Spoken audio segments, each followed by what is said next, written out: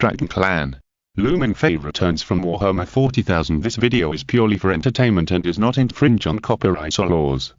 The rights to the novel and image belong to the original author. We do not claim ownership. Don't like waiting and want to listen to this fanfic in full now? Subscribe to our Patreon, where you'll find the best fanfics. Chapter 276, The Holiday of the Weepers, Part 2. While many of the secret party's elders and school directors were still nervously arguing in the meeting hall of the Hall of Valor about Ange's serious injury, the origin of the attacker, the suspected dragon's counterattack and many other issues, Vice President Flamel quietly took Mingfei and the Holy Blood Priest into the nursing room. It was just a little crowded when they took the elevator to the basement. The world's top medical team was shocked and a little horrified to see such a tall warrior wearing thick heavy armor walk into the fully enclosed special care room. The vice president stopped them from sounding the alarm in time. Before they think I came here to usurp the position of principal, hurry up and save this old guy. The quartz glass hatch opened, revealing Ange's withered, old and seriously injured body. The blood circulated slowly through the extracorporeal filtration system, not too far away from a corpse. Priest Elvidin, can he still get treatment? Mingfei asked with concern. A beam of light shot out from the device on the power backpack of the Holy Blood Priest Elvidin. Karen of the Weepers, scanning Ange in the ambulance. The only heart was almost cut open. He looked at his brother Cortos, who had completely turned into a mortal, with his eyepiece flashing red.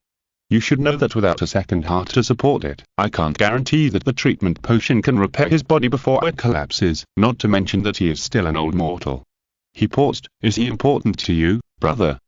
He has a strong hatred and anger for the aliens, and is an excellent and reliable warrior. Mingfei said with some regret. It would be best if the seriously injured Principal Ange could get treatment. But unfortunately, mortals, even the bodies of the exceptionally different hybrids are equally fragile.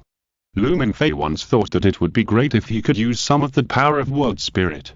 Yaki on Ange. However, compared with the extremely powerful self-healing ability of Yaki, even the Astates who have undergone body transformation would probably be as dim as mortals.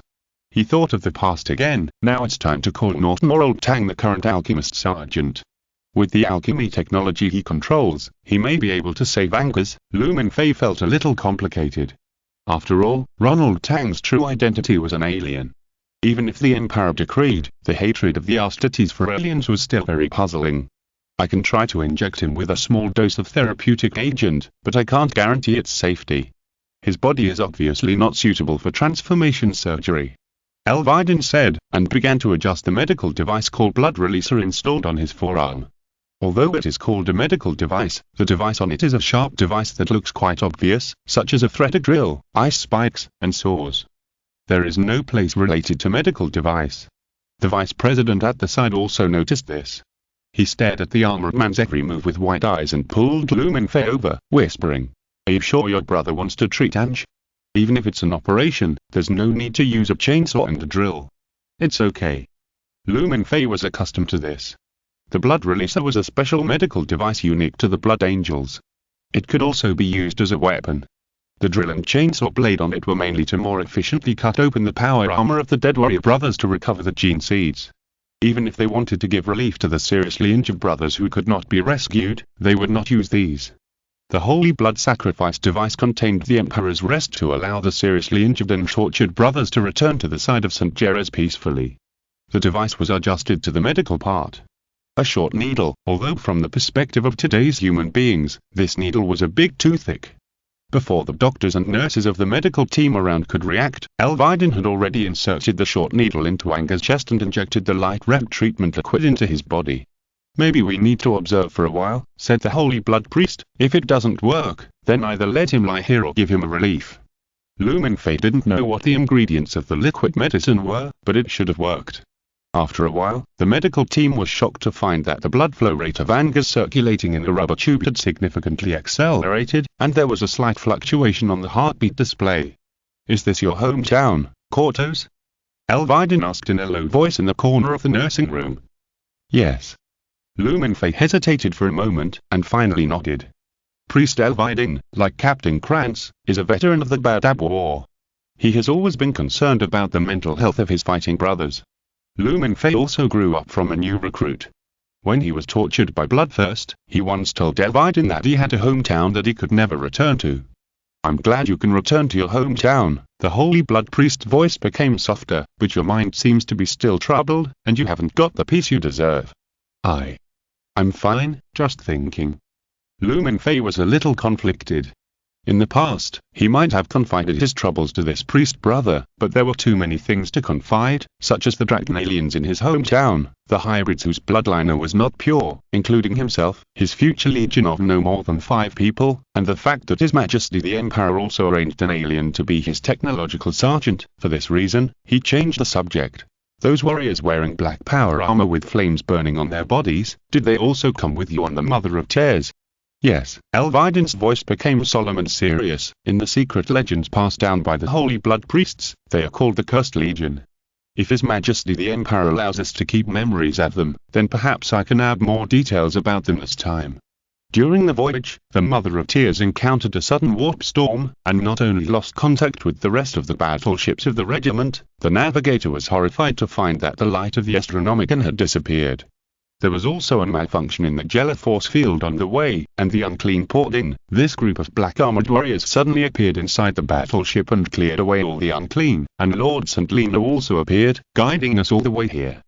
Perhaps these black silent brothers are the physical manifestation of the Emperor's will in the warp. The Holy Blood Priest wisely did not continue on this topic. He looked at Mingfei, who was thinking, I have a feeling we won't stay too long. So before we leave, are there any troubles that your former brothers need to help solve? Not before, you have always been my brothers, no matter where I am.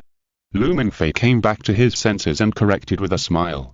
He thought about leading his brothers to wipe out the remaining dragon aliens in his hometown, eliminate the possible traces of heresy, and then get rid of some terrorists who were labeled heretics by him. With the efficiency of Astates, it probably wouldn't take too much time to do these things.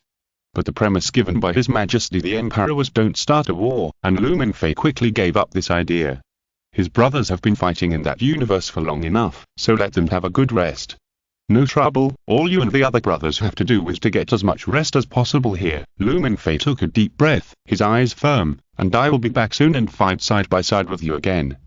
I am the son of St. Jerome until my death, a weaker warrior who protects the Emperor's people. And his body stopped decaying and recovered a little vitality. His almost cut heart was slowly repairing itself under the magical power. After a while, Elviden injected him with a small dose of therapeutic potion. The world's top medical team was very excited to ask what kind of magical medicine it was, but failed because of the language barrier. The only one who was a little unhappy was the vice president. He hadn't even sat on the position of acting principal yet, but judging from the current situation, Ange had to get up and take charge of the overall situation. After all, his favorite good student didn't know, and he had a good friend, or maybe a group of friends, with different painting styles. We can notify the other brothers to come over. I asked the new brothers from my hometown to prepare delicious food for you in the cafeteria. Mingfei said. He confirmed that there was no physical change in Principal Ange after the injection of the potion. As for whether there will be any changes in his spirit, we have to wait until he wakes up to confirm. Delicious food. Is it grok steak or rand beefsteak? Elviden couldn't help but feel a little curious. Although the Lamenters have their own kitchen servants, the food they make is obviously not delicious because of the scarcity and dullness of the ingredients. I don't have that kind of creature in my hometown, but there are a lot of delicious ones. Mingfei was embarrassed. The steaks of the two creatures mentioned by the Holy Blood Priest, the former is a common livestock in the Empire, and the latter is a dangerous creature that can be called an alien, but it is undeniable that they taste quite good. The elevator door opened, and a burly old man was about to step out. When he saw Mingfei and the tall warrior in full armor beside him, he was obviously stunned. Before he could open his mouth to question the vice president next to him, Beowulf felt that he was being scrutinized by the warrior, and the invisible intense white scales on his body seemed to be slightly opening and closing, followed by a strong hostility and murderous intent, which oppressed him so much that he could hardly breathe and almost collapsed to the ground. Calm down, brother priest.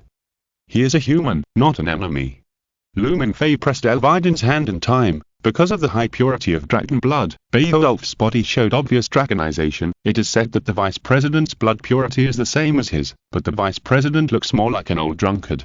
The Astates instinct made the Holy Blood Priest label him as an alien polluter. Elviden was startled, but finally put down his arm loaded with medical needles and followed Mingfei into the elevator. Beowulf didn't come back to his senses until the elevator door closed and the elevator rose for a long time. He looked at the vice president who was gloating and asked with a gloomy face, "You need to give me an explanation, Flamel." "I don't know anything. When Ange wakes up, you can ask him yourself. Don't be mean to me.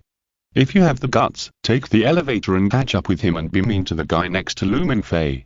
Chapter 277 The Week's Holiday, Part 3 Don't use the Michelin way, that is expensive and not filling. Don't let people think that our regiment can't afford to eat when we serve it. Make it big. Finkel used the power given by the vice president to bully others in the back kitchen of the college restaurant. In order to satisfy students from all over the world, Castle College also recruited excellent chefs of different cuisines from all over the world, but most of them were chefs from star-rated restaurants who are good at cooking exquisite food. In the end, it still depends on the chefs recruited from China to promote the Chinese action last year. Large, delicious and filling family banquets are their strengths. Other chefs also reacted and changed the previous cooking method of which part of the meat is the most delicious. They directly stuffed whole chickens, ducks, geese, whole pig legs, beef legs and lamb legs into the oven. Anyway, as long as it is a large portion, it will be fine. Deputy Head, please give instructions and do ideological guidance. Finkel, who pointed in the back kitchen and took a roasted chicken leg, ran to Shoezahang and saluted solemnly. "What are you doing?" Shoezahang was a little confused. "I'm just asking for your opinion. I remember that you guys are good at the art of hospitality. Do you think we should put up a banner saying welcome the soldiers of the Lamenters to dine?" Finkel was very excited. As expected, he felt more comfortable with logistics than fighting. Shoezahang was silent, recalling the time when he was studying at Chilan Middle School. Every time a leader came to visit, he was always pushed to present flowers as the image of the school, though, force a smile and say some nice things. He thought for a while and said, "Forget it, keep a low profile. Mingfei is not the kind of person who likes to show off." "Cock, then you can notify them to come for dinner later." Finkel laughed. "To be honest, I'm a little bit hoping that some blind hostile forces will attack Castle again. By the way, the captain didn't come in advance to transfer his crush." Now in the Castle Academy, which is still in a state of war and heavily guarded, a different team immediately attracted the attention of the executive department and the student patrol team after walking out of the Holy Blood Hall. But they soon received a notification message from Eva in their communication headsets, reminding them that this team is the friendly force of Castle Academy, with the level access rights, and prohibiting any behavior of pointing guns or weapons at this team, otherwise they will bear the consequences. First, walking in the front of the team was a warrior wearing heavy black armor. He was different from the Kamen Riders that the equipment department tried hard to restore but still revealed a cheap and weird feeling because of the temperament or body shape. The other party's armor was not a fancy plastic toy, but a real armor with a hard metal texture. The surface was painted with exquisite classical golden patterns and stamps, which gave it a bit of artistic atmosphere. Even if you just look at this warrior from a distance, you will feel a tremor and fear in your heart. The red light from the eye sockets of the skull-like bone helmet examined everything around him. The iron-blooded breath and indescribable sense of oppression made people stay away. Behind that black-armored warrior was a team of about 70 to 80 people. Their wide white-hooded robes like those of ascetics could not hide their burly figures that were more than 2 meters tall. If the Chicago Bulls players and scouts were here, they would probably be smiling. If they could recruit a few people from this team, they might be able to win to the finals in the next few NBA seasons. Compared with them, Mingfei, who was walking beside the black-armored warrior, could only be considered mediocre. Looking at the castle students who took out their mobile phones to take pictures not far away, Mingfei could only sigh that his brothers were fortunately peaceful and loving weepers. After all, under normal circumstances, mortals need to salute when they meet ostatives. If they were replaced by other ostatives who purely regarded themselves as a weapon of the Empire and had no human touch, they would probably not have such a peaceful attitude. Mingfei also saw the equipment department members wearing full sets of chemical protection suits, which were extremely conspicuous, snapping at the priest brothers beside them. The corners of his mouth twitched. It was estimated that it would not be long before a large number of psychopaths wearing short-version or stilt-version priest power armors would be seen in the equipment department.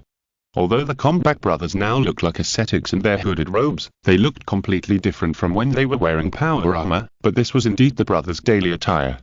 The name Asceticism given to them by the Empire already explained their daily asceticism besides fighting. Of course, there are some exceptions. For example, Lumenfei has heard from several brothers who have returned from serving in the Death Watch that the Astartes whose genes come from the founding chapter Space Wolves are wilder in their daily habits, while the brothers from the founding chapter White Scars like to ride combat motorcycles. In addition to relaxing their emotions, Lumenfei asked the brothers to remove their power armor because he felt that the chairs in the cafeteria might not be able to bear their weight. Taking himself as an example, when he was an Astartes, his naked weight was 327 kilograms, and after wearing a full set of power armor, his weight was nearly 1 ton. Other taller and stronger brothers might weigh even more, not to mention the brothers who can wear tactical dreadnought power armor. Brother Uriah, a weaker priest, was unwilling to remove his armor. He needed to beware of all possible emergencies during this trip, such as a brother suddenly unable to suppress his bloodthirst, or someone plotting against them to attack them, although Lumenfei tried his best to ensure that this would not happen and that the weaker warriors could easily kill a few tigers with their bare hands even without armor. The restaurant was in a mess. Although this luxurious hall with Baroque decoration style could accommodate 1,000 people at the same time, the food for 1,000 people was now given priority to the Weeping Angels Society. Some professors and students who wanted to eat could only eat the popular pork elbows. Lumenfei roughly determined the solidity of the chairs and confirmed that the bearing capacity would not cause the brothers to fall to the ground while eating. The priest brothers could only eat standing. The weeping warriors took their seats in a disciplined manner. They were in a happy and high mood. They walked all the way to the unpolluted pure sky, fresh air, a beautiful campus with only a little trace of war, and the various expressions on the faces of those young mortals, but there was no despair or fear. These briefly healed their endless wars, the dark future of the war group, and the people of the Emperor who had not been saved in the past. They felt here that there was something called hope that was almost non-existent in that cold universe. Are you all ready? Lumenfei walked to Fingal, who was wearing a warm and welcoming smile, and asked. As long as your brothers don't eat too fast, the order of alternating meals should be able to keep up. In short, each soldier can be guaranteed to have 10 servings of food. Finkel gave a thumbs up, but I don't know how to mix kalash, so you still have to do it yourself. There will be enough wine and red wine later. How much blood? About 10 liters. I didn't dare to buy too much. Otherwise, if someone is unlucky today and needs blood, it will be bad, and I'm afraid they will use dirty blood from drug addicts to make up the number. Finkel laughed. Anyway, use the money from the academy. Lumenfei glanced at the weeps behind him. At this time, they all untied their hoods and sat quietly at the dining table with their eyes closed, praying to the Emperor and St. Giles, thanking the Emperor for allowing them to come to this beautiful world, so that they can have more motivation and confidence to protect mankind for the Emperor. Many of the battle brothers' faces became haggard and old, with sunken eye sockets, scars and wrinkles all over their faces, and the beauty of St. Giles inherited from their genes seemed to disappear without a trace. That was a manifestation of suppressing the thirst for blood after not drinking blood for many days.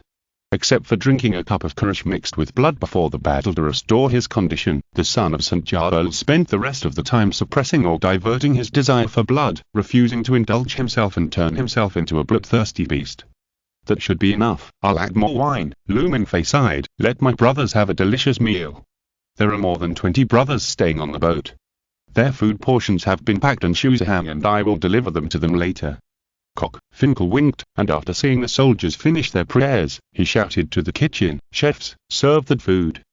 The waiters came out in a row of plates of fragrant food, and respectfully presented them to each soldier.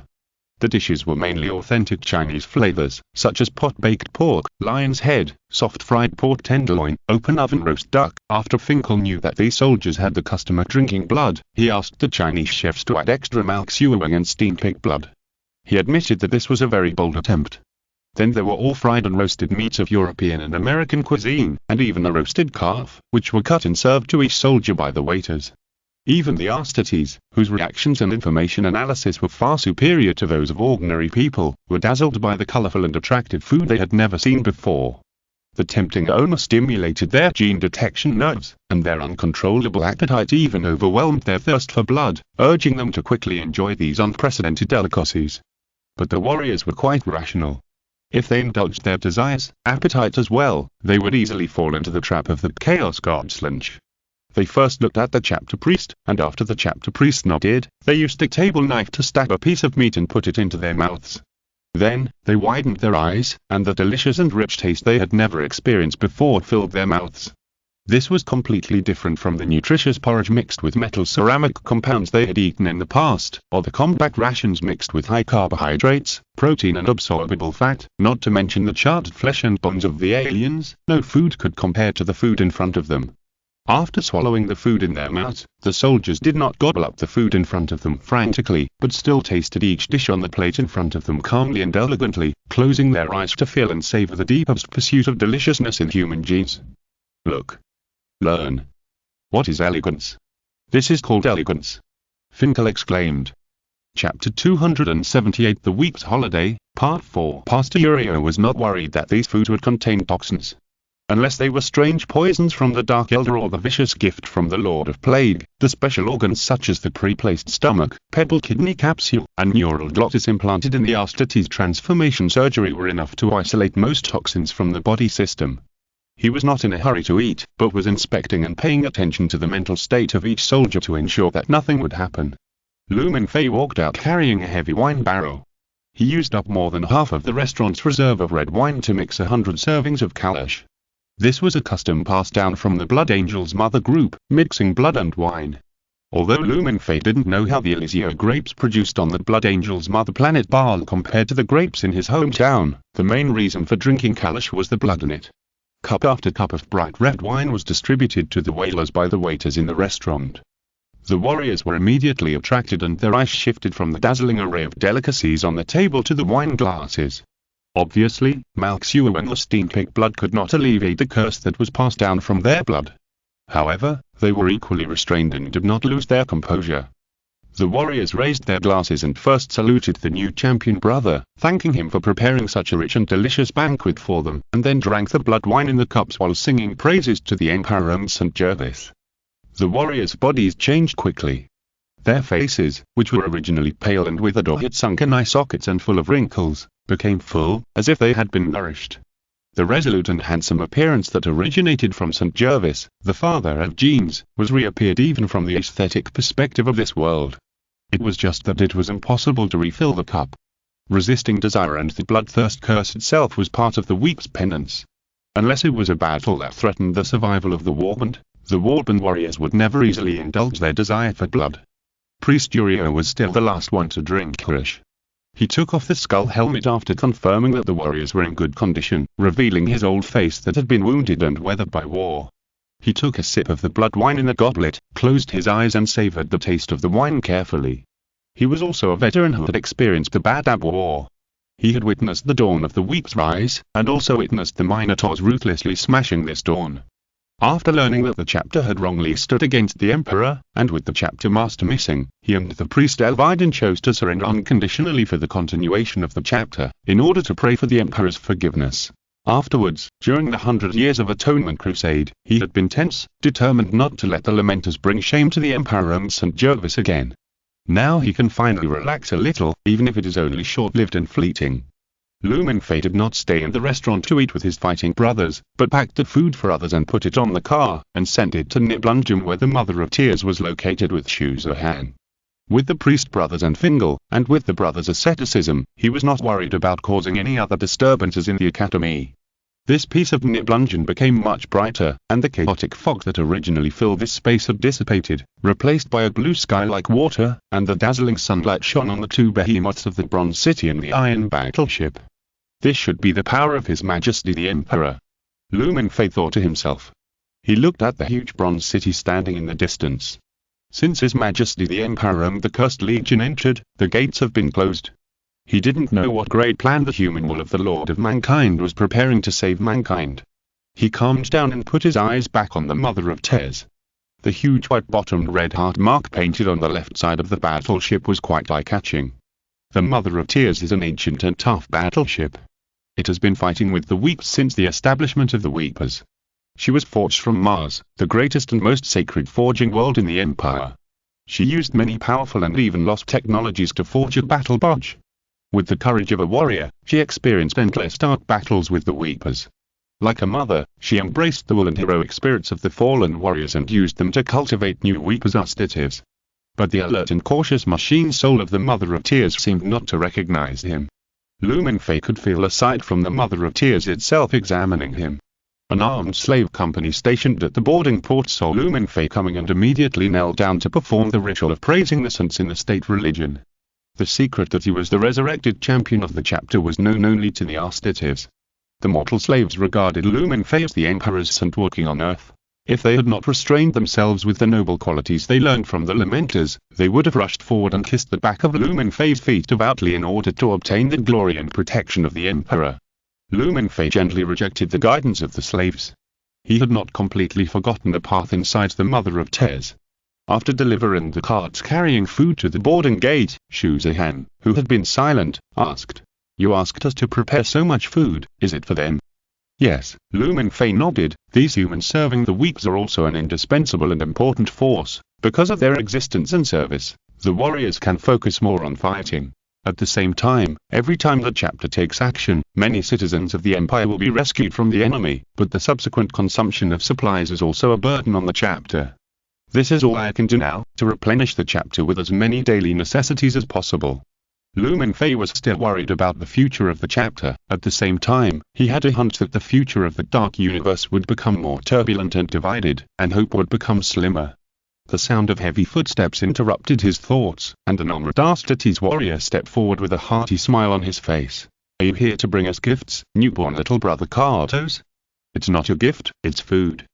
Mingfei quickly recognized the warrior, Brother Meal of the 2nd Destroyer Squad of the 4th Company.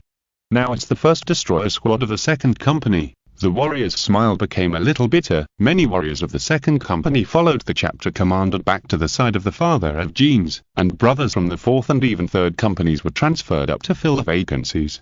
The weaks are one of the chapters that highly respect the Ostatives Codex and implement it according to its rules. The warriors believe that studying such a great and rigorous work covering military organization, Ostatives strategy, tactics, personal martial arts cultivation and many other aspects will help suppress the bloodthirst and black rage. Of course, they still made some small changes in private, such as the unique existence of the holy blood sacrifice.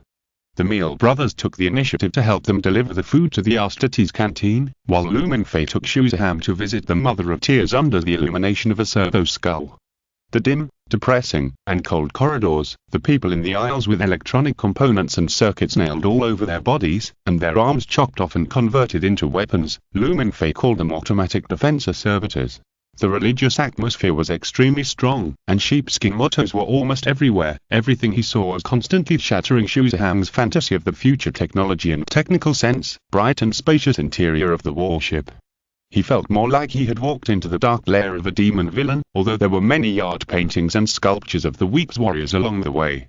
Mingfei noticed the emotional changes of the child beside him, but he just sighed lightly and didn't say much. If he wanted to explain the dark universe in detail from the beginning, it would take at least dozens of classes. Then there is the transformation room, the starting point for the transformation from a mortal to a superhuman Ostatives.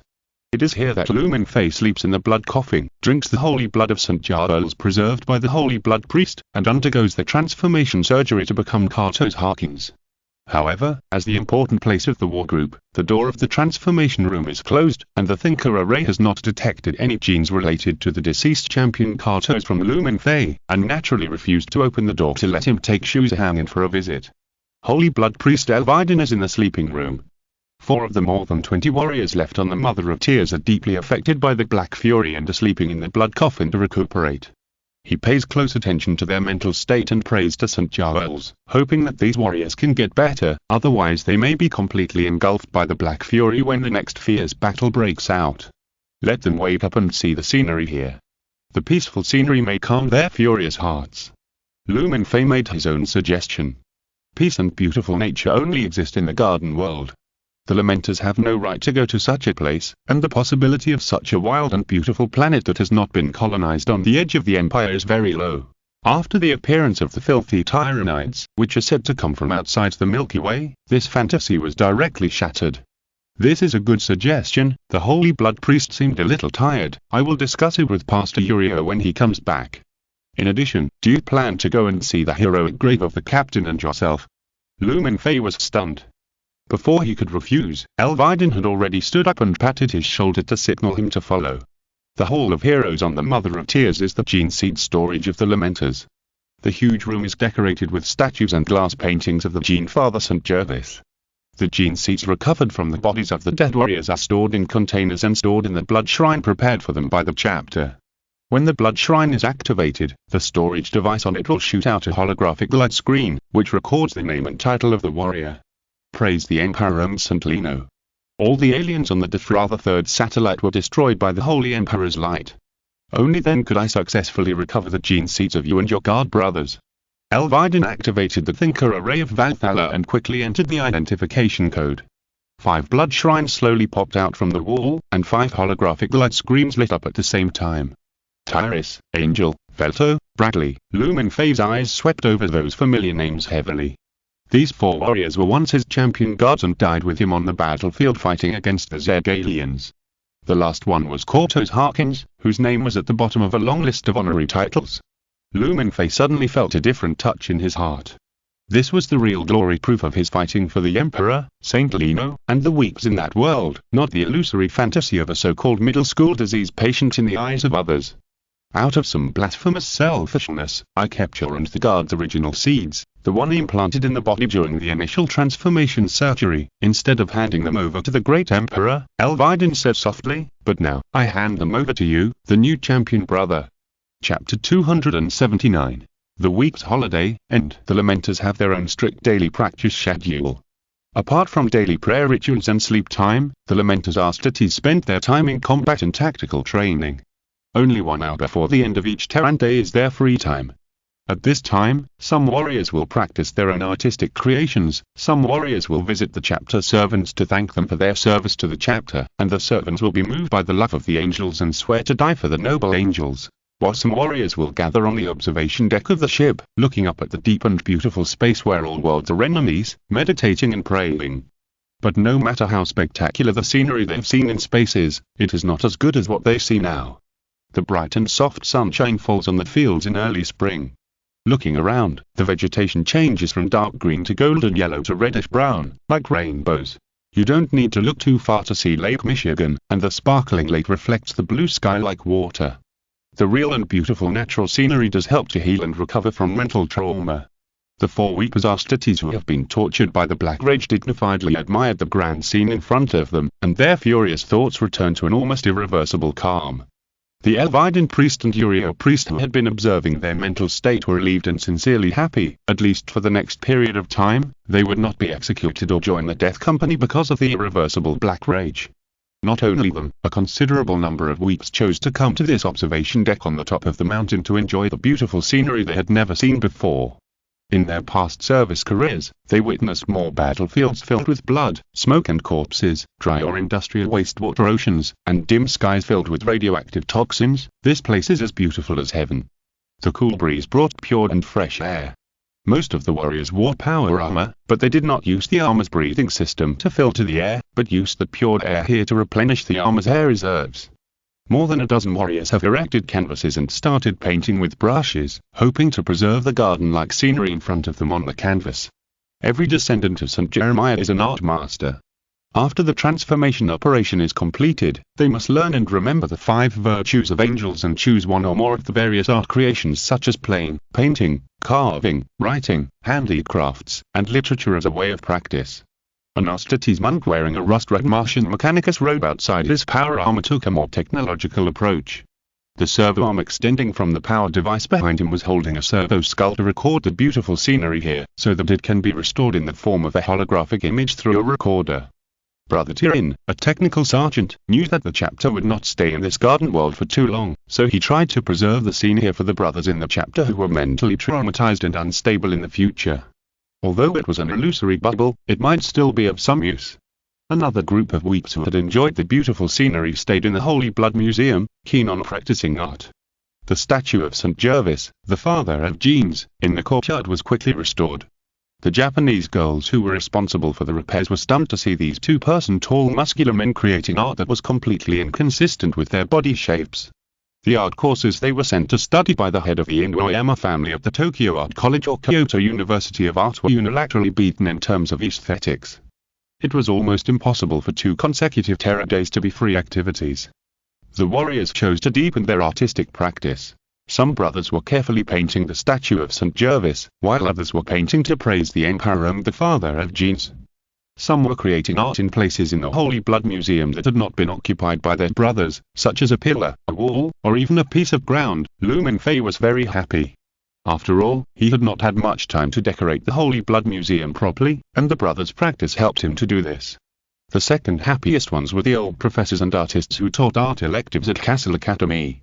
They flocked to the museum and were amazed by the artistic attainments of the weepers. If it were not for the language barrier, they would definitely invite the monks to be guests of honor and exchange their creative experiences in painting and sculpture. In the Holy Blood Museum, the sound of bamboo swords hitting people and the subsequent screams of pain continued. The dozen or so members of the sword department summoned by Shuzahan, although they did not perform well in the last simulated battle against the Terran aliens, they did have a certain fighting spirit and chose to die in battle rather than run away. Now they were facing a burly man over 2 meters tall wearing a wide white robe.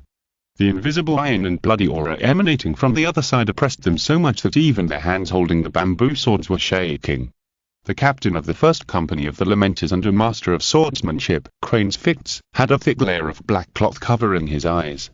His sturdy arms held 2 training bamboo swords that were as thin as toothpicks compared to his body size. "Keep attacking me." He spat out a few stiff Chinese characters and ordered the young children who surrounded him and were vaguely afraid.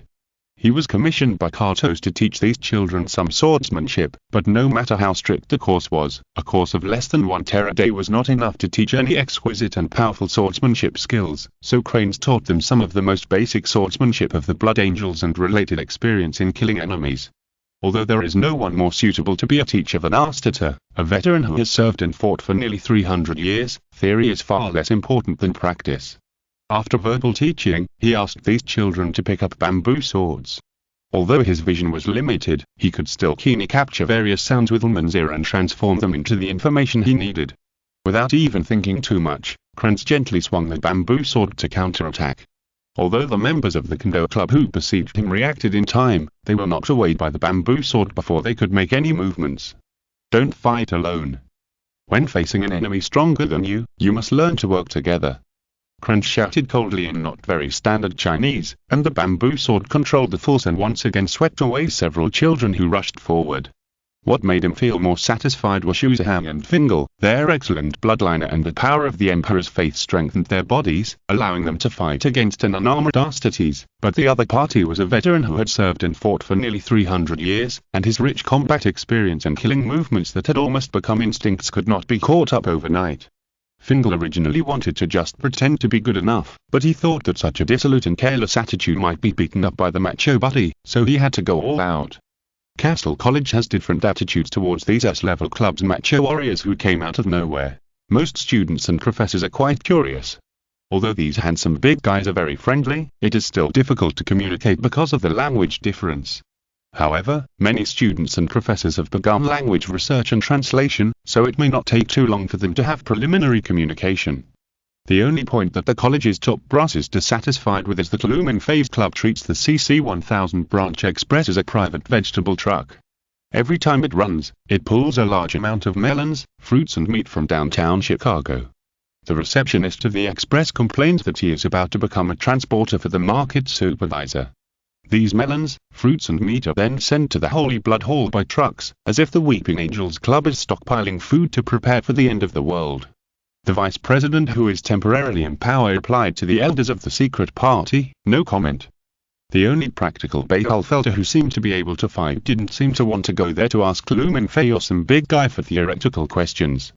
In addition, there was news that Ange's injury was miraculously improving, so Mingfei and the Weeps didn't get too much attention and vigilance. But the Weeps' relaxing free time ended with a calm command. Gather all the warriors of the Weeps and return to the Mother of Tears. The boy's calm voice sounded in Mingfei's ears. If you're listening to this novel on a channel other than Fanfic World, it means they downloaded and uploaded it without effort. We cordially invite you to visit our channel, Mundo Fanfic Novel, as there you'll find the original version of this story and you can explore many other novels of various genres. We're waiting for you to immerse yourself in a world of incredible novels. Chapter 280 No Subspace. Mingfei didn't count the time by the watch to see if 2 Terra days were enough, and it was even more impossible for him to bargain with the boy. The noble order from His Majesty the Emperor was conveyed to every Weeper Astates in the castle campus through the communication channel built into the armor. There must be an armored monk accompanying the unarmored monk. From the moment they received the order, they immediately stopped their artistic creation or meditation prayer. They did not show any nostalgia or reluctance, and did not even look at this beautiful world for a second. They resolutely took steps and began to run towards the Holy Blood Hall. Especially those warriors on the observation deck, their running momentum was like a galloping armored vehicle, with speed and power coexisting. The students of the academy were terrified and stuck to the side of the road. No one wanted to be cheap and stop their steps. Bumping into them was probably no different from bumping into a tank. In less than 5 minutes, all the weaker warriors who were resting in Castle College had assembled in the courtyard, and then quickly entered the Holy Blood Hall under the leadership of the 1st Company Commander Cranes. At the same time, the professors and students who were still staying in the courtyard of the Holy Blood Museum were asked to leave. Before they could react to what was happening, the cast iron gate of the courtyard was closed, and Eva took over the security here. On the underground floor, the alchemical matrix leading to Nibelungen was automatically activated and emitted a bright light. The weeps walked into it in an orderly manner and returned to the Nibelungen space where the Mother of Tears was parked. Leaving so soon? Not staying a little longer? I have prepared a farewell party and small gifts for all the brothers tonight. Finkel followed. He was a little surprised. He thought these soldiers would stay at least until tomorrow. The Emperor's order cannot be delayed, Mingfei said in a deep voice, and the farewell to our cities can only be on the battlefield. Without any chance to say goodbye or words, the weeps boarded the Mother of Tears without looking back. This huge battle barge with a length of nearly 9 kilometers restarted with their return. It's strange to say that such a behemoth with a mass of at least 30 million tons was not affected by the gravity of the planet. In Mingfei's cognition, basically all space warships must be parked in the ship port in the planet's orbit, and rarely land directly on the planet. Maybe it's because the space in Nibelungen is special. He thought to himself. The black armored warriors, known as the Cursed Legion, walked out neatly from the equally tall bronze palace in the distance, but the boy and St. Lenore were nowhere to be seen. And only some of the black armored warriors boarded the Mother of Tears, and some of the warriors stood silently with their bolt guns, without any intention of leaving. What's the situation? His Majesty specially left a team for us to fight? Finkel's eyes lit up and his face showed joy. Mingfei was also puzzled. If this was the case, with the powerful combat power of the black armored warriors, it might only be a matter of time to wipe out the aliens and false gods in their hometown. A dazzling light lit up from the tail of the huge battleship, as if several suns rose at the same time, and this piece of Nibelung space ushered in a glorious day. The power engine of the Mother of Tears was being activated, and the huge ship slowly lifted off the ground, and the countless brackets supporting the front of the ship were also retracted. Any human who dreams of stepping into the starry sky will be overwhelmed when seeing the battleship take off. Although the main body of the battleship looks more like a group of Gothic cathedrals, it is at least a real battleship, not the special effects and props in science fiction works. The Mother of Tears cast a huge shadow on the ground. After rising to a certain height, the direction of the ship began to adjust upwards.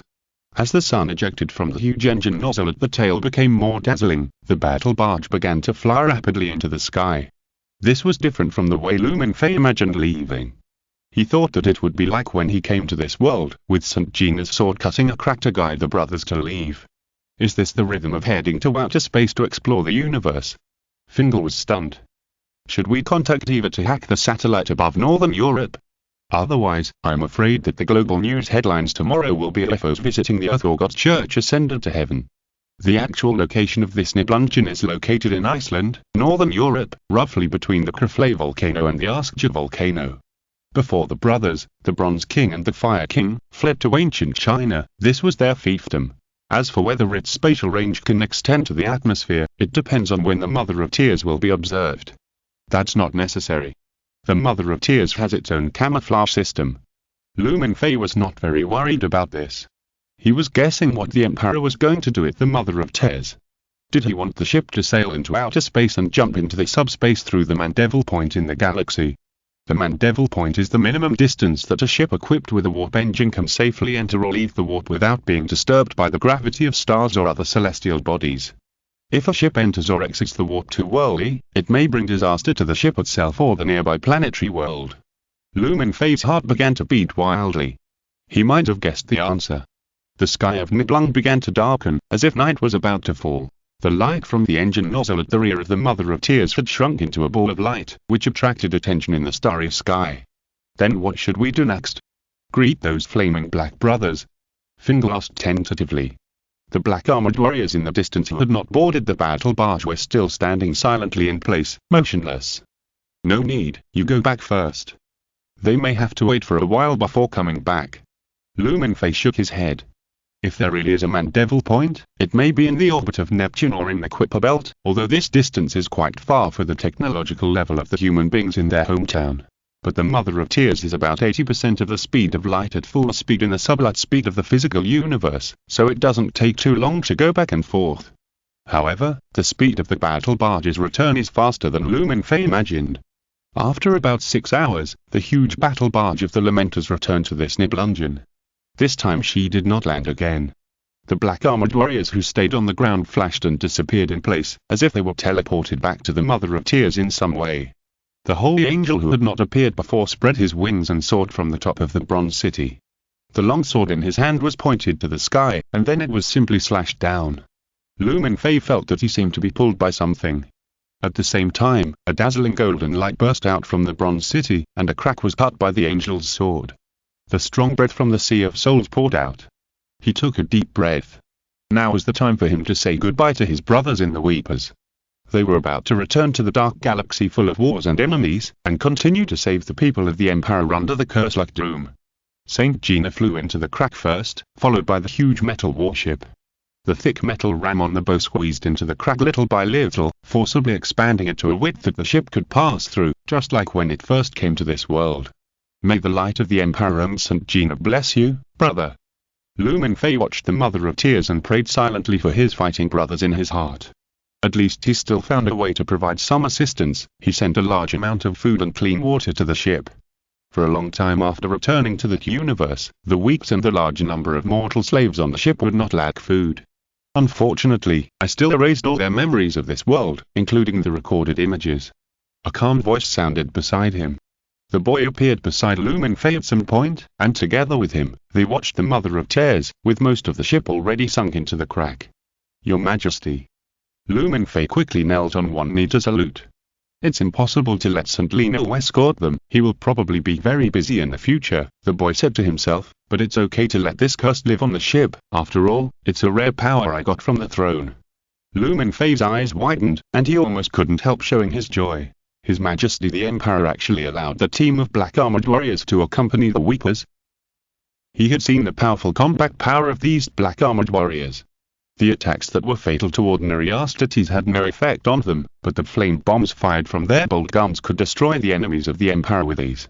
With them accompanying them, the Weeps will not have to worry about encountering a fierce battle and the crisis of being wiped out in the short term. Thanks to your Majesty's glory and protection. Mingfei was very excited. Get up, Mingfei. Through the short test of the voyage just now, I can determine a happy conclusion. Mingfei saw a smile on the boy's face again, and it was no longer fleeting. In the past, his expression had always been the spokesperson for calmness, composure, and rationality. The Mother of Tears failed to conduct the subspace migration in outer space, and the subspace engine did not respond at all. The boy smiled happily as if he saw something called hope.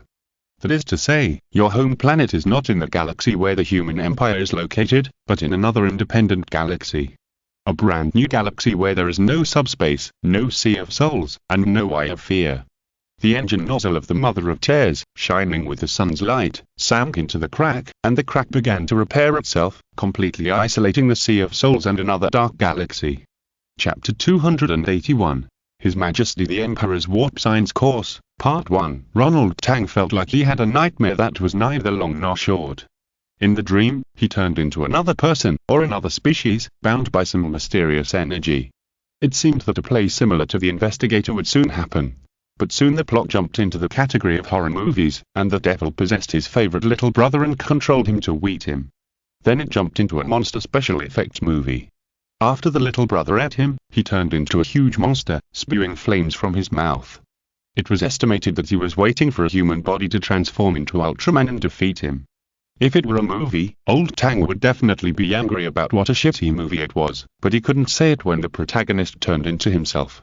When he was eaten, he had no ability to resist except shouting "Emperor, save me," and the great and sacred Emperor responded to his call for help again, sending an angel with golden wings to swing a sword to kill the monster and rescued him from the monster's body.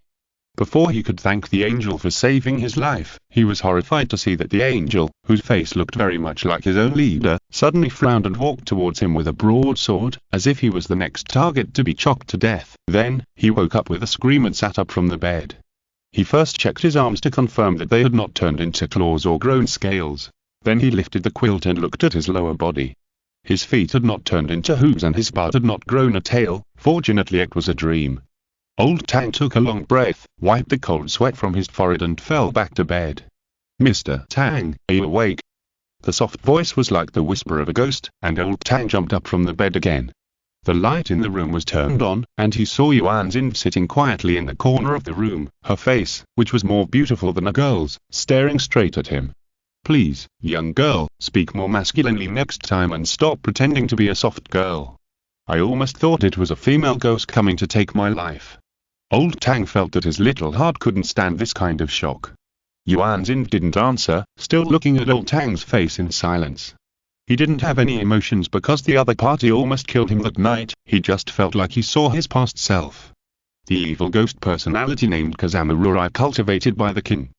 Before it completely took control of the body, Yuan Xin would often not be able to tell whether she was in a dream or reality, and couldn't tell what she was doing.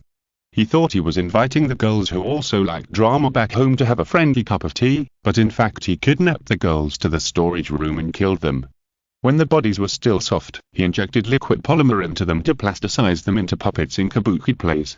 He put on a red and white Mako costume to play Yunstong Jujianji and thought he was singing and dancing with other girls, hugging and kissing, but in fact he bit a sharp blade in his mouth and cut their throats one by one, and blood flowed on the tatami like a stream.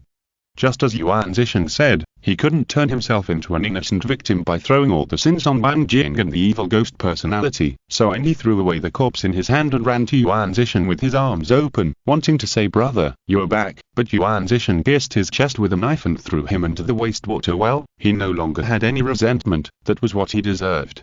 And if it was Lu Jun who saw that scene, then maybe he would only die more thoroughly, right? "Say, don't you have to guard the White King's keel? Did Captain Lu give you a holiday?"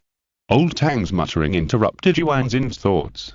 "The White King's keel has been moved to the safest place. There is no need to worry about someone coming to rob and steal it," Yuan Xin replied softly. After hesitating for a while, he asked again, "Do you really not remember anything, Tang Jun?" However, snoring sounded from the quilt on the bed. After sleeping for 3 full days, this guy didn't seem to have enough sleep. Yuan Xin had to silently inform Eva that Old Tang had woken up. Not long after, Old Tang was awakened again. His good brother Fingal was holding his phone and taking selfies in various poses, hugging him, and even got into his quilt to take another selfie with him at close range. Before he could react to what was going on, he suddenly felt a pair of big hands touching his thighs. Old Tang let out a scream, and rolled off the bed wrapped in the quilt. If it was Fingal who touched him, he wouldn't have to react so strongly, but the problem was that the one who touched his thigh was a sloppy old man with a lewd smile on his face and a strong smell of alcohol, which was very terrifying. "Don't go, just let me check your body." The sloppy old man laughed. He recognized who it was, the vice president of Castle College, Fingal's real teacher, the one nicknamed Night Watchman. He didn't expect that this old guy had such a fetish in private. It seems that the previous contact with him was to talk about which girl in the college was pretty and discuss alchemy, but in fact he was peeping at his body. "Wow, don't touch me!" Old Tang wailed, trying to resist the vice principal's evil hands, but he didn't expect that his good brother Fingal would betray him and take the initiative to help the instructor to remove his defenses. "Captain, save me." Fortunately, this farce ended early with the arrival of Mingfei and Shuzahan. The vice principal was driven out in disgrace, and before leaving, he did not forget to take 2 notebooks from the table in the room. "Captain Lu, you are finally here." Old Tang was so excited that he wanted to hug Captain Lu's thighs and cry for a while, but when he saw Lu Mingfei's cold face, which was exactly the same as the face of the angel who wanted to chop him off in the dream just now, he shrank back. Then he cast his eyes on the deputy captain Shuzaham next to him, hoping to get some answers, but he was the first one to lose his temper, because he remembered the scene where this cold deputy captain was hung in the air by something that looked like a succubus and played a heavy-mouthed play. Although the scene was blasphemous, it was very exciting, so that it brought a considerable shock to his young heart. He seems to have no memory of what happened before. Yuan Xin stepped forward to explain.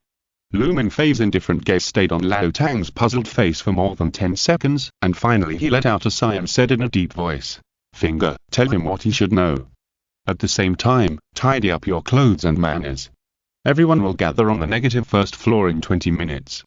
We are going to meet His Majesty the Emperor." Lao Tang was confused again. He has always been puzzled about the origin of the alchemical knowledge that inexplicably filled his mind.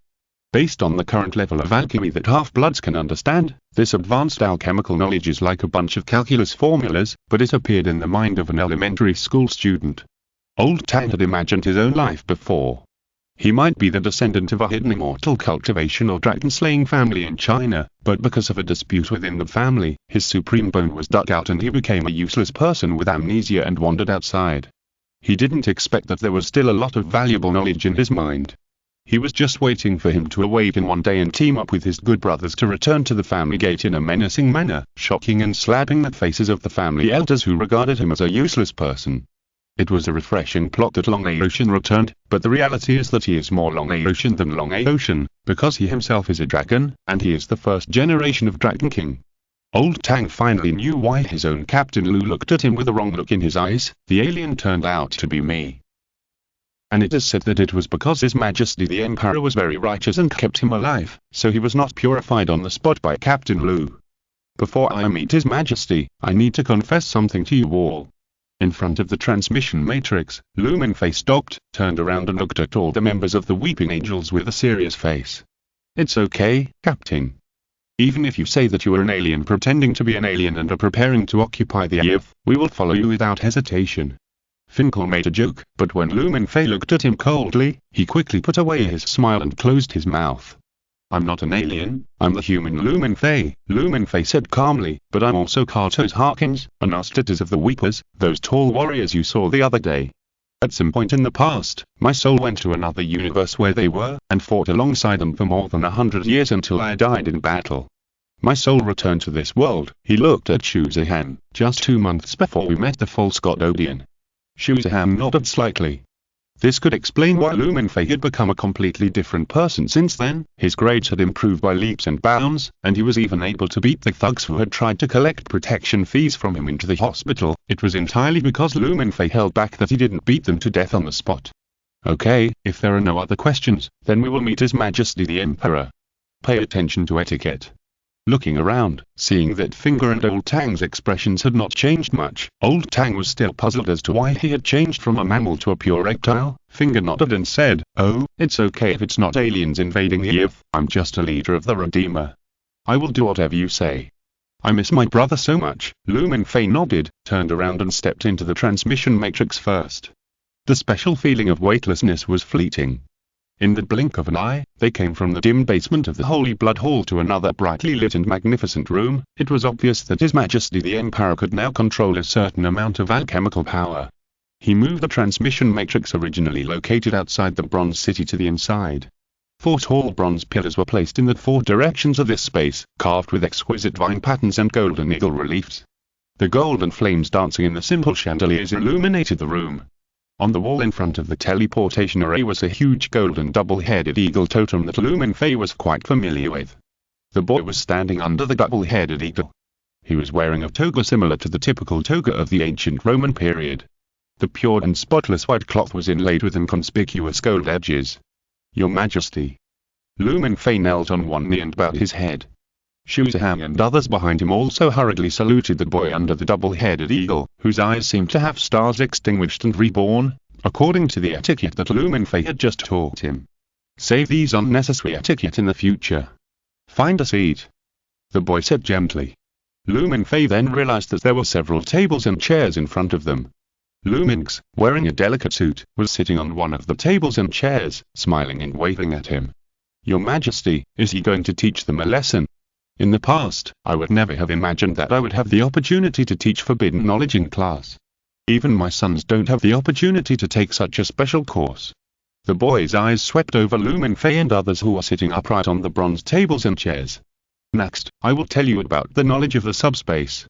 Chapter 282.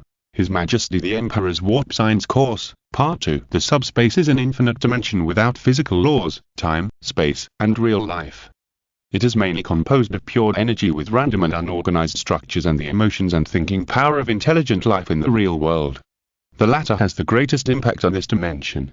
The thoughts and emotions of an intelligent life may not affect this dimension, but when many similar or identical emotions arise, the subspace will give birth to these projections of collective consciousness. The room dimmed, and the scene changed into the Milky Way universe. The boy was performing a vivid and terrifying science class. If the subspace dimension at the beginning was a peaceful and harmonious dimension, then the subspace now is a stinking super cesspool. The boy's face, which had always been calm, showed anger, disgust, and hatred for the first time, and the surrounding space also changed accordingly. The starry galaxy was replaced by a strong and mixed energy tide. Countless twisted, evil and malicious faces were looming in the energy tide. Screams, crying, screaming, roaring, wailing, countless sounds transformed from the sharpest emotions of human beings filled the ears. Except for Mingfei, the rest of the people were all shining with golden light.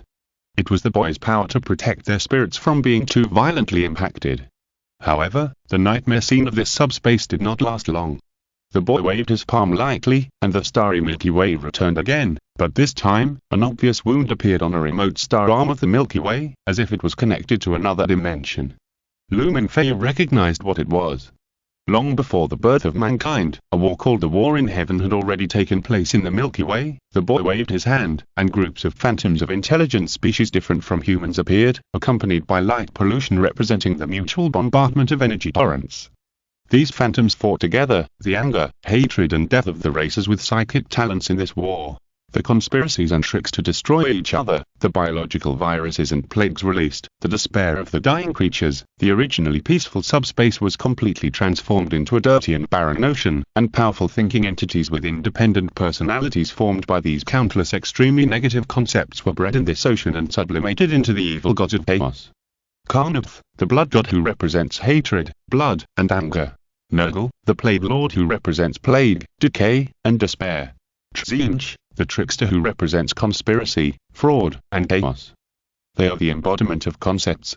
Although they cannot be simply defined as good or evil, in theory, if there are enough positive emotions in the real world, perhaps their concepts can be changed from evil to good. For example, the positive aspects of honor, courage, determination, bravery, and honor, and the positive aspects of Nurgle health, life, and hope. But unfortunately, there is no opportunity for such an experiment. The boy sighed and waved his hand, and the scene changed.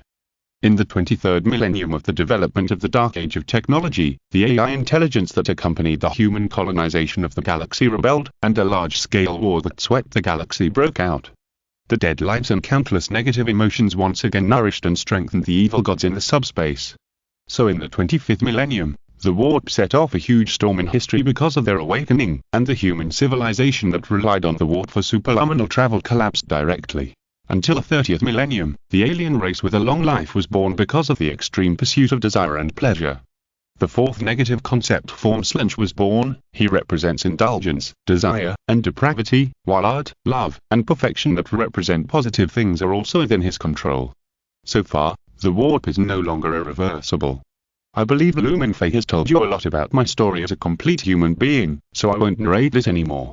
The boy looked around at the young human children who are still shocked by the huge narrative and trying to digest the information, including Mingfei. Even for him, his understanding of the warp was limited to the historical records handed down by the Blood Angels Mother Group, the praise of the Gene Father, etc. And the concept of past history and chaos evil god, these taboos were the first time he learned about them. In short, my plan to help humans avoid the warp has completely failed. Perhaps promoting atheism in a universe with real gods is doomed to fail. Humans in that universe will never be able to get rid of the influence of the warp. Even the person who hates the evil gods the most is being pushed to the throne of ascension. The light of the galaxy briefly reflected the sad look on the boy's face. But there is no warp in this universe. The boy's expression quickly returned to calm. This is the only way out for humans in that universe. So, Your Majesty, do you want to help them move? Finkel raised his hand weakly. He didn't expect that the joke he told Mingfei about helping aliens invade the Earth seemed to come true. He didn't care whether the humans in another universe were aliens. He only cared whether the humans on Earth recognized the Emperor as the Lord of Mankind. If they didn't recognize him, then they would probably have to use force to make them recognize him. I prefer the term Long March to Strategic Retreat. The boy did not deny, but this is a long-term plan. And the first thing I have to do is to carry out the new Ostites genetic engineering and use it to establish a new Ostites legion. Mingfei's heart began to beat wildly, and his breathing suddenly became heavy. The gene seeds and modified organs that His Majesty obtained from the Mother of Tears were obviously prepared for this purpose. And the best candidates are naturally you, the hybrid humans produced by crossing with the native race of dragons on this planet. The boy's eyes swept over Mingfei, Shu Zihan, Finger, Yuan Xin and Ronald Tang in turn. Will the alien, dragon blood in our bodies affect the success rate of the transformation operation? Mingfei asked tentatively. With the golden words of His Majesty, although he no longer compares hybrids to humans contaminated by gene stealers, the dragon blood in his body will still affect the success rate of the Ostites transformation operation. The transformation operation does not have a 100% success rate. You don't seem to know much about the origin of the Ninth Legion, Mingfei. The boy said lightly. I have read the history of the Blood Angels. Mingfei hurriedly explained, not wanting the Emperor to think that he was a fool who didn't even know the honor of the founding legion. I mean the origin of the establishment of the Ninth Legion. Origin, Mingfei was silent. The boy should be referring to the beginning of the Great Crusade when the Ninth Legion was established on Terra. This aspect is too long ago, and the relationship between the Weepers, which was established since the curse, and the parent group is relatively weak. He really doesn't know the history of the Ninth Legion before admits St. Jerome. Before they were transformed, the soldiers of the Ninth Legion were all Terra's mutants, lowly humans who lived in the sewers and were almost completely mutated. Except for the thinnest part that was close to human, the others were mutated to the point that other Legion soldiers would execute them when they saw them. But even for such mutants, the success rate of transformation surgery is higher than that of ordinary people.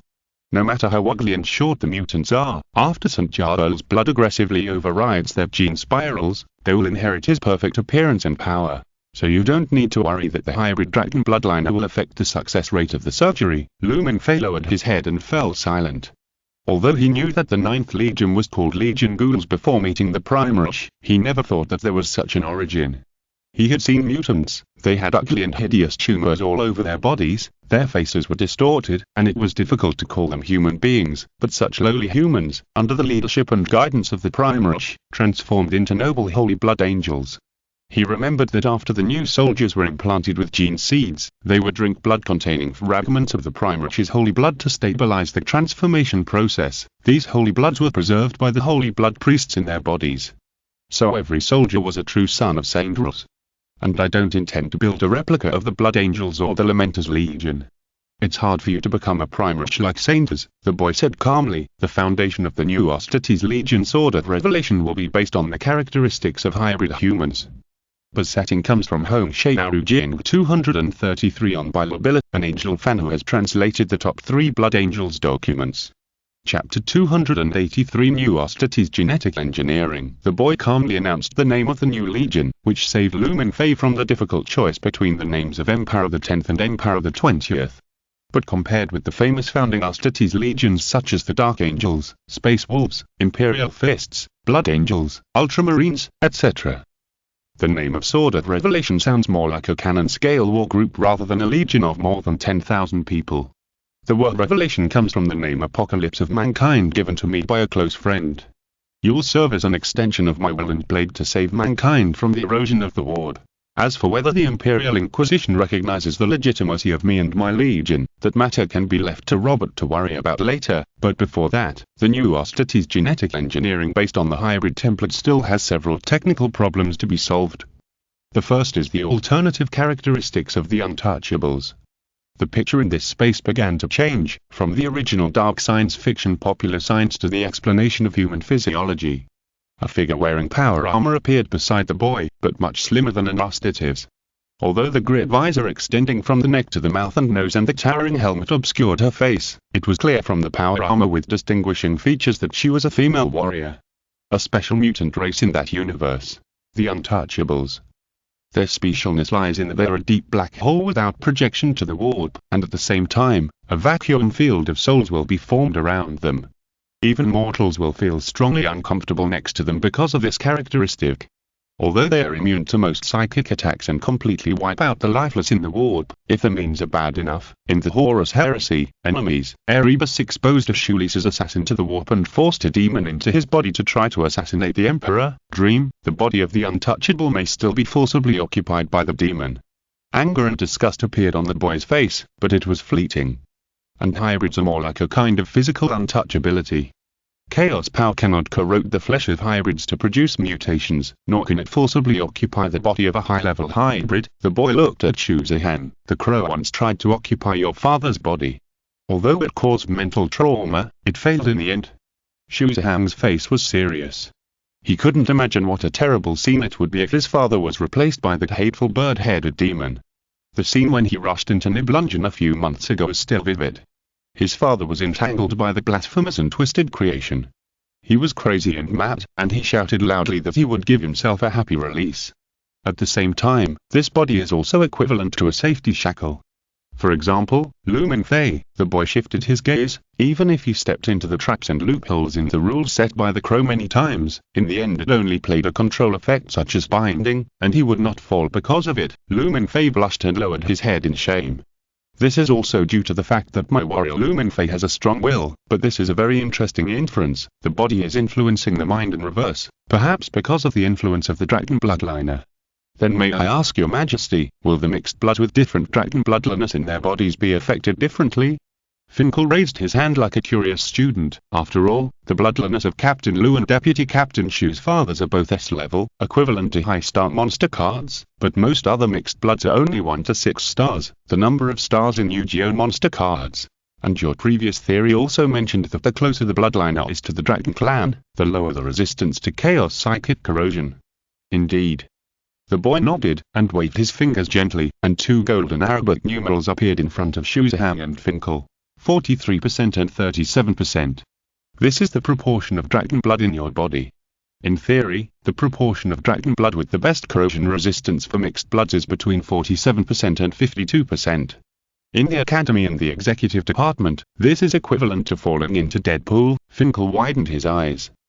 According to the current theory of the secret party, a hybrid with more than 50% dragon blood in its body is considered dead. The most important factor affecting the transformation of a hybrid is whether its mind can suppress the tyranny and hatred hidden in the dragon bloodliner, otherwise it will easily become a demented beast that only wants to bathe in blood. At the same time, blood blasting, that is, bloodliner refining technology, using this method to forcibly improve combat effectiveness will also cause irreversible changes in the bloodliner of a hybrid. Shuzahan's bloodliner ratio can soar to 43%, which is probably related to his frequent release of blood blasting. He turned his head to look at Mingfei and Lao Tang. His Majesty the Emperor did not give their bloodliner ratio figures. He turned back to look at Yuan Xin. The dragon bloodliner ratio reached a shocking 96%. This is probably because the King General has been feeding him evolution medicine mixed with dragon serum. If it were any other hybrid, they would have become Deadpools and been purified. The reason why Yuan Xin could still maintain this delicate and weak girl appearance was because he was the descendant of the White King. He who controlled the power of spiritual elements even gave blood descendants this buff, and they would not be mentally confused because of their high bloodliner. But having said that, the first generation of dragons from different blood sources have different effects on blood descendants, and there is nothing absolutely invincible in the subspace. The boy looked calm. What I said is just a rough conclusion based on speculation, without any definite experiments. For example, Shu Tianzhao was not occupied by the crow because it was just a small wisp of consciousness and not the real body. Just like a cup of water can extinguish the flame, but it will also be burned dry by the flame. So I will add power of faith to the characteristics of hybrids, so that you can also become part of the flame. The warm and holy golden light instantly filled the entire space. Except for Yuan Xin, everyone else was quite familiar with it. The light that protected and strengthened their bodies in battle came from this. It is different from psychic energy. Even the exorcist of the Necron undead cannot isolate this power. In Avriel Stern, the heretic saint, the Emperor's power of faith ignored Peggy's shielding and forcibly connected to the network cable. All gene seeds of the Sword of Revelation will be baptized and infused with the power of faith, and your transformed bodies will be used as containers to carry this power, isolating you from the corruption of the evil gods of the warp. Well, this sounds very much like a different kind of Grey Knight. Your Majesty, when can we start receiving gene-seeded plants? Mingfei suppressed his excitement and glory. He really wanted to undergo the transformation surgery right now to become the kind of warrior imagined by His Majesty the Emperor, and fight back into the dark universe to save mankind. Not yet, I need more knowledge reserves. The boy's words poured cold water on Lumenfei. As you can see, I'm just an insignificant fragment of humanity. In addition to your hybrid characteristics, you also need to retain your spiritual power. Moment, Time Zero, Kin Flame, these are all powers that can greatly enhance combat effectiveness. The same is true of the dragon race's soul cocoon technology. I need the knowledge in the Great Library. The Great Library, Lumenfei remembered the place that His Majesty the Emperor had mentioned. It is said that the alchemist sergeant, the king of bronze and fire, knows where it is. He couldn't help but look back at his appointed alien sergeant, who still looked stunned as if to say, who am I, where am I, and what am I doing? I will find its location as soon as possible, Your Majesty. No need, I already know the location of the Great Library. The boy shook his head gently. It's just that this is not in the space we know, and another kind of authority is required to enter. Authority? Lumenfei was puzzled. Ronald, come up. Oh. Old Tang finally woke up from the days of digesting knowledge. When he heard the young emperor calling him, he ran up in a panic just like a primary school student who heard the teacher calling him to the blackboard to write down his thoughts.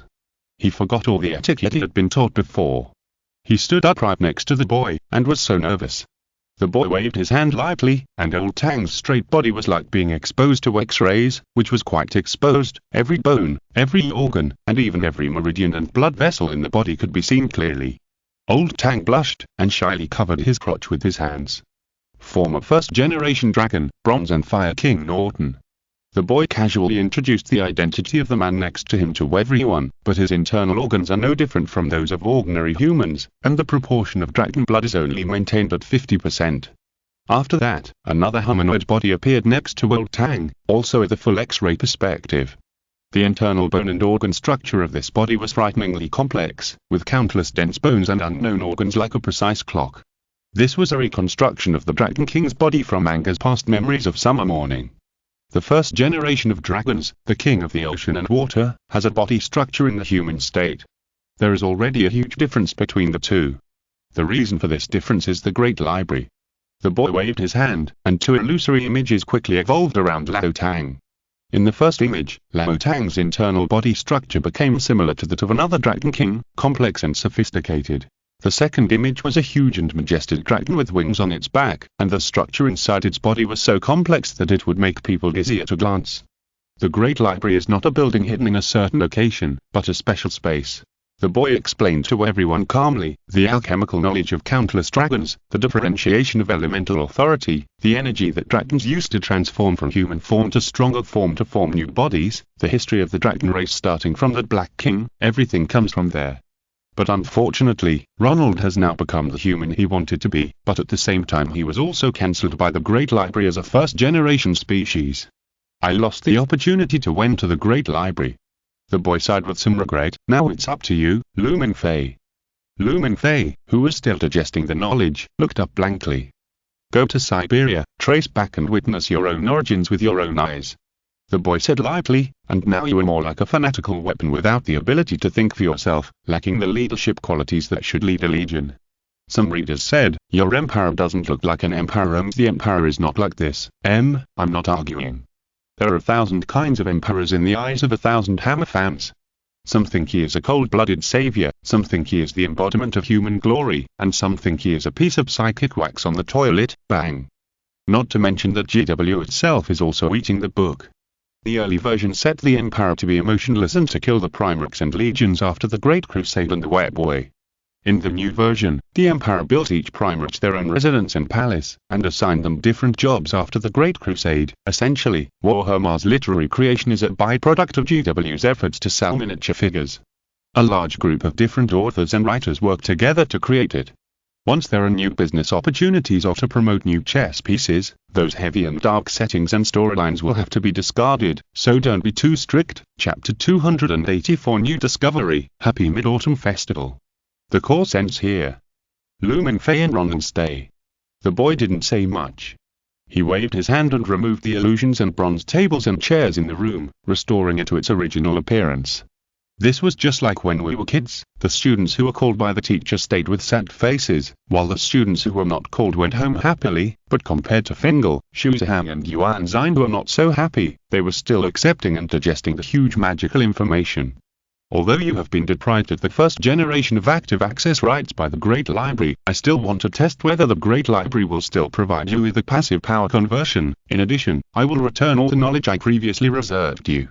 Since you have made your choice, you will start working for the Sword of Revelation, the boy said calmly, and old Tang nodded in agreement with a dazed look.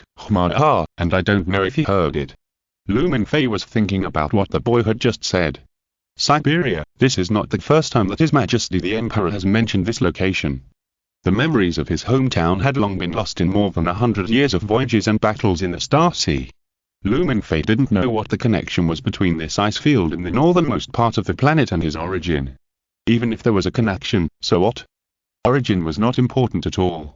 After most people underwent surgery to become Astates, their memories and experiences of the mortal period were insignificant. I know what you were thinking in your heart. Your origin is not important. You will always be a loyal son of St. Les. The boy didn't know, and he ended the conversation with Lao Tang. He stared into Lu Mingfei's eyes, as if no inner thoughts could be hidden from the will of the Lord of Mankind. But because it was my order, the warrior's instinct made you choose to just execute it.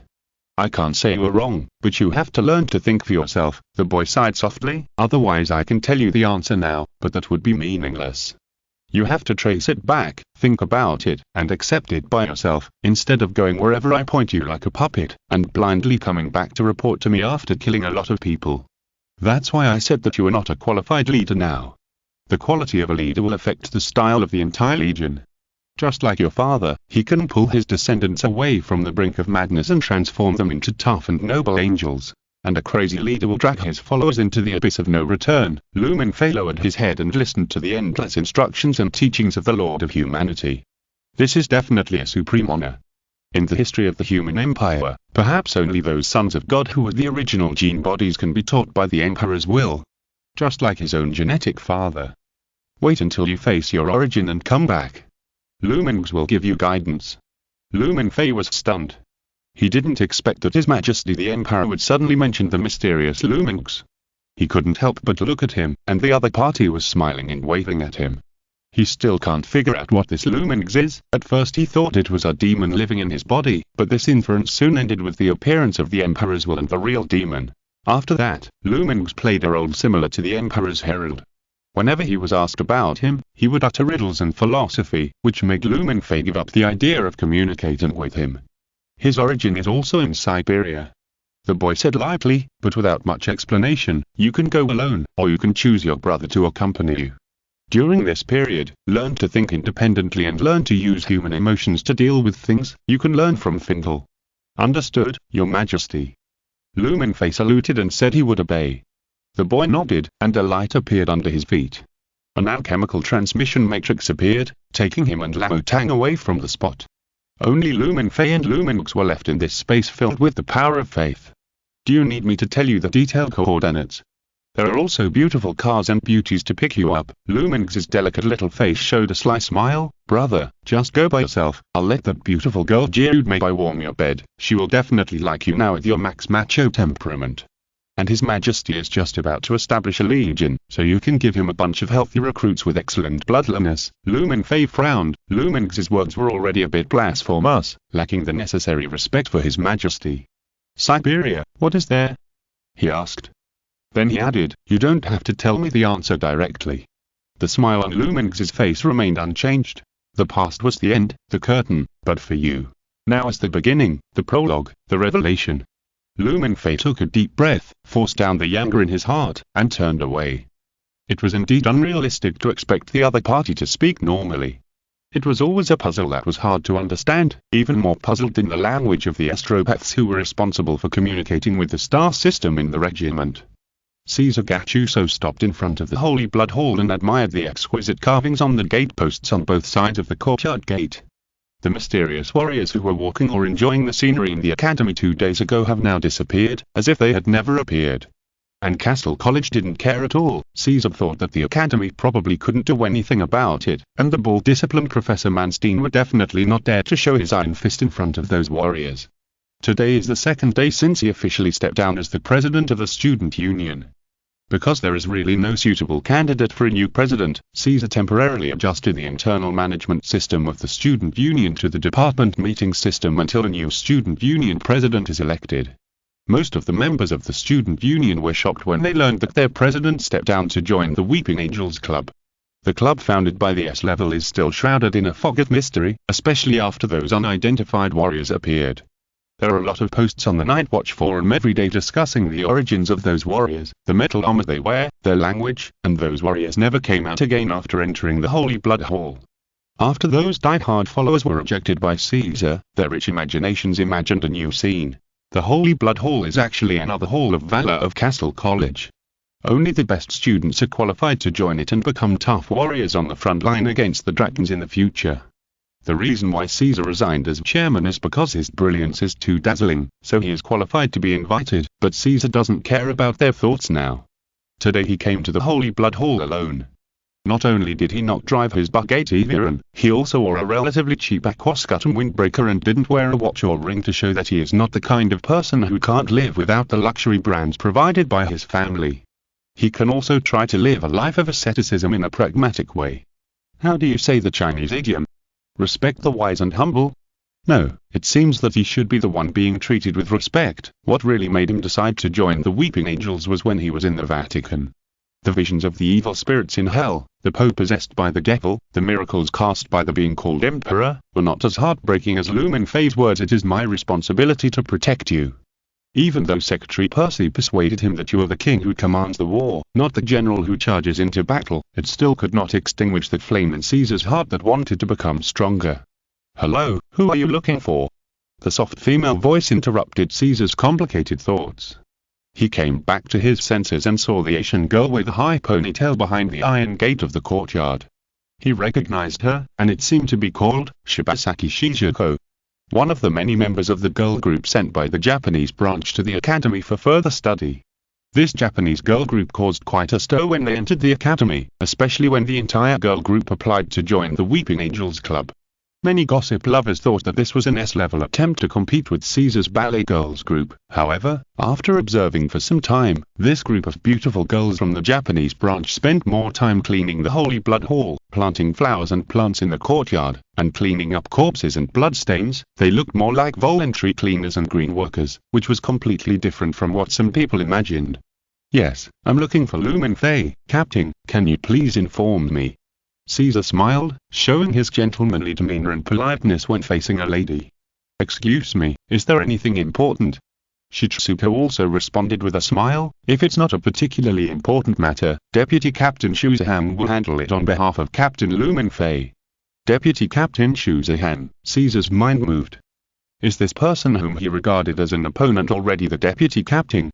That means his fighting ability has been recognized by Mingfei, just like his student union. Only the best can serve as the head of each department.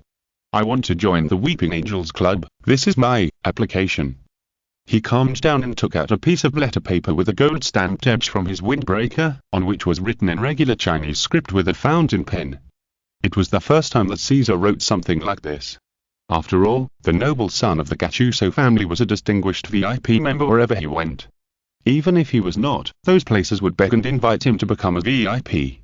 Where was the reason to submit a letter of introduction or an application? You want to join? Welcome.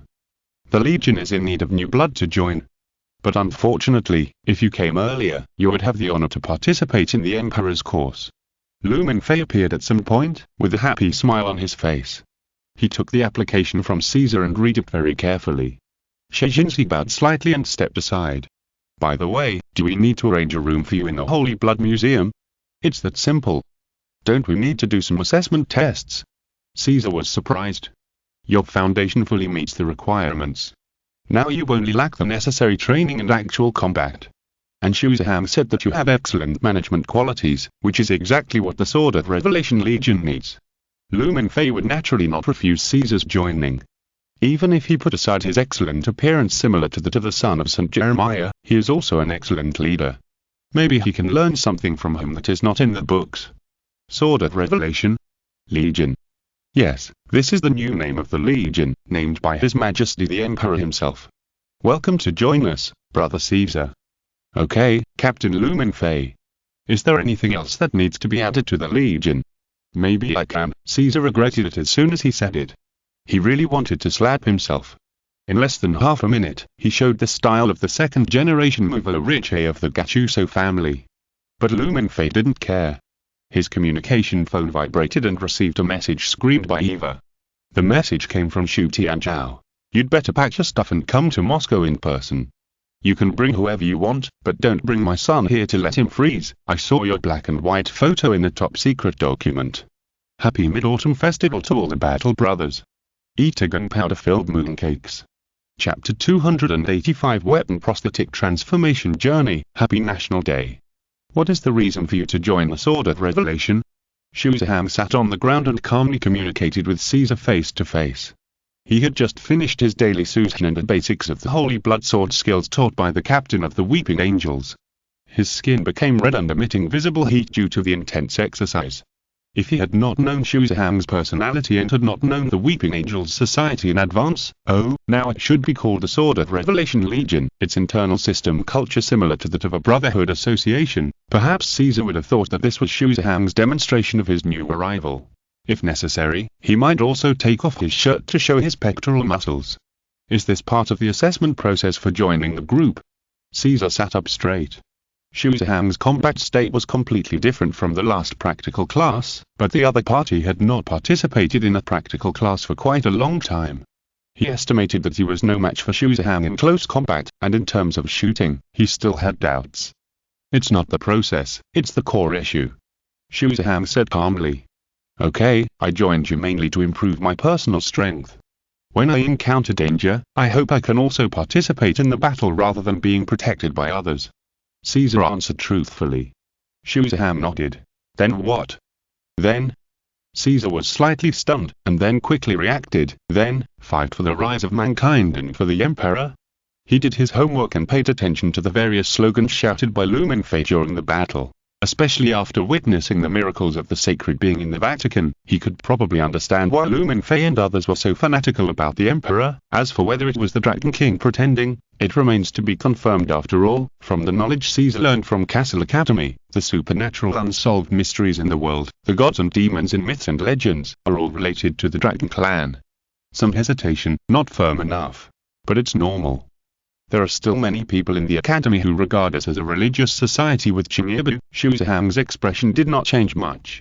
Since you choose to join us, I must introduce you to the Lord of Humanity for whom we fight. He is the patron saint of all mankind, he loves all beings, and is the Tower of Hope for the Dark Galaxy. Caesar felt like he was back in the admissions counseling time, when a professor on the CC-1000 Express train was teaching him about the knowledge related to the Dragon clan. But after listening to Shuzaham's endless hymns, he was sure that His Majesty the Emperor had nothing to do with the Dragon clan. That group of reptiles probably didn't have the ability to fly out of space and set foot in the universe. Even if they really wanted to deceive the Chingibu boy, they should have used the title of the God of Gundam and the Masked God instead of the Lord of Humanity in the Milky Way. Then, do we have to keep shouting similar slogans during the battle, battle cry, so that we can get the attention of His Majesty the Great Emperor?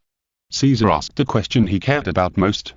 After all, in the dark tunnel in Naples that was set up as a hunting ground by the main god Odeon, he watched Mingfei howling all kinds of extremely fanatical slogans such as purification, crush, for the Emperor, let me bring death and let me be your storm, hit hard, and then he killed his way through and changed the target of hunting to Odeon. Caesar did not deny that such a scene was quite shocking and exciting, but if he really replaced the person shouting slogans with himself in his mind, there was absolutely no intention of disrespecting or blaspheming His Majesty the Emperor. He did feel a little awkward. If it really doesn't work, ask if it can be changed to Italian. His Chinese is not very standard. But can Shuzaham also shout? He looks cold and looks like everyone owes him money. What kind of slogans will he shout? Caesar suddenly became interested. No need to shout all the time, the two pre-war cries for humanity and for the Emperor are enough. Shuzaham was silent for a moment. This is an order issued by His Majesty the Emperor himself, including cancelling the daily prayer time and replacing it with meditation and combat training. Caesar raised his eyebrows. This His Majesty the Emperor seemed to be more humane than he imagined. Anyway, welcome to join the Sword of Revelation Legion and become our brother, Caesar.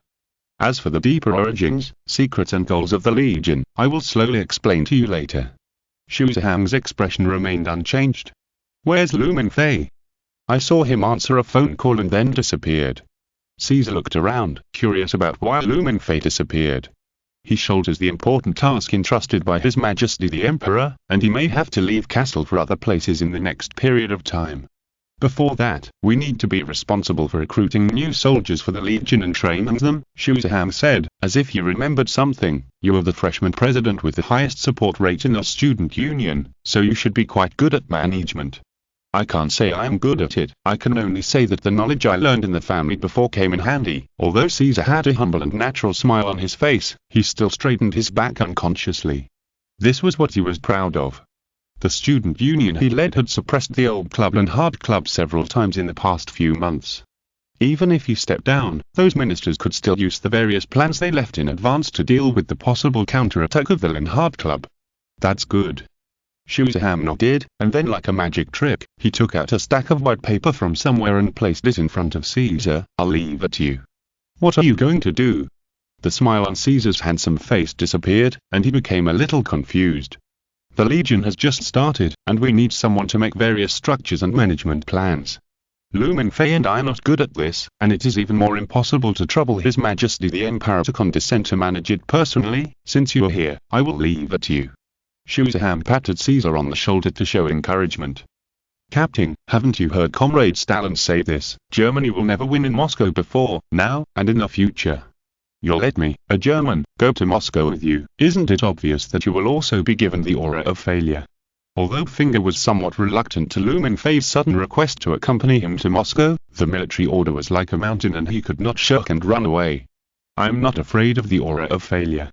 Xu Zhang and Yuan Xin will stay here to take charge and manage the Legion, so you'll be the only one who has nothing to do. Lu Mingfei said without looking back, and stepped into the transmission matrix. Before the light in front of him faded, Lu Mingfei heard a strong rhythm of music, and he came to the workshop of Ronald Tang, the alchemist sergeant appointed by the Emperor. The alchemist was in a bright facility in the center of the workshop, listening to the music he named the Emperor's sacred electronic music while shaking his head and creating alchemy. The magnetic field of heaven and earth as a furnace controlled the entire workshop, and the floating metal swayed up and down with a strong rhythm, and melted from solid to liquid, and then decomposed and combined into new solid unknown components, engraved with various complex and precise alchemical matrices. Lu Mingfei couldn't help but look up at the top of this spacious workshop, and he was a little skeptical about the sound insulation here. Now that His Majesty the Emperor is also in the Bronze City, he won't be disturbed by the noisy music here, right? Old Tang spent 3 days digesting the past memories and knowledge, and then enthusiastically returned to his original appearance. Moreover, His Majesty the Emperor didn't say that he would cut off his network cable and isolate himself from the world. Except for being a little busy, it was no different from usual in the Holy Blood Museum. He ate, drank, and played. This alchemy workshop is brighter and simpler than the workshop of the technical sergeants that Lu Mingfei saw in the Lamenters, and there are no flying servo skulls and cherubim, those artificial creations that look like human babies with wings on their backs, mainly assisting in weapon maintenance, purification rituals, and relic storage. Lu Mingfei still remembers how horrified and uneasy Xu Zhang's face was when he saw the cherubim when he took Xu Zhang to visit the Mother of Tears. In addition, the workshop has added more technological sense. It is no longer like the laboratory on the first floor of the basement of the Holy Blood Museum, which is purely composed of alchemical facilities. Many technological devices are combined with alchemical technology to form a complex machine that Lu Mingfei cannot understand, and these machines are also shrouded and soaked in the rich golden light mist. Those are all the power of faith. His Majesty wants to use this to ensure their purity to prevent chaos pollution.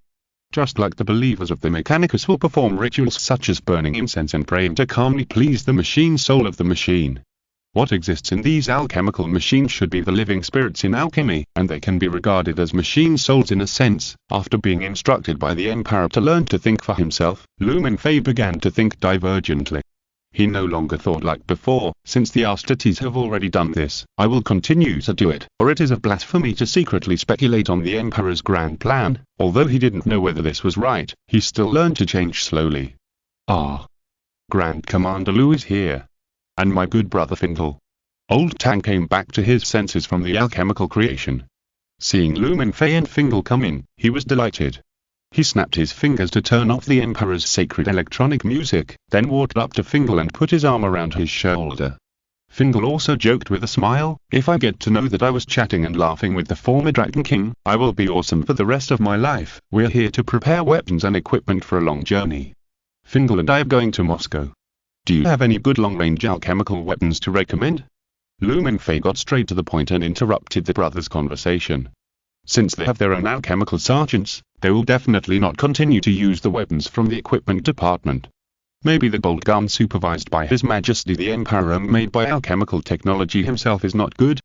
It requires concealed carrying and can pass most security checks, can operate normally in extremely low temperature environments, and has sufficient lethality.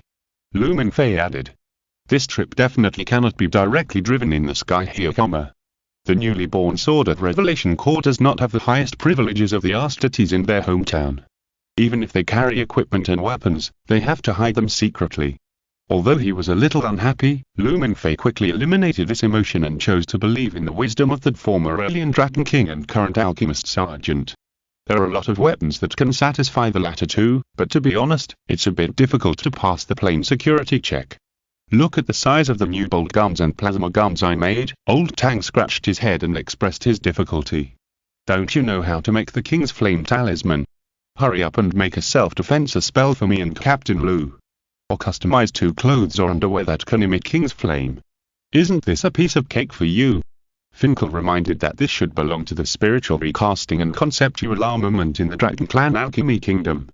It is a fantasy for hybrids, but it is not difficult for Old Tang, who was once the king of bronze and fire. Old Tang looked at Mingfei with an inquiring look, which roughly meant if you want me to get it, is it equivalent to the Junyan launcher? Mingfei thought about it carefully, and then nodded. Fingal can take it, but it can't be used as a primary weapon. Its movement and range are a bit large, and it is easy to be restricted and hurt innocent humans in certain situations. Captain Lu is still so considerate of others, but if you accept the transformation, I have new equipment that meets your requirements. Old Tang waved his hand, and a metal object flew over under the traction of the invisible magnetic field. It was a forearm as thick as an adult, but it was cast from metal, and you could see that its surface was engraved with sophisticated and complex alchemical patterns like integrated circuits. Prosthetics. Mingfei was not unfamiliar with this. Not to mention that the followers of Messiah would replace all parts of their body with machines and also install additional auxiliary arms. If an Astartes arm or thigh was broken by the enemy in battle and he was able to return to the regiment alive, the technical sergeant would use the relevant bionic mechanical prosthesis to replace the missing limb, so that the Angel of Death could continue to fight for the Emperor until death. Even dying warriors could be buried in dreadnoughts to continue fighting for the Emperor. Missing arms and legs was no big deal. It is also said that the Astartes of the founding group Iron Hands would change one of their arms into a mechanical prosthesis before joining the group to express their worship of the Primarch, and then they would take the initiative to carry out a large number of mechanized transformations on their bodies. Bomb-launching prosthesis. Old Tang snapped his fingers, and the surface of this metal forearm regularly decomposed to both sides. 2 barrels as rough as the muzzles of the bolt guns popped out from the forearm, and the built-in alchemical pattern lit up with a faint luster. In simple terms, the bolt gun is modified to look like this arm. The main difference is that the consumed ammunition is replaced by the carrier of the concept weapon. Like the talisman, as long as a certain amount of energy and blood are consumed, it can launch an attack equivalent to the new Paragon-type bolt gun with the same power. How about it? Would the captain consider giving each member of our Legion one? But the production is not that high, and I originally planned to make it into a hand cannon style like Iron Man. I wish my fighting brothers a happy National Day holiday. Don't be corrupted by slunch. Chapter 286 7 Virtues. No, the authority to modify the body is limited to myself for the time being. Before the Emperor's new Astartes genetic engineering produces results, Mingfei still wants to keep the prototypes of his brothers' bodies, and avoid interfering with the Emperor's engineering. He has the strong vitality of the word spirit Yaki, so he won't have too much psychological burden to carry out prosthetic modification. When the Emperor needs him, he can just dismantle it and grow a new body. Captain, your favorite 0.75 grenade launcher has a twin-barrel caliber and a maximum lethality and accurate range of 120 meters. After 6 shots, it needs to cool down the alchemical array for up to 20 seconds before it can continue shooting. If it is overloaded, it can shoot 10 times in one breath, but the cooling time will be extended to 50 seconds. The palm part has also been strengthened. It is no problem to blow up a 10mm steel plate with one punch in the charged state. Considering that you are going to Siberia, I have also added thermal runes, so you can use your hands as a heat pack when necessary. While Old Tang was introducing the functions of the prosthesis, he controlled the ring-shaped alchemical device to combine the alchemical bionic forearm with Lumenfei's body. The light kept leaving intricate and delicate alchemical patterns at the connection. Fingal was watching this fantastic yet exquisite scene in amazement. Except for Vice Principal Flamel and some families with alchemy heritage, many half-bloods still had the concept of alchemy in the Middle Ages, which was to turn stones into gold. But looking at this alchemy matrix that was more complex than an integrated circuit but could not understand its mysterious structure, it was obviously another brand new technology tree outside of human physical technology. Fortunately, the Dragon Kings in the past had no ambition and did not know how to make good use of this technology, otherwise they would have set foot in space and conquered the solar system to directly strike down the medieval human beings, and there would not be so many troubles for humans later. When Lumenfei looked at the bionic prosthesis, he thought of the war-torn universe, the injured brothers, the Power Fist, the Battle of Slaughterhouse No. 3, and finally thought of Karga, the hero of the Ultramarines. The Lord of Ultramar used a pair of huge and mighty fine power fists with a storm bolter hanging below. He had never seen the hero Karga, but he had seen the portrait of this warrior. The Lamenters had refused the Iron Halo of Honor, a round iron ring installed on a power backpack or neck armor, which is a prestigious honor and contains ancient technology that can produce a protective deflection position, awarded by Karga himself, because they believed that they had not protected the civilians of the Empire. Despite this behavior still disgusted a large number of Ultramarines. The following few more flexible Lamenters chose to paint the heroic figures of the Karga chapter into portraits as gifts to the Ultramarines and their various chapters. The Sons of Sandra's painting level is top-notch, which prevented the reputation and popularity of the Lamenters from getting worse. His Majesty the Emperor taught him to think more. What would he do if it were him? Shamefully accept this Iron Halo, and thus establish friendly relations with other brother chapters, showing that the Sons of Sandra are still noble even if they were founded by the curse. Then find an opportunity to get more material and equipment support, and save the Emperor's people in a better and more perfect state. Done. While Lumenfei's thoughts were flying, the alchemist sergeant finished his operation. The bionic skin had covered the alchemy forearm prosthesis, and the hidden layered structure gaps were replaced by artistic tattoos, which looked no different from a normal person's arm.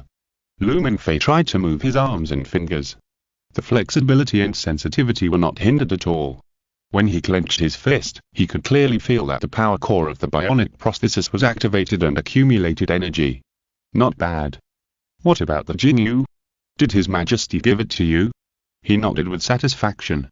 The long-range weapon was solved, and the next step was the sacred melee weapon. The alchemical weapon Jinyu was handed over to His Majesty after the battle to wipe out the changing Demon Lord. It was unknown what kind of mysterious sublimation was going to be carried out. The last sublimation transformed the Jinyu from an alien alchemical weapon into a magic weapon that could truly wipe out the subspace demons. The last such divine weapon was the sacred sword held by the Emperor when he was still walking in the world. No, Old Tang shook his head. It is probably still being reforged by His Majesty the Emperor. To be honest, the alchemical weapons forged by the next generation are indeed a bit unworthy of His Majesty the Emperor's buff. He leaned close to Lumenfei's ear and whispered, "And the Emperor doesn't seem to want you to develop the habit of relying on the power of faith so early." Rely on the power of faith? Lumenfei was stunned. For a moment, he didn't understand what the alchemist meant by this. He almost thought that His Majesty the Emperor thought they were not loyal enough. But thinking about it carefully, he did rely too much on the power of faith. After the Emperor gave him this sacred power, every time he entered a battle, he would enter that state as soon as possible, as if he could not independently eliminate the Emperor's enemies without that powerful physical gain. If he continued to rely on it like this, would he and his legion's soldiers not dare to continue fighting once they lost the blessing of the power of faith? It was really shameful. You know, there are also countless mortal soldiers in that universe who are fighting desperately to protect humanity. They pray to the Emperor for his blessing. Even without the power of faith, they fearlessly aim the muzzles of laser guns at the terrifying and hideous enemies of humanity, such as the savage war maniacs, the highly evolved biochemical locusts, the tyrannides, and the heretic Astartes who have also undergone genetic modification but have betrayed the Emperor. I understand. I will never let His Majesty down." Lu Mingfei nodded solemnly. "Although I don't know what you understand, Captain, I still prepared melee weapons for you." Old Tang waved his hand, and saw a familiar bronze box flying under the traction of the magnetic field. 7 deadly sims? That is indeed top-notch equipment. Finger rubbed his hands, recognizing that the bronze box contained the 7 deadly sims, a combination of cold weapons forged with the top alchemical technology that only the complete body Old Tang can use. It has only been circulated as an illusory legend among the hybrids. Now they have become the private collection of the Sword of Revelation Legion. Ahem, in order to implement the righteous spirit of the Emperor and the Captain, they have now been officially renamed the 7 Virtues. Old Tang snapped his fingers, and the alchemical matrix on the surface of the bronze box lit up faintly. In the exquisite decomposition and deformation, it transformed into a sharp metal flower. 7 metal swords with different shapes and luxuriant patterns lay quietly on each bronze petal. They are humility, tolerance, reason, diligence, generosity, temperance, and chastity. Very positive energy. Fingal gave a thumbs up. That's a must. I have lifted the restrictions on their bloodline use. Not only are they quite obedient now, but wielding them will not cause the kidneys to overdraw and lack energy like before. Old Tang smiled and took out the saber that was previously called Rage and now called Reason from the bronze flower. I reworked it, I believe you'll like it. Old Tang solemnly offered Reason to Lu Mingfei with both hands.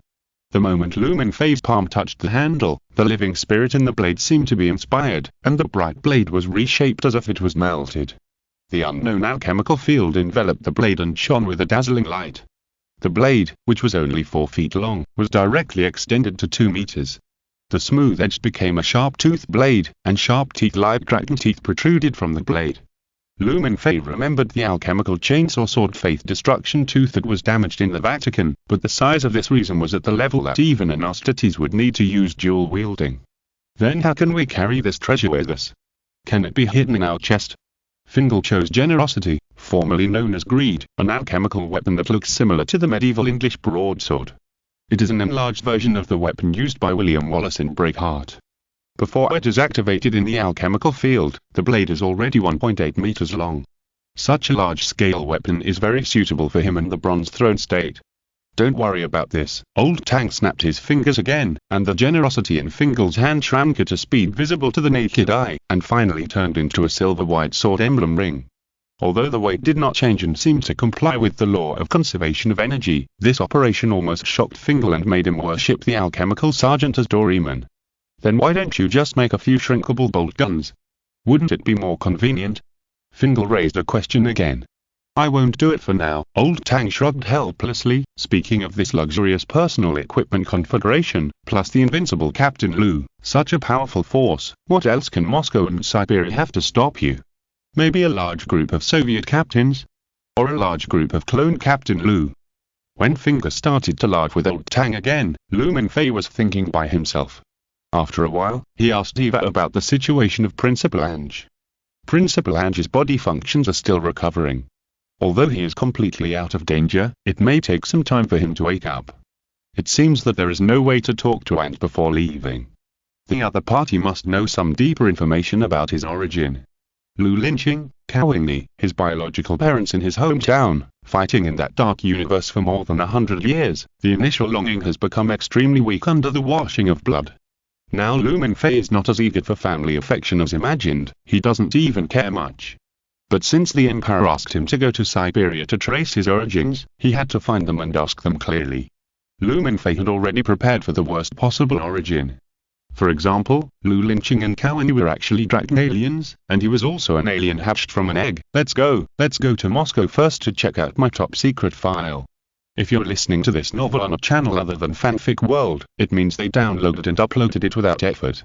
We cordially invite you to visit our channel, Mundo Fanfic Novel, as there you'll find the original version of this story and you can explore many other novels of various genres. We're waiting for you to immerse yourself in a world of incredible novels. Chapter 287. You have failed. The Emperor Caesar leaned against a dark corner of a narrow steel corridor, trying to adjust his breathing rhythm and blend himself into the darkness as much as possible. The foul air mixed with the strong smell of blood made him want to vomit, which reminded him of the days when he lived with his mother in the slums of Milan before being taken back by Gattuso. But now he could not recall the warmth or sadness of the time. The sickle weasel active in this area brought him back information that a large guy was approaching him. The subtle sound of a python sliding on the ground was captured by the invisible wind demon and brought to his ears. He held his breath and counted down from 8 in his mind, while holding the heavy and rough grenade launcher in his hand. When facing a vicious enemy, the caliber of the weapon is much more important than the elegance of the weapon. When the count reached 3, he stepped out of the corner. A deafening roar and scorching flames erupted at the same time. Caesar held down the muzzle of the bolter to prevent it from flying into the sky, and at the same time, he poured all the bullets in the magazine on the creature less than 30 meters away from him. Before the smoke had dispersed, Caesar drew out the hunting knife de crudo behind him and placed it across the muzzle, ready to execute at close range or to pull away and reload for another round. However, according to the information brought back by the sickle weasel, the reptile not far away that was bombarded with 15 bullets seemed to have died. Caesar bit the handle of the de crudo knife, retreated while skillfully replacing the magazine for the bolter, and after doing all this, he cautiously stepped forward to observe the species that was bombarded to death. Deadpool, or in other words, a further evolved near-dragon creature. It was as burly as a rugby player wearing protective gear, with a long python-like tail dragging in the spreading black blood, and the palms of its arms, which were thicker than its thighs, had evolved into sharp claws. Even though the monsters encountered after entering this scene had refreshed Caesar's understanding of Deadpool in Castle's course, this was the first time he had seen a half-human, half-snake Deadpool, so after seeing the true face of this thing, he pressed the trigger to empty the magazine. He tried to stab with the dictado, but the blade of this alchemical weapon could not easily penetrate the fine grey-white scales on Deadpool's body. But the bolter could, and the exploding propelled diamond bullets blew shocking wounds on Deadpool's body. Caesar could only be thankful that the bolter had sent the monster away, after he shot Deadpool in the head again, otherwise his physique and weapons would not be able to compete with this monster that was not a heavyweight. There are 14 rounds of ammunition left. If the remaining 3 Deadpools are all of this level, then I have to shoot more accurately and shoot them all in the head. Caesar continued to move forward, his pupils showing a beautiful and bright golden color in the dimness. It took a lot for him to maintain the sickle weasel field until now. It is also because of this that Caesar can set up a position in advance through accurate and real-time location information, and use the fierce grenade gun in his hand to destroy the opponent in one go. He already likes this weapon.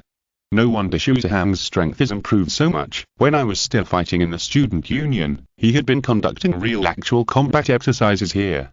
Caesar guessed that the scene he was in should be inside a certain abandoned ship, but the interior has both backward and sci-fi technology facilities, unique and strong religious decorations, etc. which are weird everywhere. Is this what Shuzahang said about finding differences? What does he want to tell me? Is our club fighting with aliens in secret? Caesar thought it was a little funny.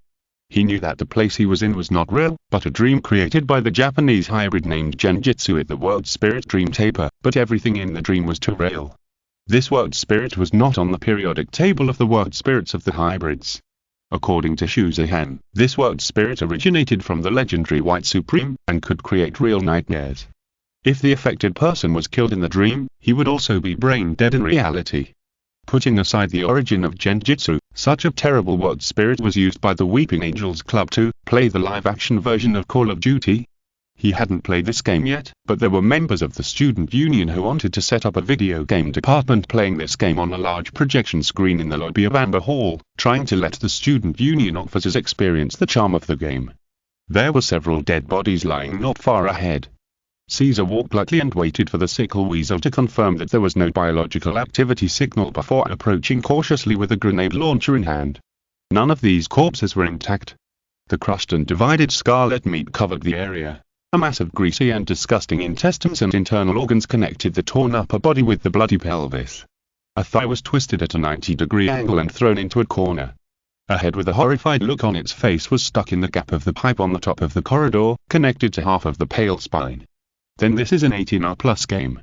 Not far away, there was a pile of blood and flesh with a relatively small weight.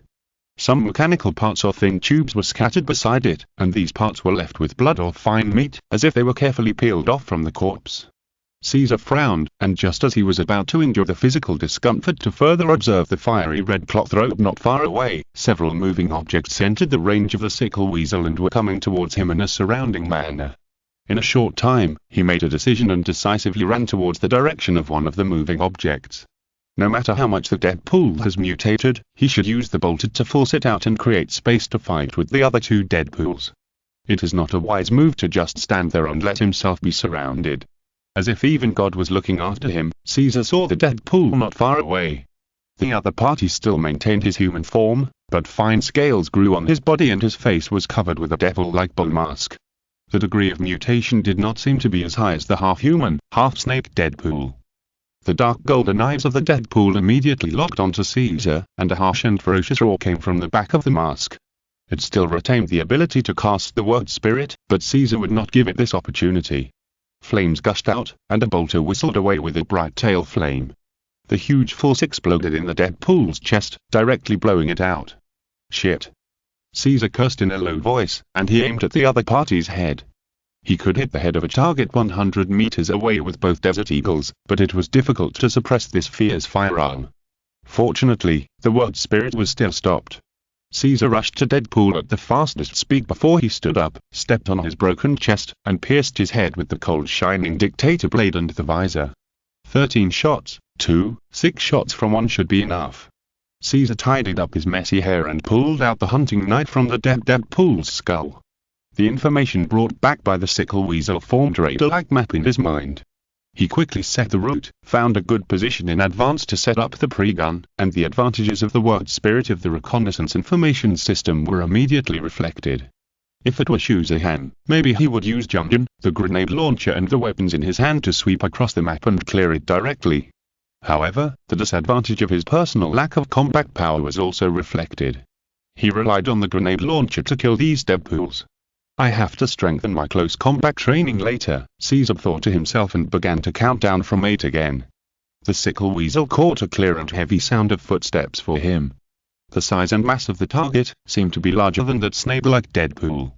This time, after counting to 5, he dodged and pulled the trigger. The grenade launcher fired the first diamond bullet. The fireworks from the muzzle briefly illuminated the corridor and the huge shadow 50 meters away. Caesar was shocked. The alien species was at least 3 meters tall, and its hideous body occupied the entire corridor. Moreover, there was no dragon or reptile feature on the other side. Instead, it looked more like an arthropod.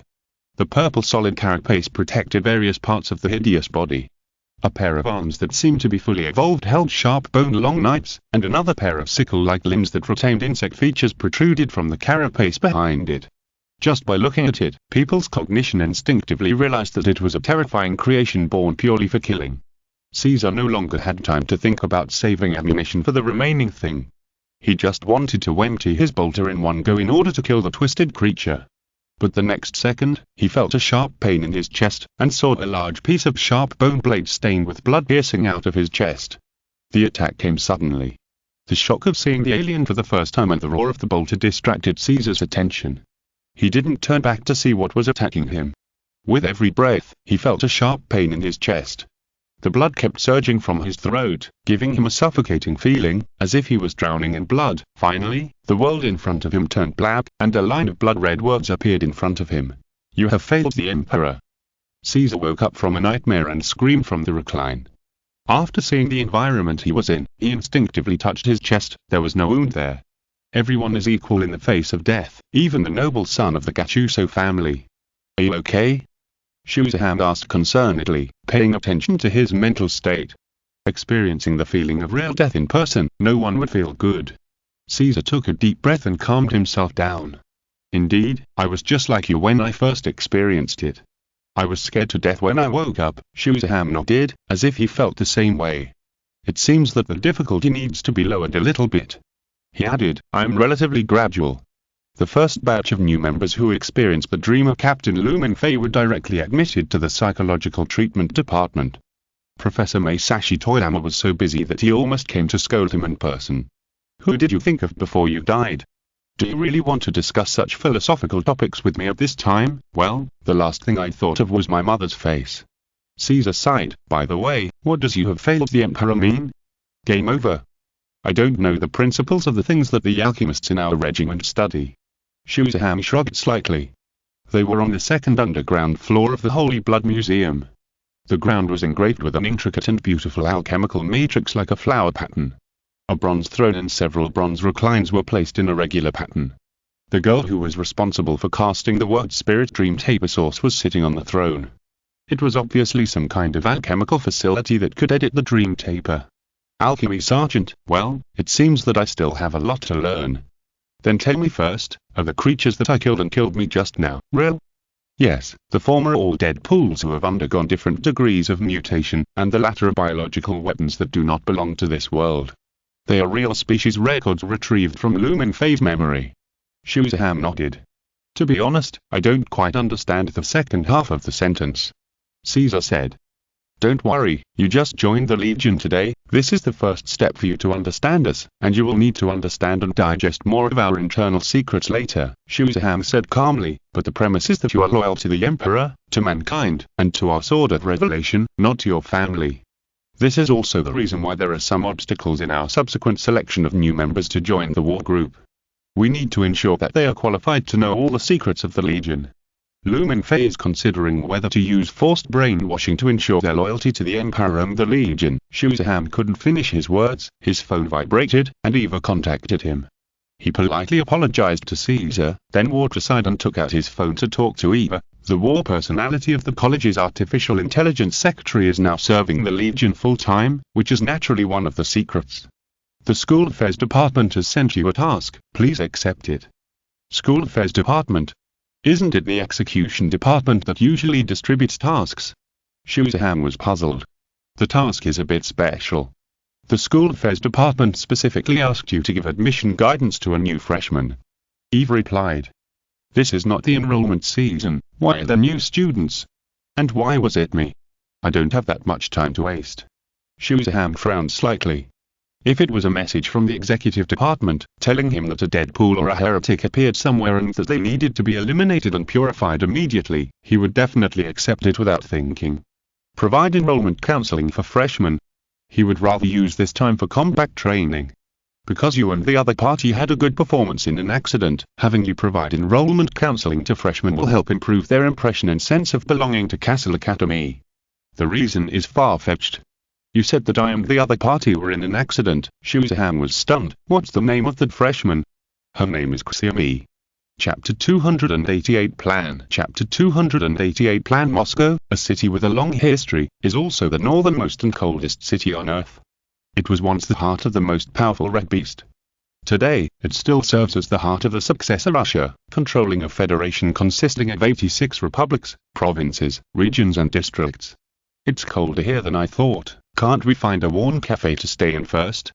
Why do we have to stand in this damp and cold ghost alley? The woolen windbreaker was obviously not very able to withstand the severe cold in Moscow that had not yet dissipated. Finger huddled in the corner and shivered like a frozen bear. Brother Shu Tianzhao asked us to wait for him here. Although Mingfei was also wearing a black woolen windbreaker, he seemed to be unable to feel the cold. He stood unmoved in the cold wind like a statue. With a cold expression on his face, Finger estimated that the legendary KGB looked like this.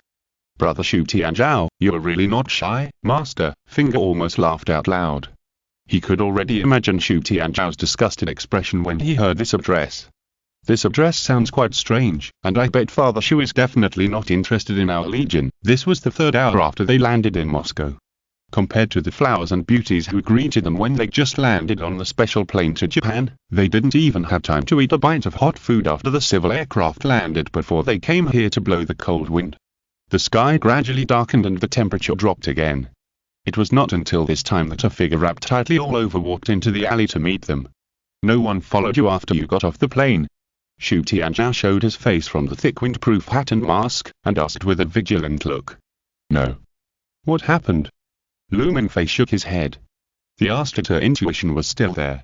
If someone followed him, he would find it immediately.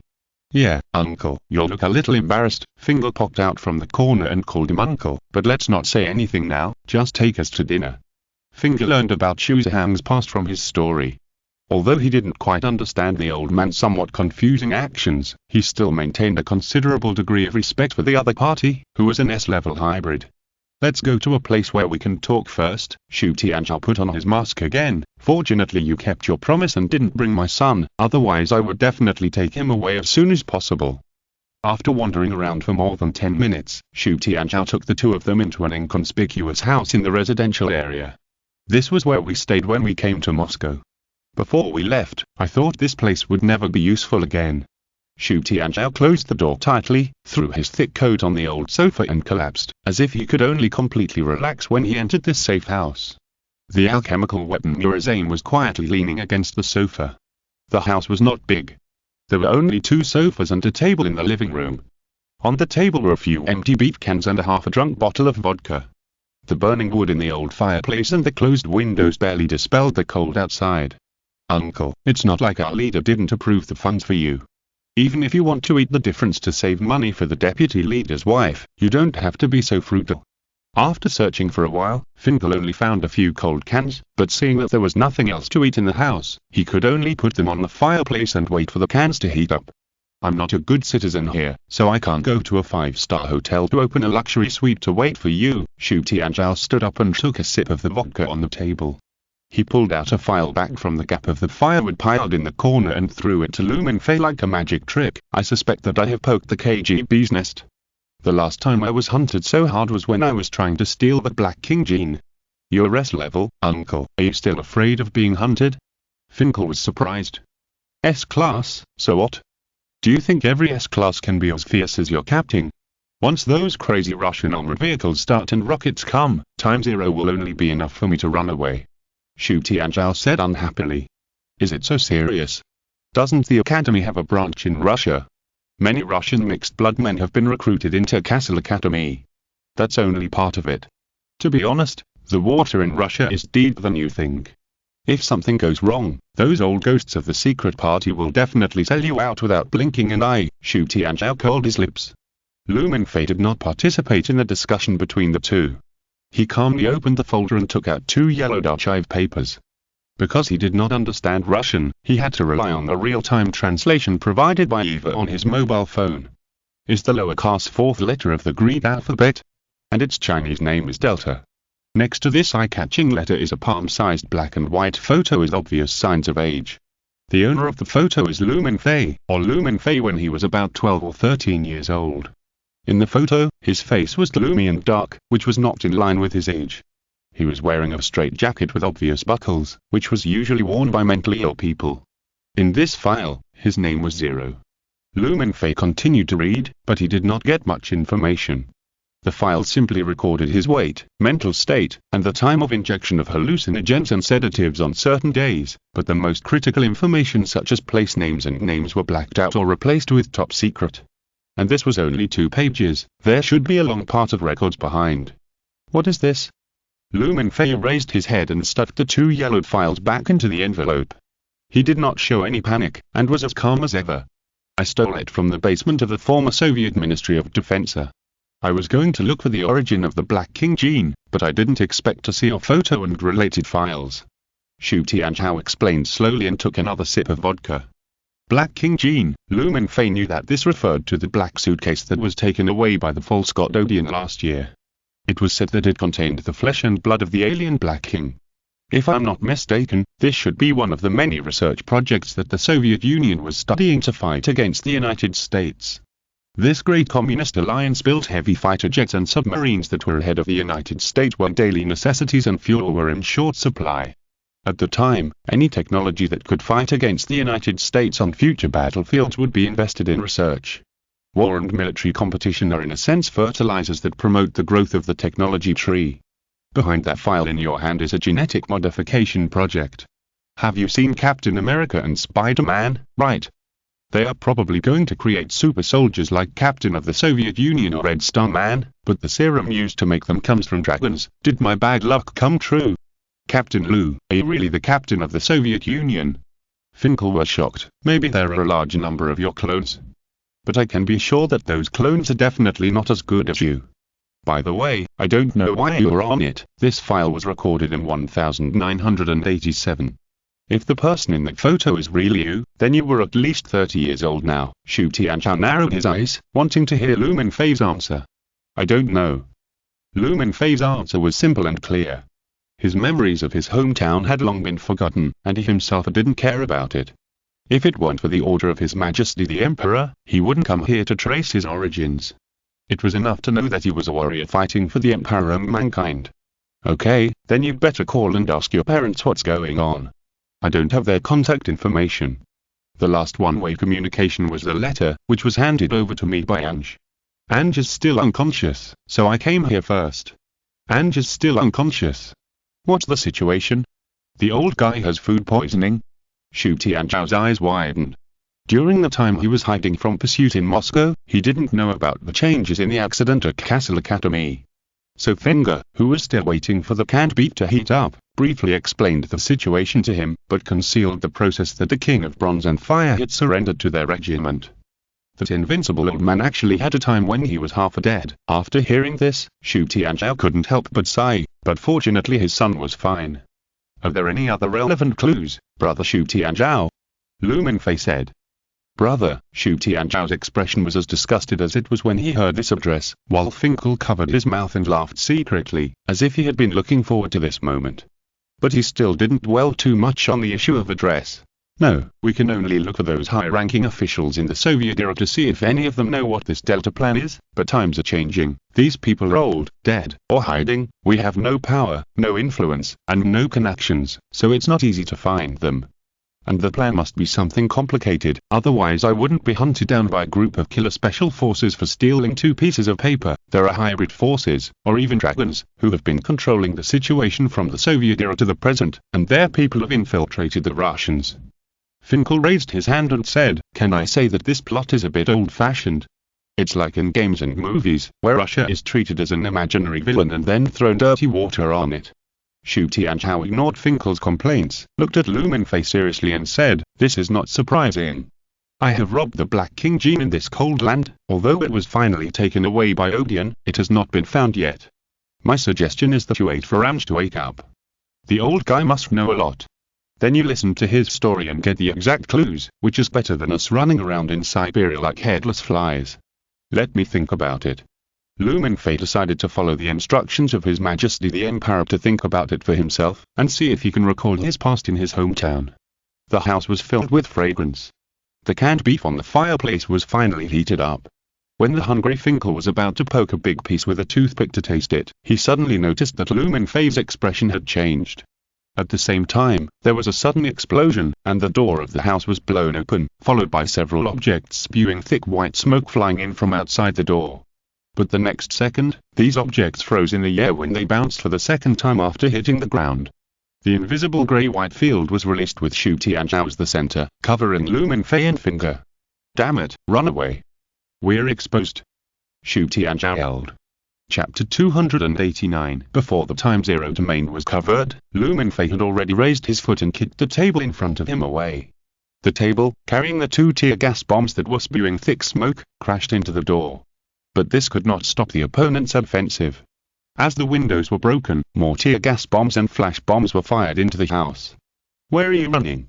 Not feeling sad for a moment about the spilling of the can of roast beef, Finger followed Shu Tianzhao and Lu Mingfei's footsteps. I knew that following Captain Lu out would definitely not be peaceful. Emergency exit. Follow me. Before Shu Tianzhao finished speaking, another part of the house had been blasted. Soldiers carrying black bulletproof shields and wearing gas masks and fully armed were advancing into the house in an orderly and slow manner. "Damn it, Alpha. Do you think we are terrorists?" Shu Tianzhao immediately recognized that they were the Russian anti-terrorist force Spetsnaz, the unit which Fusion Rainbow Six belongs, and their ruthless style of doing things was as tough as the leader of this country. Although the 2 accidents in the past few years damaged the reputation of the Alpha Special Forces and were ridiculed as Russian rescue, their combat effectiveness and rescue success rate cannot be ignored. He immediately looked at Lu Mingfei behind him. He was worried that this would turn into a one-sided massacre of Alpha Special Forces soldiers. The Abraham Covenant of the Secret Party, which states that dragon power cannot be used against ordinary people unless under fatal threat, may be a piece of waste paper that is too hard to use even when going to the toilet for a top hybrid who took out the White King's dragon bone cross. The real heretic is someone else. Lu Mingfei said calmly, as if he saw through what Shu Tianzhao was thinking. He was very rational and did not eliminate these soldiers because attacking himself is attacking us and is a traitor, and the opponent's attack method was not fatal. Shu Tianzhao said no more. He grabbed the plan file and ran to the bedroom of the house with the time-stopping field.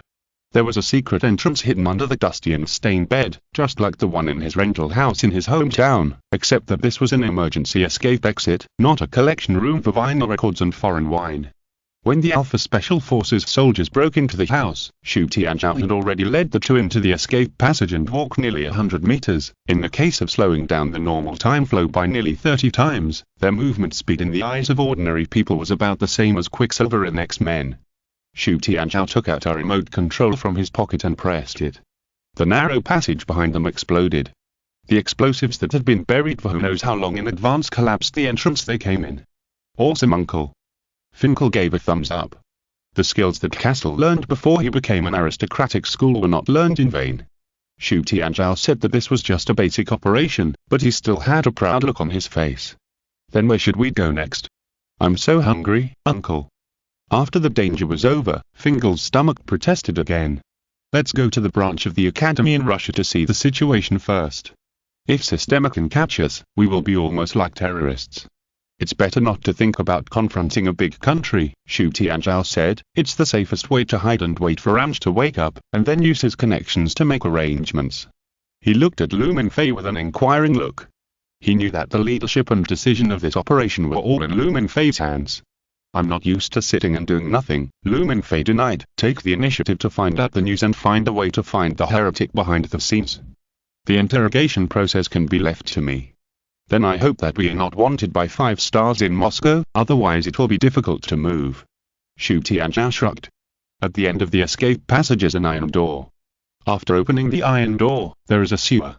Fortunately, it has been abandoned and dried up, otherwise they will be embarrassed enough. Damn. Who is so immoral that he can park his car at the entrance of the sewer? Xu Tianzhao complained in a low voice. He climbed up the ladder to remove the manhole cover, but found a small car parked on it. He had to crawl to get out. Then he became alert again, because the owner of the car seemed to have heard his complaints and started the car and moved forward a short distance. Come out, it's safe here for the time being. The Alpha Special Forces haven't arrived yet. Standard Chinese came from outside, and the person speaking seemed to be a cold woman.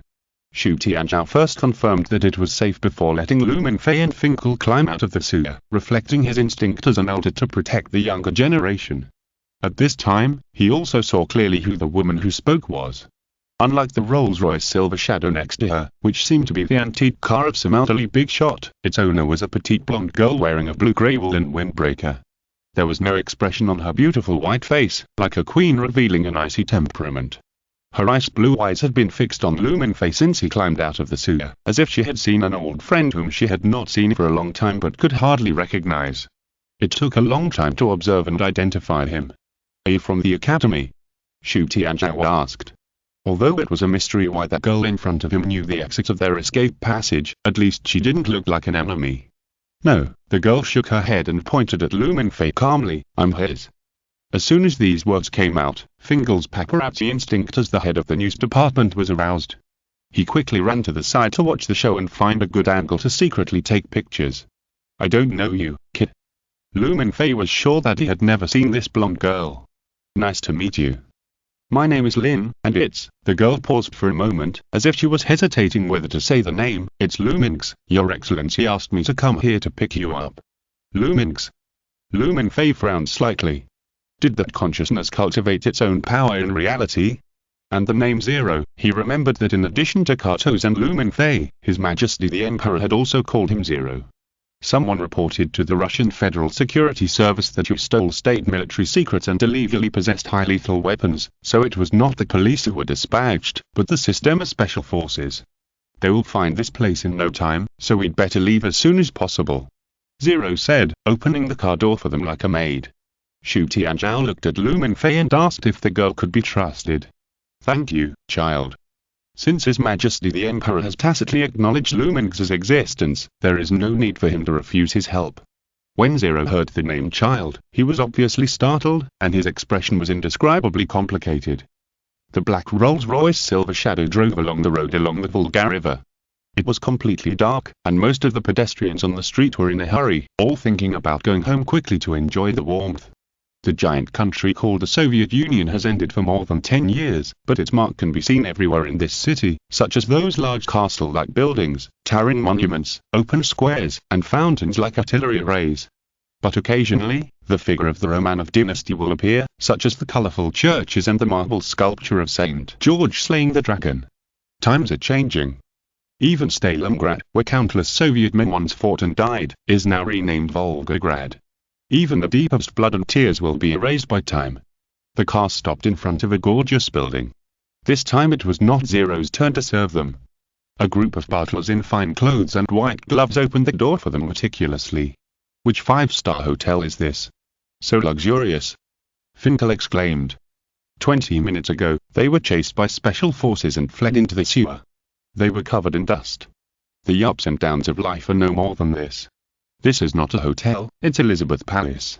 My current residence in Moscow. Zero said softly. You can live in Elizabeth Palace. Who are you, girl? Even Shu Tianzhao couldn't help but marvel. The house is next to the red square where Lenin was buried and the Ascension Cathedral of St. Vasily. If it were in China, it would be like living next to Qingtian Gate. How awesome is this identity? My last name is Romanov, Romanov of the Romanov dynasty. My bloodline can be traced back to Elizabeth Petrovna, also known as Elizabeth I, the daughter of Peter the Great and Catherine I. Ling's tone was like registering a household registration, but every name she said once held the scepter of this ancient country and shook the European continent. Of course my original surname was not this. You should know that after the October Revolution, all the family members of Tsar Nicholas II were executed. After that, even the collateral descendants of the Romanov family did not dare to claim that they had the blood of the Tsar. But after the disintegration of the Soviet Union, we were allowed to restore this surname, and the state would return some palaces to the descendants of the Romanov family, as long as you have the funds to properly maintain them. I got this Elizabeth Palace because I have enough financial proof to prove that I can renovate this old palace and show it to visitors when I am not there. But you don't have to worry, when I'm moving, Elizabeth Palace will be closed to visitors. After she finished speaking, she glanced at Lu Mingfei, who just looked at the exquisite carvings and patterns on the exterior walls of the building with a calm face, and didn't care about what she said. Shu Tianzhao and Finkel took a breath of cold air. This is no longer a simple rich woman. This is a princess, Her Royal Highness. The princess, Finkel was a little hesitant, as if he wanted to become sworn brothers or sisters, but in fact it was not. Excuse me, when can we have dinner? Let's talk about dinner later. Shu Tianzhao pushed Finkel away, put on a warm smile and came close to Lin. Ahem, princess, how old are you? Are you married? Do you have a lover? If not, I have an excellent candidate. He is my son Shu Zihang. He is 19 years old, and now he is studying at Castle College. Shu Zihang suddenly sneezed for no reason. Is someone missing you, brother? The girl sitting opposite him said with a smile. The warm winter sun caressed her warm and delicate face, and a strand of thin and soft hair on her forehead swayed in front of the bright eyes staring at her. Chapter 290 Xiaomi and Xiaowang. Shu Zihang was originally unwilling to waste time on things like freshman counseling and training. He would rather practice combat skills in Yuan Xin's real combat simulation dream, such as killing 20 snake-shaped Deadpools in 10 minutes without relying on grenade guns but only using sword skills. But this Xiaomi, she is a little special. Of course, it is not because of her flawless beauty that can eclipse other girls. It is purely because she once faced and thwarted the attack of the devil with him, and the part about the devil is not in the admission process of Castle College. So Shu Zihang felt it necessary to communicate with Xiaomi, and consider whether to slowly popularize science or take her back to the Holy Blood Museum for memory cleansing to keep the secret. But he is not very good at facing girls, let alone communicating. When he was in Shilan Middle School, his father always liked to suggest holding a barbecue party at home and let him invite his classmates to attend. Then he gritted his teeth and sent 2 or 3 invitations to each class with a cold face. In the end, all the girls came.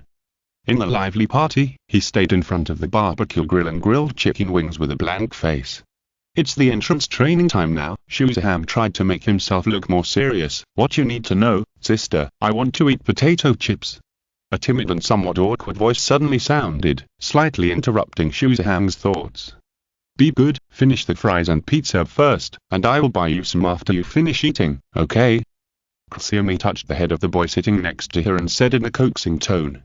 Yeah, sister.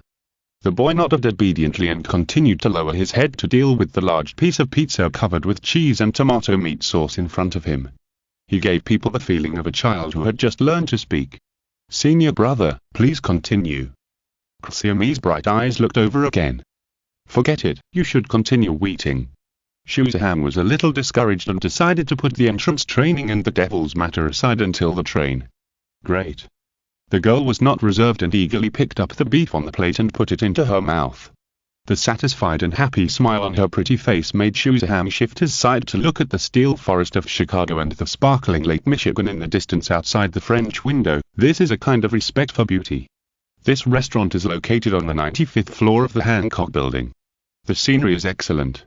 Although the cost-effectiveness of the meal is not high, the expenses are reimbursed by the college and arranged by Norma. It is a common practice for Castle College to entertain freshmen in local upscale hotels and restaurants, because this can show the college's strong strength instead of tricking you into joining a pyramid scheme to get your kidneys. Shuzaham observed the boy named Xie Wang who was not much older than him. The information showed that he was Xiaomi's brother. Compared to his sister's amazing and perfect face, the first thing that caught people's attention was his beautiful deep blue eyes and his fair and rosy skin like a newborn baby. This reminded Shuzaham of Yuan Xin, a humanoid dragon with an astonishing 96% dragon blood in her body, but she looked more delicate than a girl. "Does your brother have some intellectual problems?" After a while, Shuzaham tried to break the awkward silence. But he regretted it as soon as he said it. His words should not be so straightforward but more tactful. "Well, my brother has traumatic brain injury." Xiaomi's expression unexpectedly did not change, but her voice was much calmer than before. "His brain IQ and cognitive ability are equivalent to those of a 7-year-old child, and sometimes he has memory problems." "Sorry." Shuzaham apologized. "In fact, before I was 8 years old, my brother was very smart and excellent. He would bring home a lot of awards every time he took an exam," Xiaomi said, "but once when we went out, we met bad guys who wanted to kidnap children. In order to let me escape, my brother desperately hugged their legs and bit them. He was very strong, so strong that even adults were surprised. After that, when Mom and Dad called the police and brought my brother back, he became like this, so Mom and Dad often asked me to do better than others. My brother gave me the opportunity, and my share is half of his." Shuzaham sat there blankly, not knowing what to say. In fact, he shouldn't ask too much. The family background information of the new students was investigated by the college, and he didn't need to worry about it. Moreover, these memories were not good. If he had been there many years ago, he would have given these criminals a physical punishment before they were punished by law, so that the growth experience of the two siblings would have been a little better. But he was not there, and this was just a fantasy plot after the fact. "But my brother is very obedient and listens to me. He won't make a fuss, and he will always remember me as his sister." Xiaomi's voice gradually became cheerful again. "Castle College is very humane. They are willing to let me bring my brother to study with me." Shuzaham took out his mobile phone and read Xiaomi's family information again. Her parents died in a car accident 2 years ago. Fortunately, they left a house and some savings, which could barely support Xiaomi to go to college. While he felt pity, he was also glad that he had reviewed it again, because he wanted to ask, "Does your family have any objections?" If he really asked it, he would get up and slap himself twice when he thought of it in the middle of the night. After another silence, Shuzaham cleared his throat, trying to break the more awkward atmosphere. "My Wang, you and your brother's names are both very nice. There is a sentence in Mr. Zhu King's Moonlight Over the Lotus Pond in the Chinese textbook. On the winding lotus pond, there are endless leaves. I hate reciting texts." Xiaomi's eyes became fierce. Shuzaham, shut up. "But it's a good thing that the word you thought of was not millennium." "Why?" Shuzaham was stunned. "Then my brother will have to be called Xiaomi," Xiaomi said with a smile. "Xia?" Shuzaham's expression turned embarrassed. He felt that he had to at least bring Finger with him this time. He was totally unable to deal with this eccentric girl. In fact, the current name is not very good. Xiaomi sounds like shrimp, and my brother sounds like Xia Wang. I hope no one in the academy will give me a nickname." Xiaomi muttered again while concentrating on finishing the remaining beef and French fries on the plate. But only such an eccentric girl can imagine her own comic world system. Even if she encounters things like demons and dragons, her worldview will not be too shattered, right? Shuzaham thought to himself. He looked away from Xiaomi's face. The boy named Xia Wang had finished the pizza in front of him. His mouth was stained with tomato sauce, and he was lying in front of the French window. The city of Chicago was reflected in his deep blue eyes, full of yearning and curiosity. Before coming to this restaurant to eat pizza and fries, he had always been curious about the world around him. Shoesham thought for a while, and finally took out a few napkins, stood up and walked to the boy to wipe the ketchup off his pretty face. Even if it was an apology for asking an impolite question just now. He himself didn't know why he did this. Don't bother you, senior brother, leave this matter to me. Seeing this, Xiaomi hurriedly stood up and walked to Shoesham's side to take the napkin in his hand. But the moment she touched Shoesham's body, her body suddenly trembled as if she had been electrocuted, and the ruddy blood color stained her fair face. "What's wrong with you?" Shoesham noticed Xiaomi's abnormality. My stomach hurts a little. My stomach has not been feeling well, brother, I'm going to the bathroom." Xiaomi immediately bent down and covered her stomach, turned around and ran away with a look of discomfort. Ignoring the waiter's concerned condolences, she almost rushed into the women's bathroom. Her eyes in the mirror were already covered with a layer of light and blurry pink, and her breathing became rapid. Xiaomi gritted her teeth, and in an instant her whole aura changed, like a princess dominating the world. The majestic and brilliant molten gold in her pupils quickly swallowed up and covered the blurry pink. At the same time, she also suppressed the primitive desire deep in her body that made her body become hot and fiery. After a long time, the gold in her eyes gradually dissipated and returned to its original appearance. She turned on the faucet, took a handful of cold water and wiped her face. "This is the end." Xiaomi stared at herself in the mirror and cursed in a low voice. Chapter 291 changes. What do you think of him now? Calm, steady, mysterious, reliable. He seems to have become a completely different person. Zero's bedroom is in a luxurious Baroque style. Its former owner, Queen Elizabeth I, used it to spend the night with her lover. In the middle of the bedroom is a large bronze bathtub. This erotic design is convenient for the hostess to walk directly to the big bed with unwhipped water drops after bathing. Zero didn't bother to change the structure of the bedroom. She just added a bronze desk. Now she sits at the desk and writes neat Russian on a piece of letter paper. The bathtub is used by someone else. An ancient beauty enjoys lying in the bathtub full of foam and petals. Her two slender white legs are placed on the bronze edge, outlining a thrilling perfect line. That's a correct summary. I had the same impression when I saw him in person. I thought the nanny group might be disbanded before they even officially debuted. Jude May stretched her waist lazily. You should know what the task the boss ordered is, right? Well, send him to the endpoint, but we don't know where the coordinates of the endpoint are. Zero was still concentrating on writing the letter, and didn't look at this beauty for a second. You've lived in that research institute for so many years, and you don't have any impression of it at all. It's been almost 20 years, and everything there is probably buried in the wind and snow. If we don't have the exact coordinates, it will be difficult to find it even if we can travel all over Siberia, Zero said slowly, and the place we are going to is paradise. She finished writing the letter, sealed it with a sky blue envelope, sprinkled it with wax that had been heated up, and took the copper seal with her name on it from the side and stamped it, an ancient and elegant way to seal a letter. Sounds like a good place. Mayor Jude washed off the foam and petals on her body, and stepped out of the bathtub naked, showing her perfect body curves that would make people's blood boil. She picked a silk bathrobe and wrapped it up. Boss, didn't give us any clues. Are you planning to let us be Detective Conan in Siberia to find the real murderer? Zero simply glanced at her, expressionless. No, now I can only ask through high-level connections. I hope the connections of this identity can still come in handy. She rang the bell beside the table, and after a few seconds the bedroom door opened. A well-dressed butler walked quickly to her side and took Zero's letter with both hands.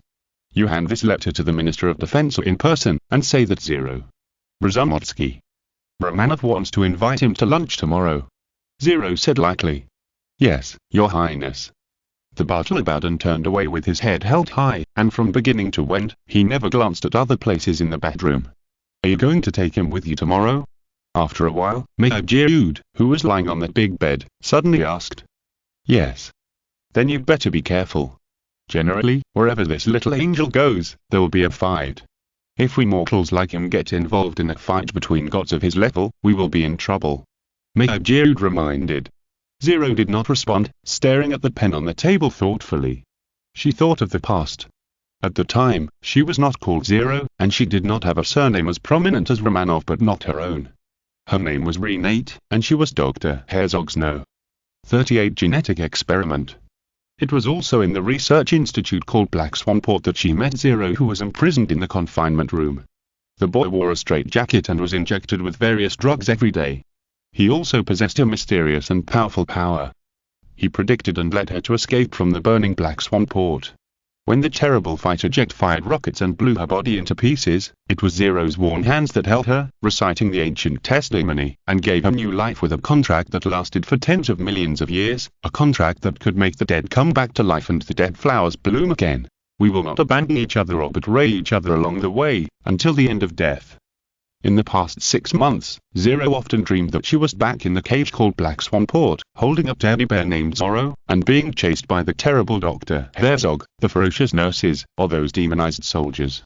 Every time she instinctively ran to room 0 where Zero was, as if that was her safe house. However, every time the heavy iron door of room 0 was broken out, it was a giant covered in bright yellow steel armor, who slaughtered the evil creatures chasing him in different ways, such as spears, heavy muskets, or fierce chainsaws. Could it be him? Zero, Mingfei. Zero tried to combine them in his mind, but failed. Mingfei's image changed, and she saw his naked and strong body in the shower just now. It felt like a skinny and useless guy suddenly turned into a muscular man with a Georgia-style painting style, strange background music and onomatopoeia, and an incomprehensible pose. Are you thinking about the relationship between the boss and Mingfei? Jude May's light voice interrupted Zero's thoughts. Then it's better not to think about it. Mortals like us don't need to get involved in the affairs of gods. We can just help. Yeah. Zero's response was a bit perfunctory. For her, this was also a journey to trace the past. A considerable part of her memory was missing, as if it had been erased and she could no longer remember it. She no longer remembered how she had separated from Zero. The only scene in her memory was the boy carrying the girl on his back in the snow, trying to walk along the rails from Moscow to China. It was at the time that she was given the name Zero. But the boss did say something, but it was still a riddle as always. Do you want to guess it? What? Zero asked subconsciously. He said that maybe this version of reality is more fulfilling than the previous one, and at least there will be an ending, whether the ending is good or bad. Fingal got the sumptuous meal he wished for. The maids and waiters of Elizabeth Palace served a dinner of 15 courses to the 3 guests, and all of them were large and filling dishes. After dinner, Mingfei took out the plan file again and stared at the black and white photo of himself, thinking. He didn't care about his dark and inhumane experiences. These were insignificant compared to the 100 years of fighting in the Weepers, and had long been buried. He didn't care about the dark top-secret genetic engineering. The Astartes themselves were the product of this engineering, and he was lucky enough to be recognized by the chapter master, and was directly promoted from a chapter servant to an angel of the Emperor. It is said that other recruits of the Astartes chapter have to go through various cruel and harsh tests and trials before they are eligible for transformation surgery. He was thinking about how this was related to the origin of oneself mentioned by His Majesty the Emperor. Lumens was like a consciousness hosting in his body, but at the same time he had the power to influence reality. For example, Zero and Jude May were the forces he cultivated in reality. He once tempted himself that he could help him realize any wish, at the cost of only a quarter of his life. Although Mingfei wanted to see and own a legal, Mechanicus's law, Empire-class Titan, this promise was immediately rebuked by him and regarded Lumens as a blasphemous demon. 1/4 of one's life in exchange for one wish. Once the fire of greed in the hearts of human beings is ignited, it is difficult to extinguish. Soon there will be a second and third wish. What will happen if I really pay the price of my life and make 4 wishes? The ownership of this body belongs to Lumens. Isn't this a despicable and dirty act that only demons would do? But if Lumens is really a demon, then His Majesty the Emperor would have slapped him to ashes long ago, but now the two are more like a kind of cooperation. The more he thought about it, the more he felt that his thoughts were blasphemous. Mingfei quickly suppressed his thoughts and concentrated on tracing back to his so-called origin. Origin, could it be that he is also an alien like Ronald Tang? But he quickly dismissed this idea, put away the files, and changed to meditation to empty his mind, because His Majesty the Emperor ordered the cancellation of the daily prayer time for the Sword of Revelation Legion that continued from Mingfei. Let me feel the rare tranquility. Chapter 292 Meeting. The classic and luxurious car drove away from the center of Moscow. The trees outside the car window became more and more dense. The heavy snow covered the branches of the birch trees, which looked desolate. Link drove the car herself. She was wearing a blue-gray woolen windbreaker and a straight mink hat. If she hadn't sat upright and not much higher than the top of the steering wheel, she would have looked a bit like a little lady. "Shouldn't we go to the Kremlin to meet the Minister of Defense, sir?" Xu Tianzhao, who was sitting in the back seat holding Mura's aim, asked with some doubt. He took the initiative to ask to come along, saying something like, "As an adult, you can't just watch a child go out on an adventure." I don't know if he was still thinking about finding a wife for Xu Zuhan. Lu Mingfei sat in the co-pilot seat with his eyes closed. As for Fingal, he called it guarding the base camp. He invited us to meet at his home. He lives in the suburbs. Ling said, "You'll know when you see him."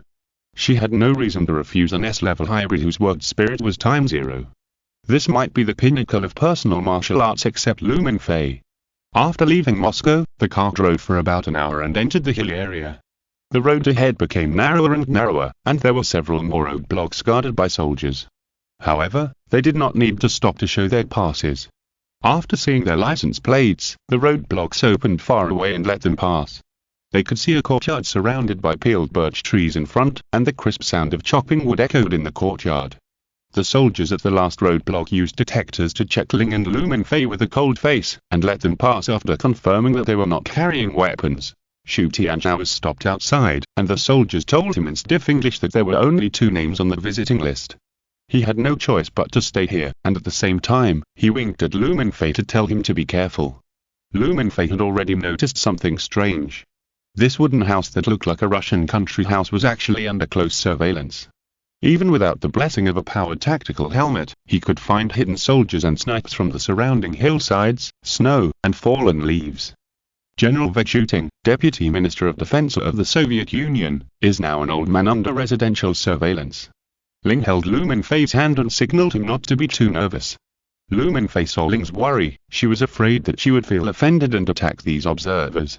He nodded and smiled gently, responding like comforting a child. "Okay."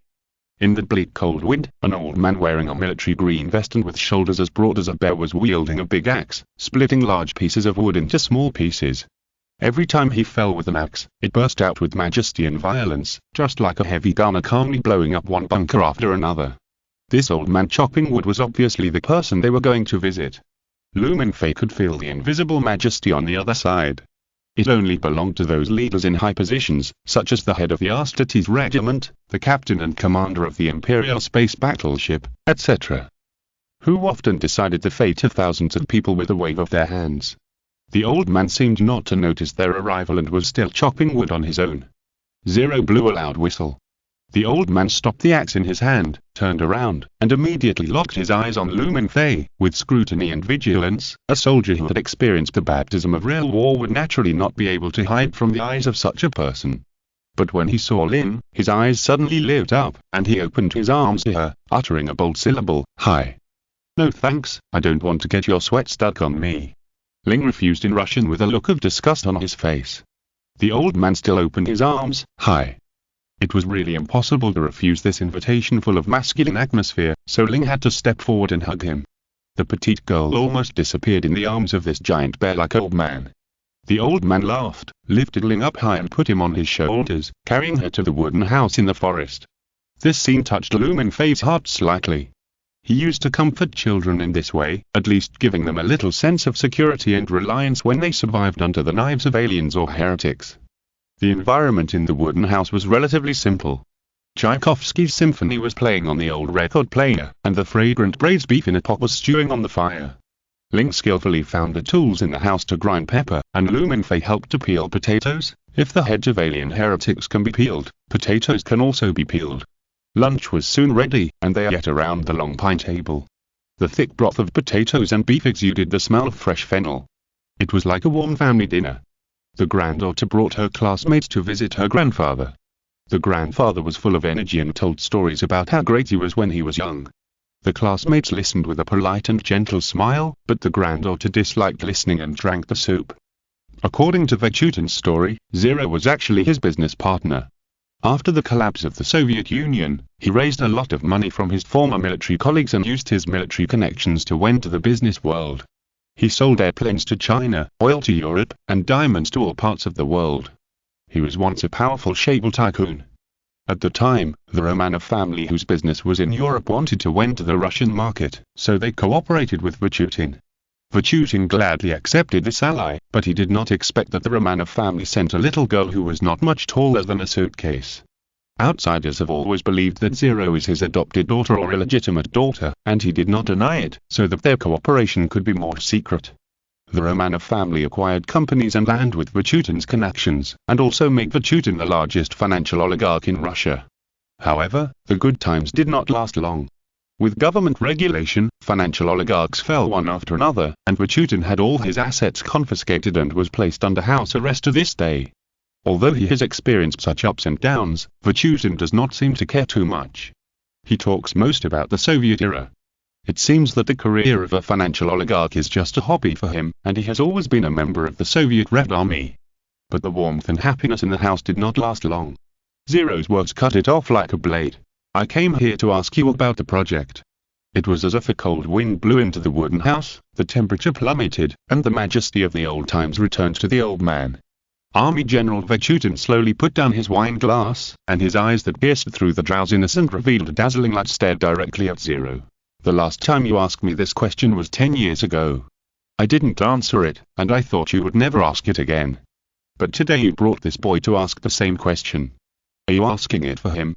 The questions and answers we are pursuing are the same. Zero said lightly.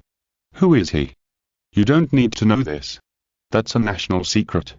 Your country has long been dead. The powerful auras collided with each other, and the grandfather-grandson family dinner turned back into a conversation and tit-for-tat between business partners. Mingfei didn't say much, his expression was calm, like an irrelevant bystander.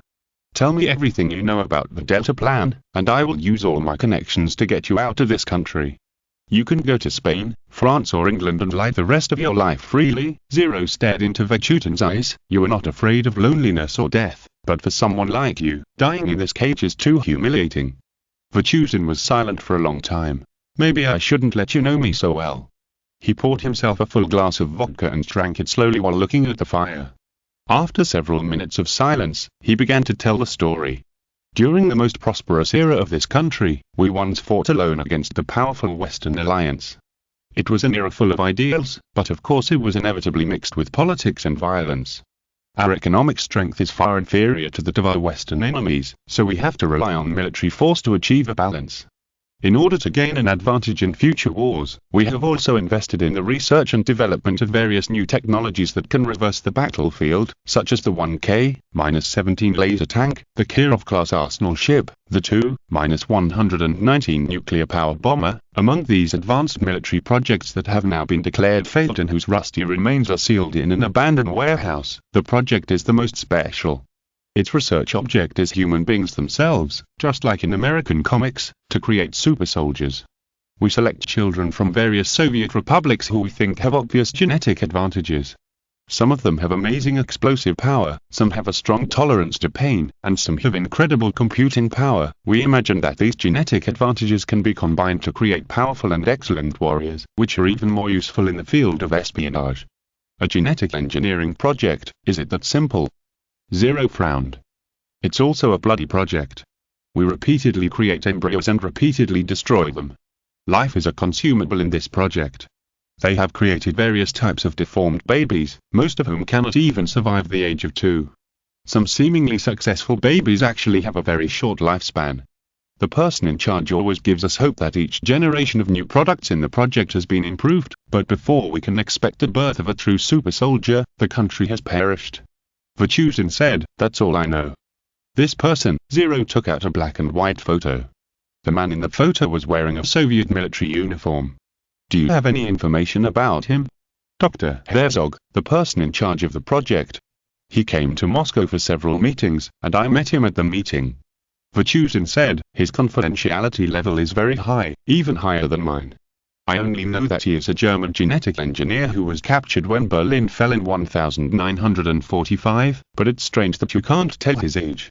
The full set of genetic engineering technology for the project was brought by him, which surprised the members of the National Academy of Sciences. So, it's just a genetic engineering project, Zero confirmed again, staring at General Vatutin with a somewhat cold look in his eyes, a bloody genetic engineering. From the perspective of current personal morality and the failed experimental subjects, it is of course bloody, but from the perspective of the country as a whole, these are the prices that must be paid. A super soldier may be able to save more lives in the future. In the face of war and the country, everyone is an expendable number, including myself. Vatutin smiled coldly. Mingfei frowned slightly, a little disappointed. This old man seemed to not even know about the special existence of hybrids. As for the bloody genetic engineering that General Vatutin mentioned, he did not have much emotional fluctuations, because his predecessor was a creation of genetic engineering, from a galaxy that was almost completely burned by war. He took out the 2 files from his pocket and handed them to the old man, saying in unskilled Russian, "Do you have any impression of this file?" Vatutin subconsciously widened his eyes. For a leader in a high position, it is not so easy to show his emotional changes on his face, but the other party seems to be unable to care about this now, and his eyes keep moving back and forth from the file photo to Mingfei's face as if comparing them. "You survived too?" "No, you are not like him, you don't have," Vatutin muttered to himself, somewhat unbelievable. "Are you hiding something from us?" Ling stood up and stared at him with both hands on the table, feeling angry at being deceived. The old man opened his mouth and wanted to say something, but someone didn't want to give him this opportunity. At the roadblock outside the wooden house, 2 soldiers seemed to have received orders, pulled out the Glock pistols on their waists and aimed at Xu Tianzhao, who was leaning against the car smoking, and at the same time, dark red laser aiming beams were hitting him from different directions. His strong survival instinct made him release time 0 immediately, and the grey-white time stop field had already enveloped him before the bullets hit him. After he cut off the Glocks in the hands of the 2 soldiers and kicked them away, he saw more figures standing up from all sides of the wooden house, like a group of hibernating snakes crawling out of the cave. Even more deadly, 2 flying objects were flying towards the wooden house with bright flames and tail flames. Xu Tianzhao did not have time to rush over with the time stop field to stop them. The next second, the sky-high flames engulfed the small house, accompanied by a deafening explosion, and the hot air waves swept away the surrounding snow and fallen leaves. Chapter 293 The Expelled. The explosion came suddenly. Even though the prophetic ability seemed to have lost its effect as the power of faith was withdrawn, Mingfei sensed the coming of the crisis with his keen intuition. He instinctively rushed to protect Ling beside him. General Vatutin's reaction ability was not worse than Mingfei's. Before the flames engulfed the horizon in front of him, the old man like a giant bear tried to use the oak table and his body as a shield to protect the 2 children from the horrific scene of the explosion. Ling was tightly held in Mingfei's arms, but she could still feel a blazing and terrible high temperature and the pungent smell of burning chemicals. The oxygen in the air was being rapidly consumed and a large amount of carbon monoxide was produced, which made her a little suffocated. Someone attacked them, and used napalm, a cruel and inhumane weapon that violated the Geneva Convention. There was no time for her to be sad and worry. She wanted to check Mingfei's situation as soon as possible. The body that protected her was shaking constantly, and a pair of eyes close at hand shone with dazzling golden light. "Don't be afraid, I will get you out." "I'm sorry I couldn't save Vatutin." Mingfei tried his best to keep his breathing steady and comforted Ling. The high-temperature chart produced by the first explosion melted half of his body, and when Yaki immediately repaired his body with his life force that was beyond the rules and almost a bug, the second explosion that deviated from him splashed a large amount of greasy gasoline as sticky as lard on his newly flesh and blood body, which was immediately ignited by the high temperature and burned violently. The attacker chose the most targeted way for him, or the most torturous way for him. The poor victim who was splashed and burned by the gasoline could die on the spot, which was the greatest relief, and the flesh and blood tissue newly formed by Mingfei's vigorous vitality was trying to reject the burning jelly-like substances that were like a thorn in the bone, and was also burned violently, falling into a slow cycle. But Mingfei gritted his teeth and endured. He used the bloodliner refining technology to continuously purify the alien bloodliner in his body, thus the dragonization phenomenon appeared. The newly formed fine black shield-shaped scales separated the burning jelly from his body, so that Yaki could repair its body without delay. After His Majesty the Emperor recognized that the hybrids were also human beings, and the first generation of dragons also served the Emperor as humans, Mingfei no longer had even the slightest rejection of the dragon technology, and for some reason he was more adept at using it than Xu Zuhan. In less than 30 seconds, Mingfei's body seemed to be covered by a heavy black armor, and the black scales derived from his arms also protected Zero in his arms like a shield. He stood up and rushed out of this hellish sea of fire, just like a black chariot, and just crashed into the time-zero field of Shu Tianzhao, who was trying to rescue him outside. Protect her. The voice came from behind the majestic and heavy black bull mask. Shu Tianzhao only saw a pair of pupils as bright as golden gas lamps. Although Lu Mingfei's tone was indifferent, the blood deep in his body seemed to have received an order that must be executed, forcing him to reach out and take over the protected princess without any scars. What shocked him most was that the other party could move freely and unrestrained in his time-zero domain without being pardoned. The next second after he took the girl, Lu Mingfei's figure disappeared on the spot and rushed to the soldiers on the hillside, who found survivors and were about to shoot. Then it was a one-sided execution. Everyone present was labeled as a heretic by Lu Mingfei and sentenced to death. The dark red laser aiming beam could not lock onto Lu Mingfei at all, and after twisting the neck of the first terrified soldier, he pulled out the Glock pistol from his waist. Although it was not a bolt gun, it did not prevent him from sending every bullet into the heads of these heretics, and the soldiers' foreheads were accurately filled with fatal blood holes. In the end, only 3 people survived. They were thrown into the snow pile by Lu Mingfei after their hands and feet were broken and awaiting interrogation. The Astates usually had their own special interrogation methods to obtain intelligence, and the subjects of interrogation ranged from heretics to aliens and even subspace creatures. However, before Lu Mingfei began to interrogate on the spot, the 3 soldiers suddenly opened their mouths and screamed in fear, and a golden light flashed in their eyes. Then, under the control of some force, their heads burst neatly, and blood, brain matter, broken bones and flesh were splattered everywhere. The black scales faded from Lu Mingfei's body, and he stared at the 3 headless bodies covered in blood, with obvious anger on his face. At this moment, a cell phone rang suddenly on one of the corpses. The timing was too accurate, as if it was a call specifically for Lu Mingfei. Lu Mingfei took a deep breath, walked to the corpse and took out the phone. The caller ID showed unknown in Russian. He answered the phone and put it to his ear. A Chinese voice with a distinct foreign accent came from the other end. "Hi, Lu Mingfei, you should still be alive, right? Do you like the surprise I prepared for you?"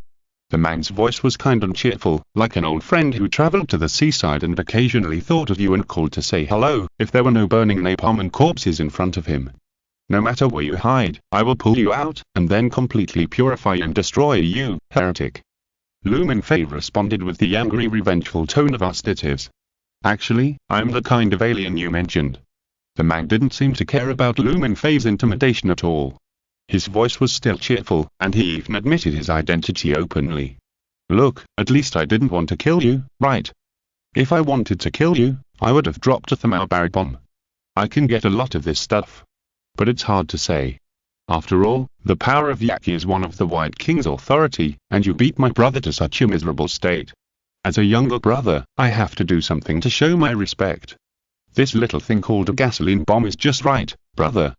Lu Mingfei subconsciously thought of the first generation of dragons named Constantine, one of the twin dragon kings who controlled the power of elements, but the other party has now disappeared, or left a part of his consciousness fragments that merged into the body of Ronald Tang, the current alchemist sergeant of the Legion. In other words, now Old Tang is equivalent to a degraded version of the complete version of power and strength that merged with Norton and Constantine. As for whether there will be symptoms similar to schizophrenia or paranoia in the future, it remains to be seen. But if it's not Constantine, who will it be? In fact, Vachuzin didn't have to die, but you and the kid insisted on bringing up the past, and he didn't keep his mouth shut, so there was nothing we could do. The man's tone seemed a little innocent. Lu Mingfei's eyes were cast towards the wooden house that was blazing in the flames, and the anger in his heart was also rising. "I won't say those low-level words like this is all your fault. He wouldn't have died if you hadn't shown up. It probably won't work for you. After all, you are no longer the dead kid who has to date a girl. To be honest, you have become really boring." "Enough," Lu Mingfei said coldly. "Your brother refers to the false god Odeon. Very good, I will use the same purification method as him to purify you." "You are really smart," the man on the other end of the phone praised, "but I won't be stupid enough to go to trouble you directly like my brother. Letting you forces that don't belong to this world fight each other is the best way." And, the man's voice suddenly became indifferent. "Sooner or later, I will expel all of you filth from this world, including you, Kartos. Don't talk nonsense, alien. I will use the same purification method as Odeon to purify you. You will face the wrath of the Emperor." Lu Mingfei said, and crushed the phone. If you're listening to this novel on a channel other than Fanfic World, it means they downloaded and uploaded it without effort. We cordially invite you to visit our channel, Mundo Fanfic Novel, as there you'll find the original version of this story and you can explore many other novels of various genres. We're waiting for you to immerse yourself in a world of incredible novels. Chapter 294 Coordinates. I found the bodies of real soldiers at the checkpoint. These are probably replacement killers. Xu Tianzhao handed 2 pieces of clothes to the naked Lu Mingfei. This situation can only be said to be slightly better. At least the person who ordered to kill us is not from the top of the Russian military. No matter how powerful the hybrids are, they can't fight against a big country. The two are not in the same league. As for whether Lu Mingfei will take the hybrids to follow that path of a frustrated painter or the X-Men, he is not sure. Xu Tianzhao expressed his hope for world peace. What is the next plan? Continue to pursue your life experience or find and then kill the mastermind behind the scenes? Continue. Lu Mingfei's face was indifferent. The alien obviously didn't want him to get the deeper inside story smoothly, so there was no reason for him to be distracted and give up halfway. Anyway, the alien couldn't escape from its home planet. The Russian Federal Security Service has received an alarm. 4 teams of Spetsnaz are rushing here. You have to leave quickly. Eva warned. After taking a last look at the fireball with billowing black smoke in the distance, Link took a deep breath of the air filled with the pungent smell of white phosphorus, turned around and walked towards his car without looking back. Now is not the time to be sad. However, she saw Xu Tianzhao sitting in the driver's seat first, and his eyes showed that he was also good at being a driver. Your Highness should have a good rest. She had to sit in the back seat. I'm really sorry, child. Lu Mingfei whispered. The situation at the time only allowed him to save the smaller Zero, unless he was in the state of Arstatis at the time. Maybe he could protect Vachutin in the high temperature with his body after wearing power armor. But at least, the old man died after the first round of explosions, and was not tortured by the horrible pain of the second round of explosions when the napalm splashed on his body and burned. Even so, he did not dare to let Ling look at Vachutin's body, and tightly protected her from leaving the tar hell. At the same time, he once again felt the fragility of the human body. He was able to walk out of the deadly high-temperature hell with the powerful vitality of Yaki, but what if it was Shu's hand or finger? You don't have to apologize, thank you for saving me. Ling huddled up beside the car door, his head buried low. She reached into the pocket of her windbreaker, which still had a burnt smell. She suddenly froze, and after hesitating for a moment, she pulled out a wrinkled photo from her pocket. In the white snow in the photo, an old man like a giant bear was lifting the girl with deep eyes high up and putting her on his shoulder. On the back were 2 lines of Russian written in pencil. Actually, I know who you are. I've seen your photo in the archives. You are the only child among them who can't smile. Be brave and do what you want to do. The second line was a name, and there was a column of coordinate numbers, marking a place at the northernmost tip of central Siberia. Lu Mingfei was sitting in meditation, and suddenly felt something strange. Ling came over without knowing when, like a wounded kitten snuggling up to him for shelter. He sighed. That old man must be a very important person to this child, right? Even an Arstates would have a hard time saving everyone, and in that dark universe, there are more humans waiting for someone to save them from the chaos heretics and dark aliens. But at this moment when the Primarchs are missing and the Great Emperor has sat on the golden throne for the entire human race for 10,000 years, if you want to save some people, you have to sacrifice more people, just like the one who saved him from the Orcs-Axes. However, Lu Mingfei's belief has never wavered. He calmed down his thoughts and decided to complete this tracing trip as soon as possible to prove that he is qualified to lead the Legion to fight for His Majesty the Emperor and for humanity. There is nothing in that place, it's all white. Finkel called up pictures on the computer, but it's like this in places near the Arctic Circle. Things are either buried under the snow or covered by the bad weather. He acted particularly hard, after all, when he was lying comfortably in the Elizabeth Pavilion enjoying the barbecue set made by the beautiful maid sister and showing off to Old Tang. His own team leader was being roasted alive by napalm bombs outside. An inexplicable strong sense of guilt made him want to spit out the barbecue he had eaten at noon to atone for his sins. He and Eva hacked a spy satellite over Siberia and hacked into the Russian Federation's Ministry of Defense database, and directly checked the coordinates left by General Vachutin. Although Eva helped, Finkel himself was also a powerful hacker and was definitely not a fool in Zhao Yun's arms. There is no information about the coordinates in the database. It may be kept in the form of paper files. We may have to go to the coordinates in person. What about the name? Who is Alexander Bunyan?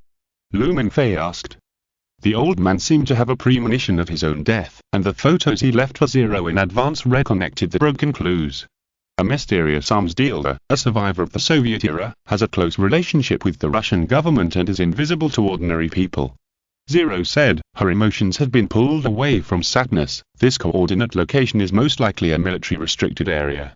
If you want to go there, you must have an official pass and a special route. Since General Vechutin gave me this name, it means he has connections. I will contact him in the identity of Princess Romana, but there is no guarantee that he is willing to accept the meeting. Hey, this is a coincidence.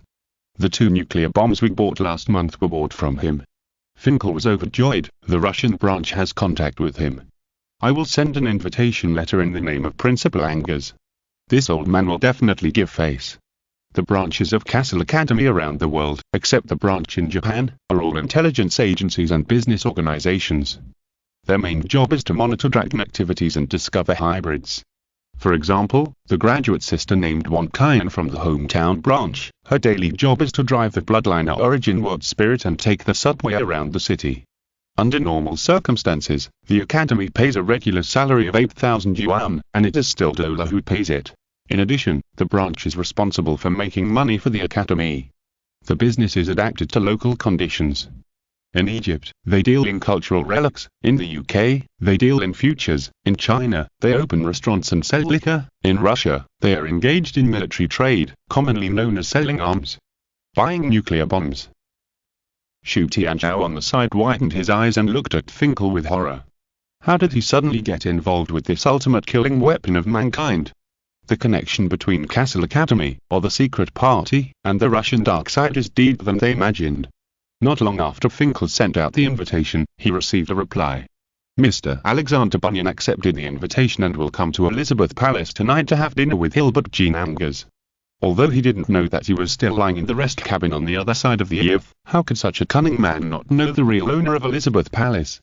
Since he accepted the invitation, it means that he is here to discuss business with the secret party and the Romanov family. The servants and chefs of Elizabeth Palace began to get busy again to prepare for tonight's dinner. Bottles of vintage fine red wine were taken out of the wine cellar. The chefs handled various expensive and high-quality ingredients and prepared to cook them into delicious dishes at the right time. At the same time, the Russian government did not publicize the death of General Vechutin. Perhaps the hired assassins completely attracted their attention. The trouble of not coming to find Ling might be because Ling's contact letter went directly to the alien hiding behind the scenes. It arranged this meeting for them and then dropped napalm. Before the dinner, Ling invited Lu Mingfei to her bedroom. Xu Tianzhao didn't want to be sad that his idea of finding a princess as a wife for his son had failed. He was still digesting the news that the King of Bronze and Fire had washed white and joined Lu Mingfei's team, which shattered the 3 views of the mixed bloods. Jiu Mei was also there. The enchanting female ninja leaned lazily on the windowsill. Her eyes with wine-red eyes blinked at Lu Mingfei a few times, which was considered a greeting. Lu Mingfei was not surprised. The other party also belonged to the forces cultivated by Lu Mingfei himself. After nodding in return, he turned to look at Ling and asked straight to the point. You know where the coordinates point to, right? That should be the location of Black Swan Port. And maybe you escaped from that place together. Ling did not hide anything and told Lu Mingfei the story about what happened in Black Swan Port more than 10 years ago. Chapter 295 Transaction. After listening to the story that Zero told from her perspective about what happened in Black Swan Harbor, Lu Mingfei's face was calm. Is this his origin? The connection between him and Lu Mingfei seemed to be revealed by a layer of mysterious fog. Lu Mingfei thought again that his origin might be an alien's imagination. Although the photo in the Delta Project file should be his younger self, judging from Zero's description, Zero's speaking style and emotional expression are more like that of the arrogant Lu Mingfei. In the case of the Alchemist Sergeant, the Dragon King aliens who control the power of the elements are all twins, one controls power and the other controls force. When power and force are combined, the Dragon King alien will undergo a new transformation. The relationship between him and Lu Mingfei may be similar. Which alien Dragon King is his origin? The thrones of bronze and fire, ocean and water have been chosen, so there are only 2 thrones left, earth and mountain, sky and wind. And the false god Odion and his brother of unknown origin are also likely to be one of the Dragon King aliens. Leaving aside the ideological constraints of blasphemy and sin can indeed make the brain active, although once the conjecture of I am an alien is confirmed, everything I do when I return to my hometown is like a struggle for power between alien systems in a sense, but Mingfei doesn't care. All his speculations are based on absolute loyalty to the Lord of humanity and mankind. The alchemist soldiers can serve the Emperor as a human, let alone him. If it were the cheerful Finger brothers, they would probably say something like I have fought for the Emperor and mankind for more than 100 years, and I have long been a human being. There is an extra quotation mark really calm, worthy at being a little angel. Jude May made a comment, and as expected, Mingfei did not show that kind of emo depression. She also listened to the story. The most shocking plot was undoubtedly that Zero, or Renate, regained new life from the flesh and blood shattered by the fighter plane. The two children make the kind of never give up oath in the Unima. The boss controlled the power that could bring people back to life. Thank you for telling me this story, child. I will go to that place to look for clues myself. Mingfei quickly came back to his senses and thanked Zero. It was a waste of time to dwell on inconclusive thinking. He could wait until he arrived at the place called Black Swan Port to search for relevant clues, or see if he could evoke any memories of his own. The girl nodded obediently, and her aura changed from Renate Evgeny Chicherin back to Zero Razumovsky Romanev. Just received a notification that Mr. Alexander Bunyan has arrived. The dinner was held in the banquet hall of Elizabeth Palace. The golden crystal chandelier dropped luxurious like a waterfall, flowing on the silver tableware and crystal utensils on the table. The maids kept serving exquisite dishes to the table that could accommodate 20 guests at the same time, from appetizers to desserts. Finally, at Zero's wave, all the servants left the banquet hall, and for a moment, only 3 people were left in the tall circular restaurant. It is my honor to be invited to attend the dinner of Her Royal Highness the Princess. Mr. Alexander Bunyan smiled, stood up and bowed slightly to Zero to show his respect for the Romanov family. Compared with the blonde and blue-eyed Eastern Slavs, his face has obvious Asian features, and his authentic and fluent Chinese with the heroic style of Northeast China makes it easy for people to mistake him for a Chinese. He then looked at Mingfei, who was dining calmly on the other side. Hilbert Jinanj, I have had business exchanges with the mysterious Castle Academy. Although I don't know much, I have heard of this legendary figure. I'm not him, I just use his name to invite you here. Mingfei said bluntly. Of course. But you shine so brightly, and I will definitely feel safe if I can be your friend. Mr. Bunyan praised with a smile. Let's get straight to the point, Mr. Bunyan. Zero interrupted Bunyan's flattery. She had learned about the Tatars' background through information. When the Soviet Union collapsed and the great ideal was shattered, the man in front of her exchanged the bones of the red beast for wealth. In that chaotic era, a few boxes of good wine could be exchanged for a tank that had just been manufactured, and a pair of stockings or a fur coat could make friends with beautiful girls of the Russian lady level. Alexander Bunyan made his fortune from this. After the collapse of the Soviet Union, the huge military industry, such as the half-built aircraft carriers in the Dog, the Su-27 fighter parts piled up in the warehouse, the drawings of the Sukhoi Design Bureau, the equipment inventory of the submarine manufacturing plant, etc. were all exchanged for the military pay and food and fuel for the winter needed by the officers and soldiers at the time through his hands. After that, he turned to acquiring military factories and contracted projects of the Russian Ministry of Defense, becoming a mysterious arms giant. If ordinary people wanted to see him, they had to attract his attention at the annual banquets held in his private estate. Only after being recognized would a gold-stamped invitation written by Bunyan himself be delivered to that person. Such a person took the initiative to accept the invitation to attend the dinner. Zero didn't believe that her title of Romanov princess played a role, and the other party also speculated that she had her own purpose and intentions. I'm willing to serve you, your highness. Bunyan smiled politely. Zero handed him the prepared note with the coordinates left by General Vechutov on it. We want to go to this place. It may have been designated as a military restricted area, and the road leading to it may have been abandoned and interrupted. Can you help us?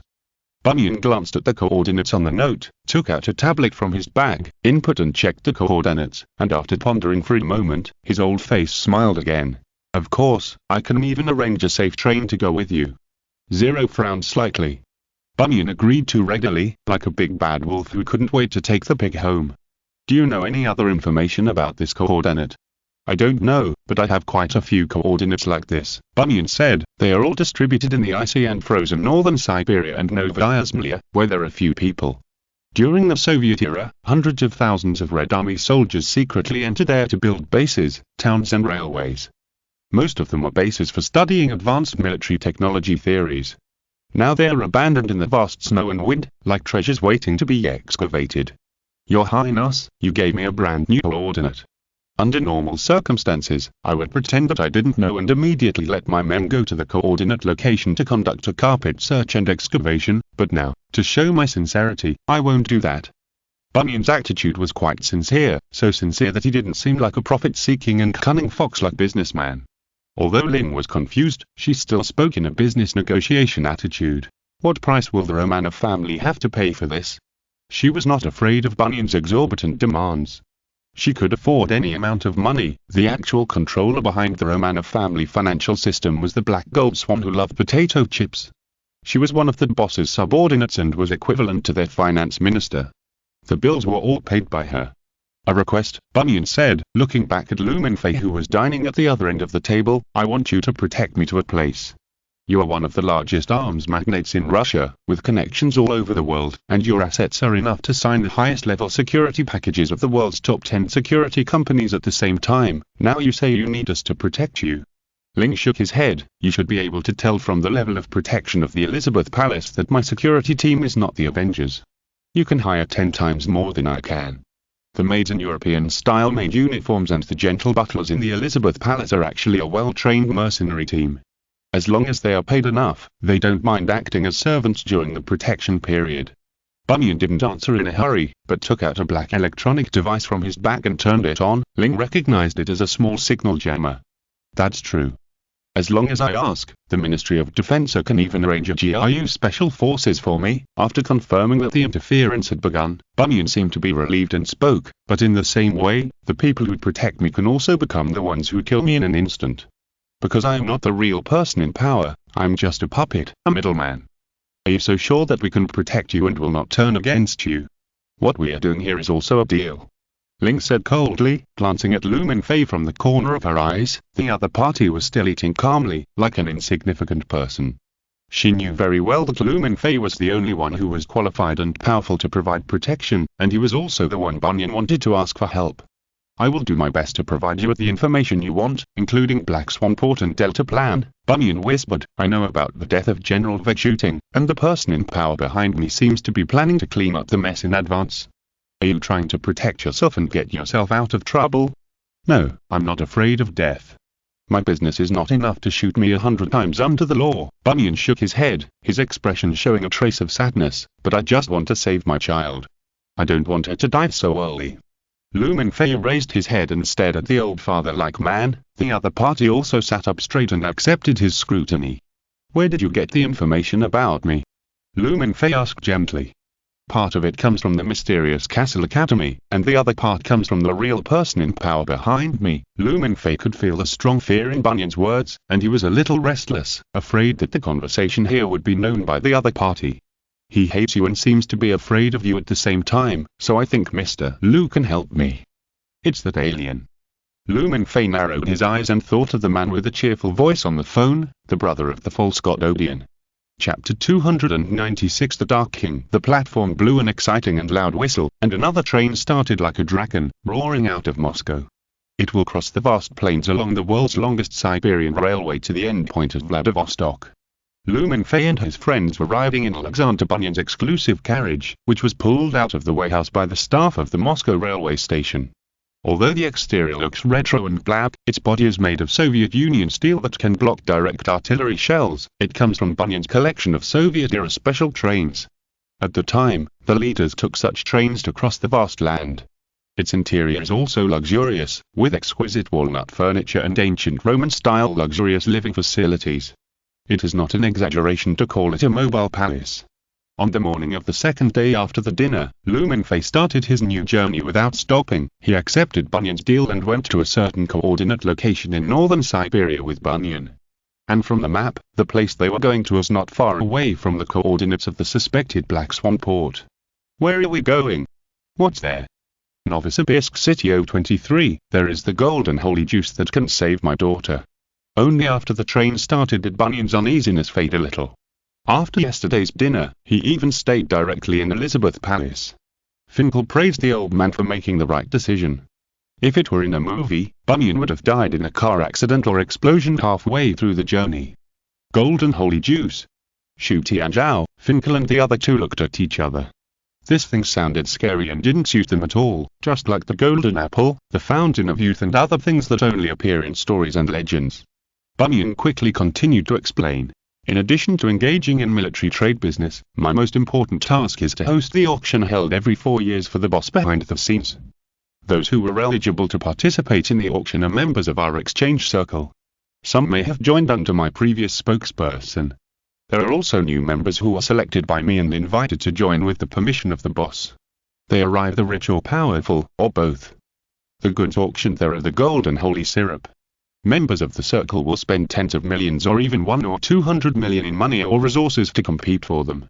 The fact that there are repeat customers who don't cause trouble shows that this thing is really effective. So what are its effects? Cure all diseases?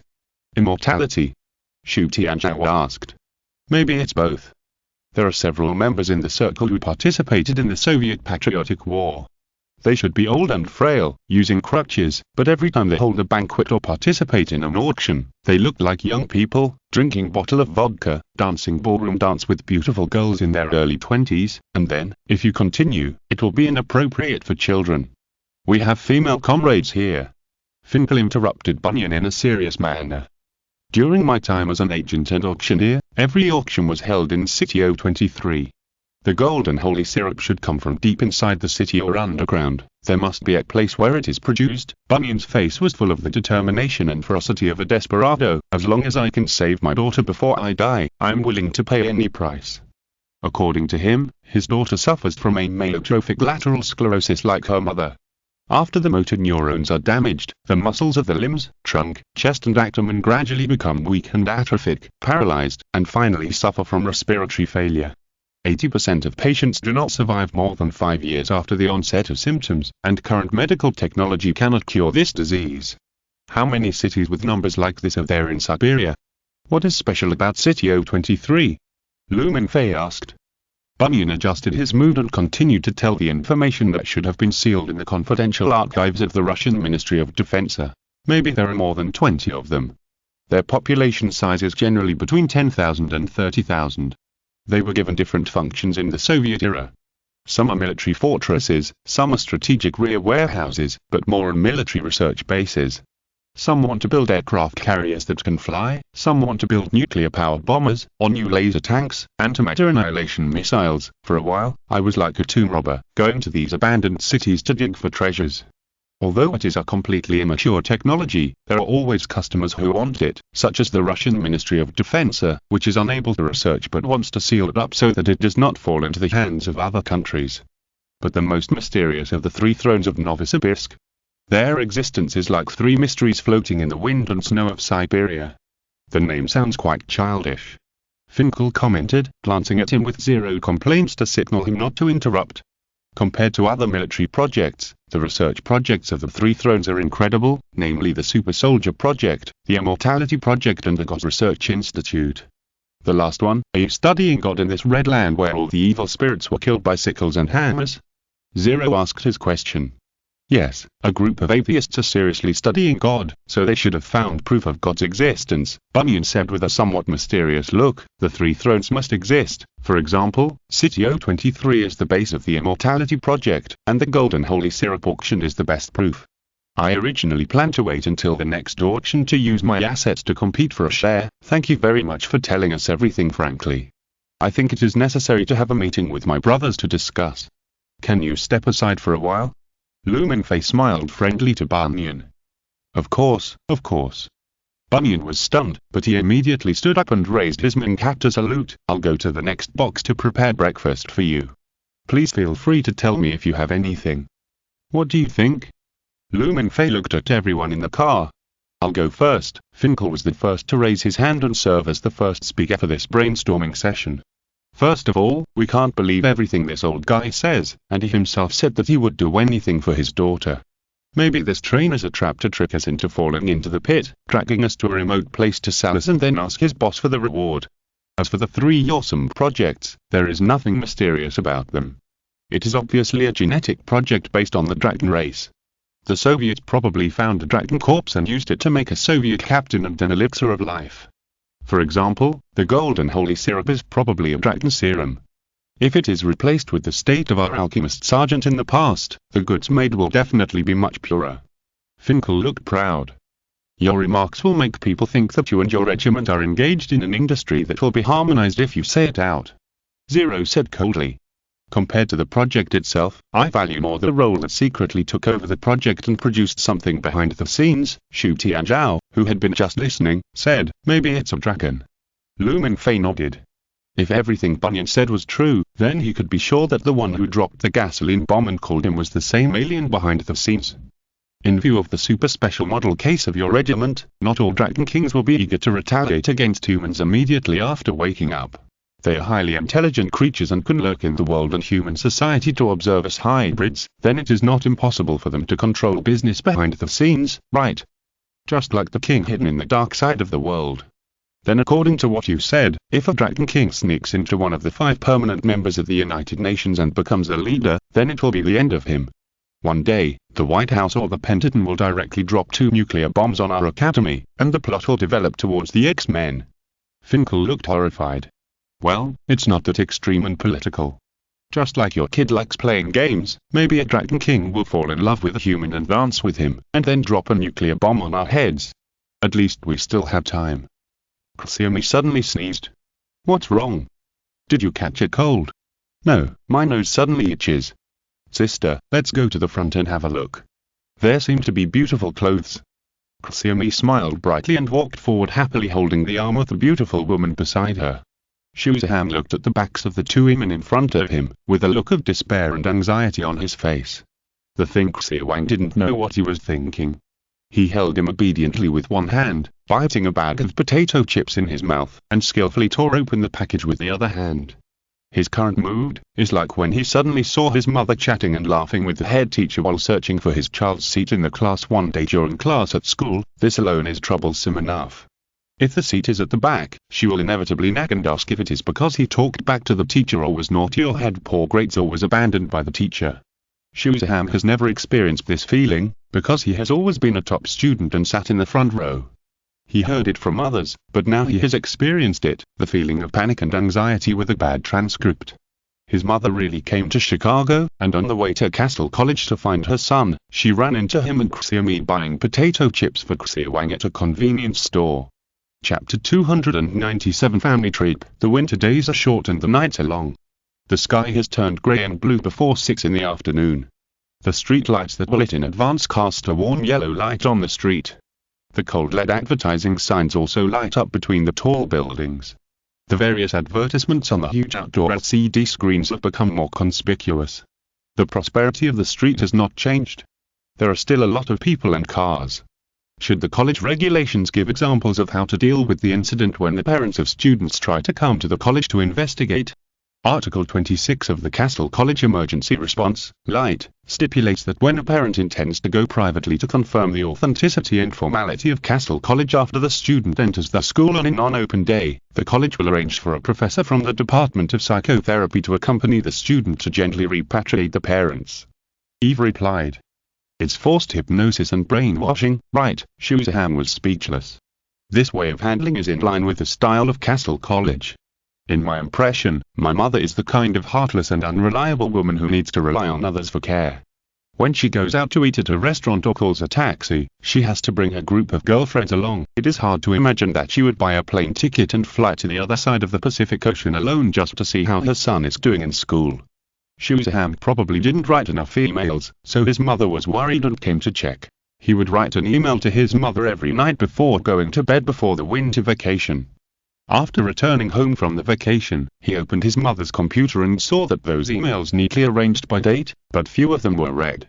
So he extended the interval between writing emails, from 1 email a day to 1 email a week. After all, Keeping a diary is more brain-intensive, and in the email he has to write what he had eaten for breakfast, lunch, and dinner, what he learned in courses, what extracurricular activities he did, and whether he made new friends. If he told his mother the truth, saying that he overate every day to replenish his high-intensity physical consumption, that his new friend was a schizophrenic Japanese murderer with superpowers, and that his courses and extracurricular activities were all about learning to kill heretics, aliens, and demons, or directly killing heretics, aliens, and demons, but it might not be a big deal. With his mother's thick nerves, she would definitely think that her son was telling a joke to make him happy and then laugh out loud.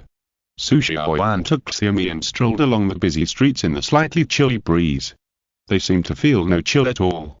Their arms were pressed together, and they looked like sisters or even besties. The beauty who had not yet aged and the pretty girl who had not yet grown up were all smiling.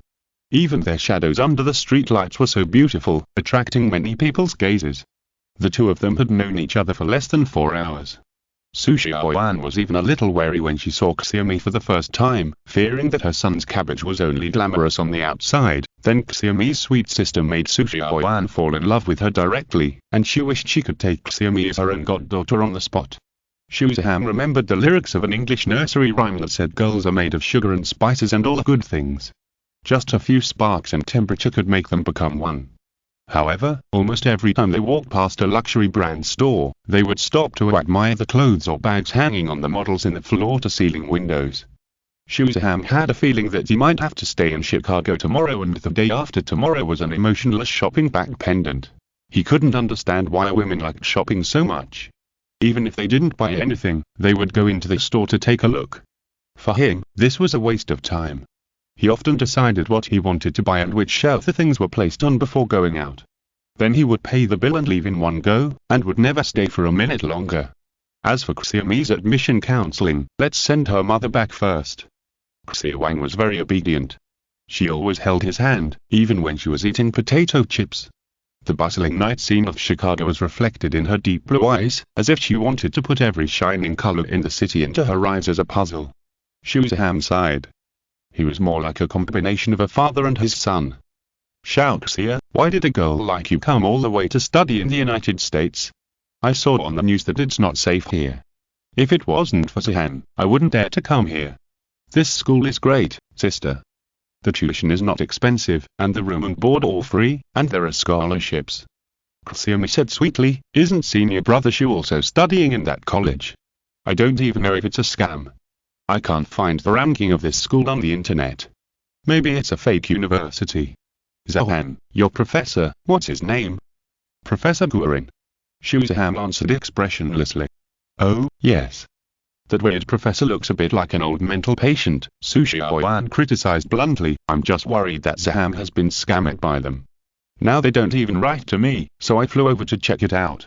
Su Xiaoyan silently apologized to Professor Guorin, who was caught in the crossfire. However, because of his two outstanding students, Mingfei and Su Xiaoyan, the old professor successfully got a tenured professorship at Castle College, although he didn't teach them much knowledge. Xiaomi comforted Su Xiaoyan sweetly again, saying that it was okay, how could the senior brother be the kind of person who would be deceived? It must be because he was too outstanding that the college focused on cultivating him. He forgot to write to you because of his heavy academic workload. You see, he has ordered a table of delicious food for you now. Su Xiaoyan's temper became smoother. The more she looked at this girl, the more likable she became. She grabbed her hand and said with sparkling eyes, Shout Xia, you are so kind. If only I had another daughter as beautiful and smart as you, then you should help look after my son more at school to prevent some foreign girls from hooking up with him. Su Xiaoyan sighed with a little sadness. Beautiful girls have their own charm buff, and Xiaomi's charm is probably maxed out.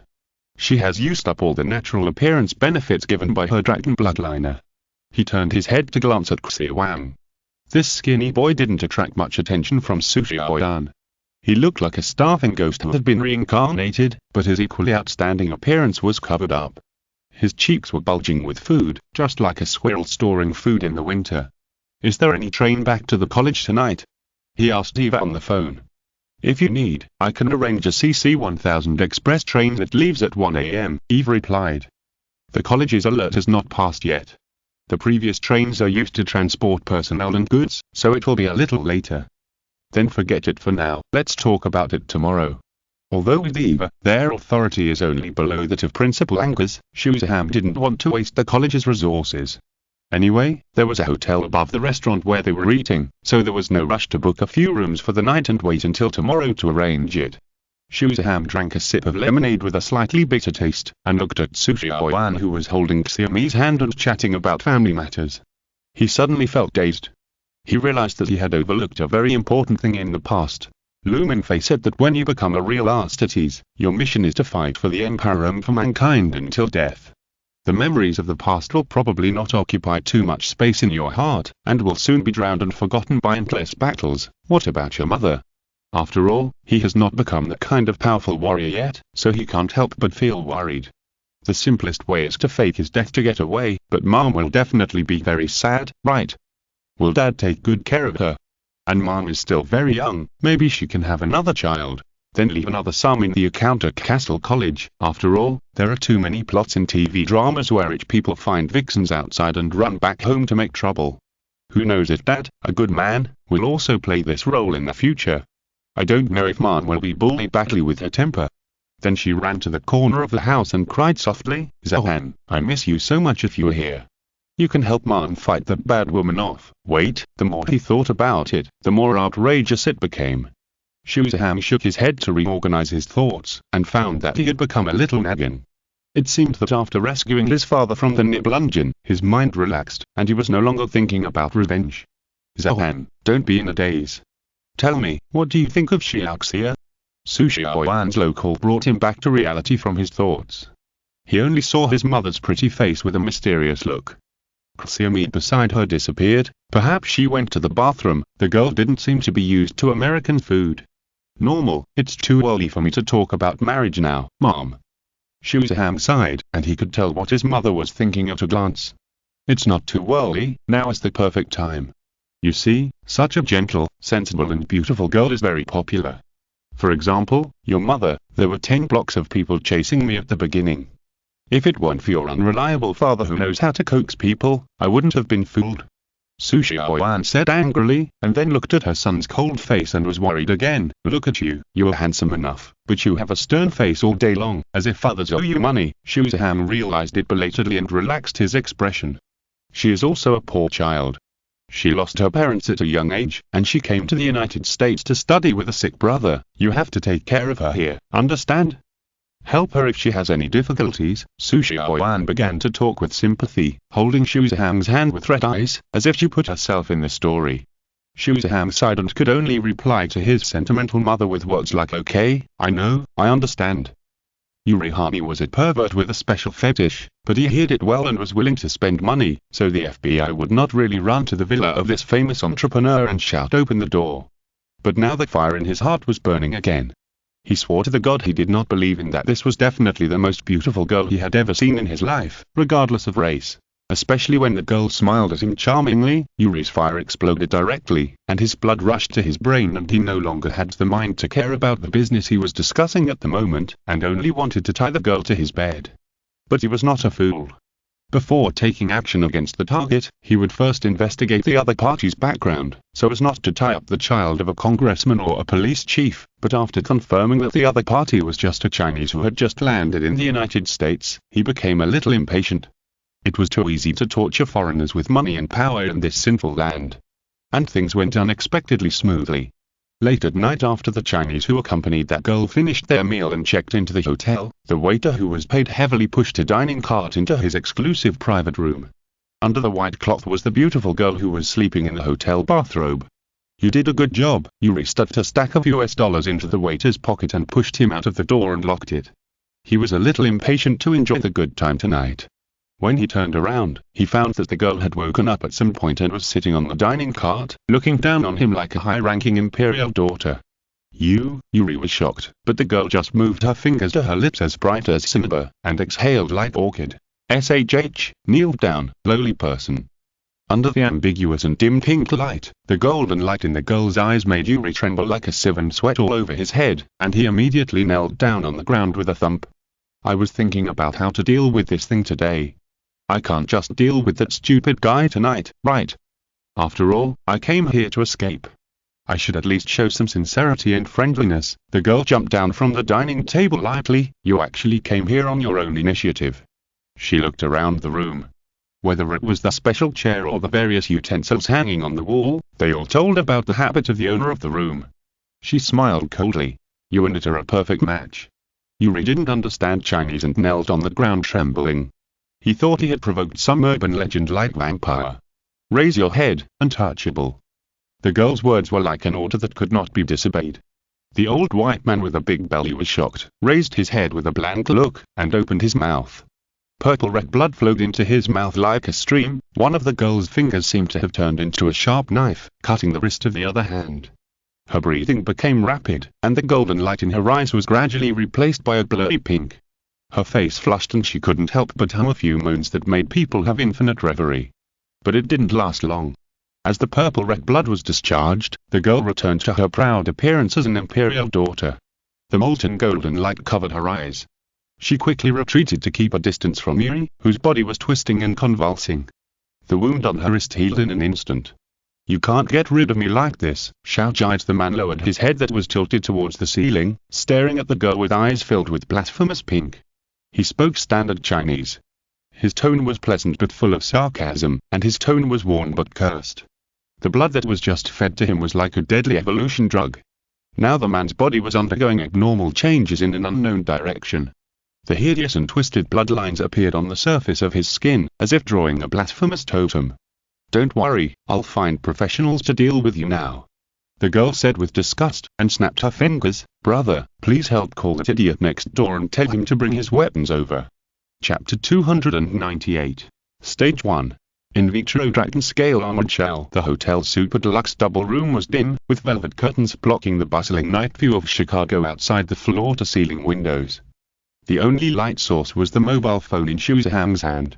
He lay on the sofa so as not to disturb Sushi-Oyan, who was already asleep on the big bed. Although his mother liked Xiaomi very much, Shuzaham was not relaxed enough to let her sleep in the same bed with Xiaomi. Including Sushi-Oyan, Shuzaham commissioned Eva to retrieve his mother's travel information, such as surveillance videos near the house, taxi information to the airport, flight itinerary, etc. He carefully read them one by one, trying to find some abnormalities from them.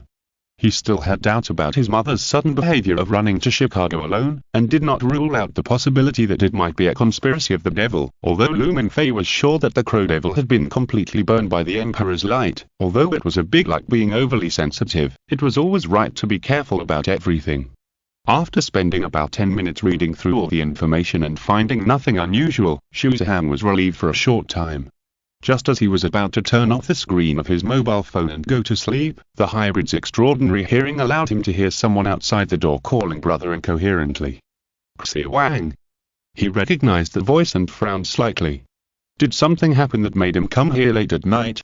After looking at his mother who was not awakened, he walked down the sofa without making any sound, quickly opened the door and walked out, then quickly closed it. The thing boy was wearing pajamas. When he saw Shuzaham coming out, tears suddenly appeared in his deep blue eyes and slid down his pretty and quiet face like a girl. Sister is missing. Shuzaham was stunned, and quickly walked to the double room that was more than 20 meters away and was booked for the two siblings Xiaomi and Xiaowan. As expected, Xiaomi was not there. There were 2 cups of milk next to the bedside table. Because his mother had the habit of drinking warm milk before going to bed, he also arranged 2 cups for the 2 siblings.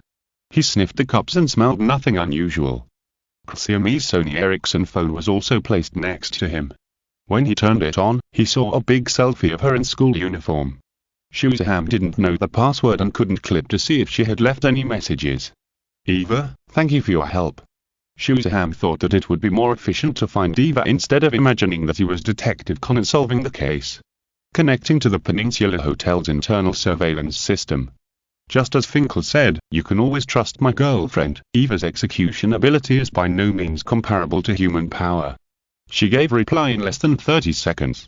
12th floor, VIP area, Suite 026, suspected illegal behavior, the possibility of a fight breaking out is 88%. The best route has been marked and the road is open. Do you need to initiate the evacuation plan? Received. I'll confirm with my own eyes whether to evacuate. Notify the execution department first. Shuzaham turned around and saw Xia Wang, who was looking at him pitifully. He comforted her coldly. "I'll go find your sister now. You hide in your room, unless I bring your sister back. Don't open the door no matter who comes, understand?" The boy nodded obediently, rubbing the corner of his pajamas with his hands nervously, and walked into the room. After the doors closed, Shuzaham left quickly while informing Eva, "Pay attention to these 2 rooms. If anything unusual occurs on the way, just pull the fire alarm." "Got it." Shuzaham rushed quickly along the hotel corridor. Although Eva opened the VIP elevator for him, which required a VIP card or hotel employee card to use, he still chose to run up the stairs from the 10th floor to the VIP area on the 12th floor. Compared with the normal area, the decoration of the VIP area was more luxurious. The wool carpet in the corridor looked as red as blood under the warm yellow light. Shuzaham passed by one door after another with house numbers marked with ancient Roman numerals and delicate patterns, and heard the low and rough roars of men and the joyful, wanton shouts of women, as if they were rushed to the top. After all, not everyone checks into a hotel just to sleep until the next day. Shuzaham didn't pay much attention to it at first, but as the sounds became clearer and clearer, as if they were happening next to him, he pulled out the silver white metal sword emblem ring on his index finger, and the complex alchemical matrix lighted up. The ring metal rapidly expanded and formed in a form that did not conform to the laws of physics. Formerly the coccyx of the White King's remains, Aimno Murakamo, now forged again by the chief, self-proclaimed, alchemical sergeant of the Legion, and now named Toughness by Shuzaham, it is a new alchemical weapon. Its appearance is a silver-white metallic broad-bladed giant sword, exquisite and dense, and every detail looks like a painting. The alchemical matrix pattern is engraved on every part of the sword, making this giant blade look more like a work of art displayed in a museum than a killing weapon. The corridor in front of him seemed to be spliced together and repeated, with no end in sight. The red wool carpet had endlessly repeated patterns, and the warm yellow lights on the ceiling were orderly and infinitely extended. A soft and pleasant clove scent seemed to seep out from the crack of the door. The further he went, the stronger the scent became. The men and women's sprinting roars and joyful cries due to sensory stimulation became louder, like a symphony of sin and blasphemy. Shuzaham's senses were aching slightly, and he was trying to resist the mental pollution here. If it were an ordinary person, his mind would probably have been confused and fallen, and he would want to push open one of the doors and join in the joyful behavior of making those sounds. Eva. Shuzaham took a deep breath. Receive, a signal, almost. Eva's voice was intermittent, with disturbing electric noise. Sound the alarm, evacuate and block the hotel, notify the executive department, S-level incident. This place has become an oblivion full of danger and unknowns. Blessed by the Emperor's light, I will be fearless. Shuzaham whispered to himself, his eyes stained with brilliant golden light. Compared with the power of faith that could gather into a sacred and gorgeous pair of wings behind him before, the power of faith now can be said to be dim, with only a little starlight outside the body. But Shuzaham is no longer a sustenance who cannot fight if he loses the power of faith. He holds tenacity to strengthen himself and find the right way in this niblung space full of blasphemous pollution. Thank you for giving me this pretty good skin. Are you really not going to join me? I can give you everything you want. Its tone is pleasant but full of sarcasm, warm but hidden curse, and the seemingly gentle invitation is actually a pass to the abyss. Xiaomi has a deep understanding of this, especially in her current state. She responded with a standard Chinese curse that was totally inconsistent with her image as a young, quiet and beautiful girl, a pillar of the motherland, or a daughter of the golden crown who looked down on the world. Fuck you, idiot. She was panting, leaning on a huge sickle that was completely inconsistent with her body size. The pajamas of the Chicago Peninsula Hotel on her body had been torn into pieces, revealing the white and smooth silk underwear inside, which wrapped the beautiful body of the girl. The other party seemed to be playing a joke on her, deliberately attacking her in such a shameful way. Fuck, my reputation is going to drop from the strongest second-generation species to the strongest mixed-blood species. Xiaomi cursed in a low voice. And Yuri Harning, the pot-bellied bald old white man, disappeared. His body was occupied by another unknown thing and underwent a completely new change. His body suddenly changed to be more than 2 meters tall, and his muscular body exuded wild heroism, but also disgusting ugliness. His upper body gave birth to 2 pairs of arms, a pair of muscular fists as big as casseroles, a pair of slender and deadly sharp blades with bones, and a pair of mutated hoofed feet in the lower body as thick as pillars. But his every move revealed the enchantment of a woman, which could be said to be beautiful and elegant, and a strange fragrance like violets spewed out from his breath.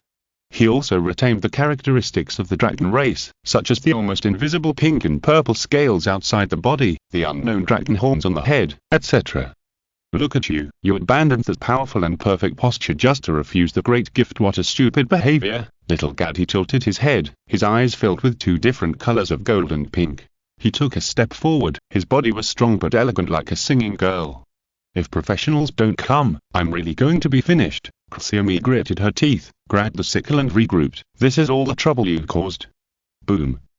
The door of the room was violently blown open, and Shuzaham walked in with a tough look, and everything in the room was reflected in his golden eyes. He first glanced at Xiaomi, who breathed a sigh of relief.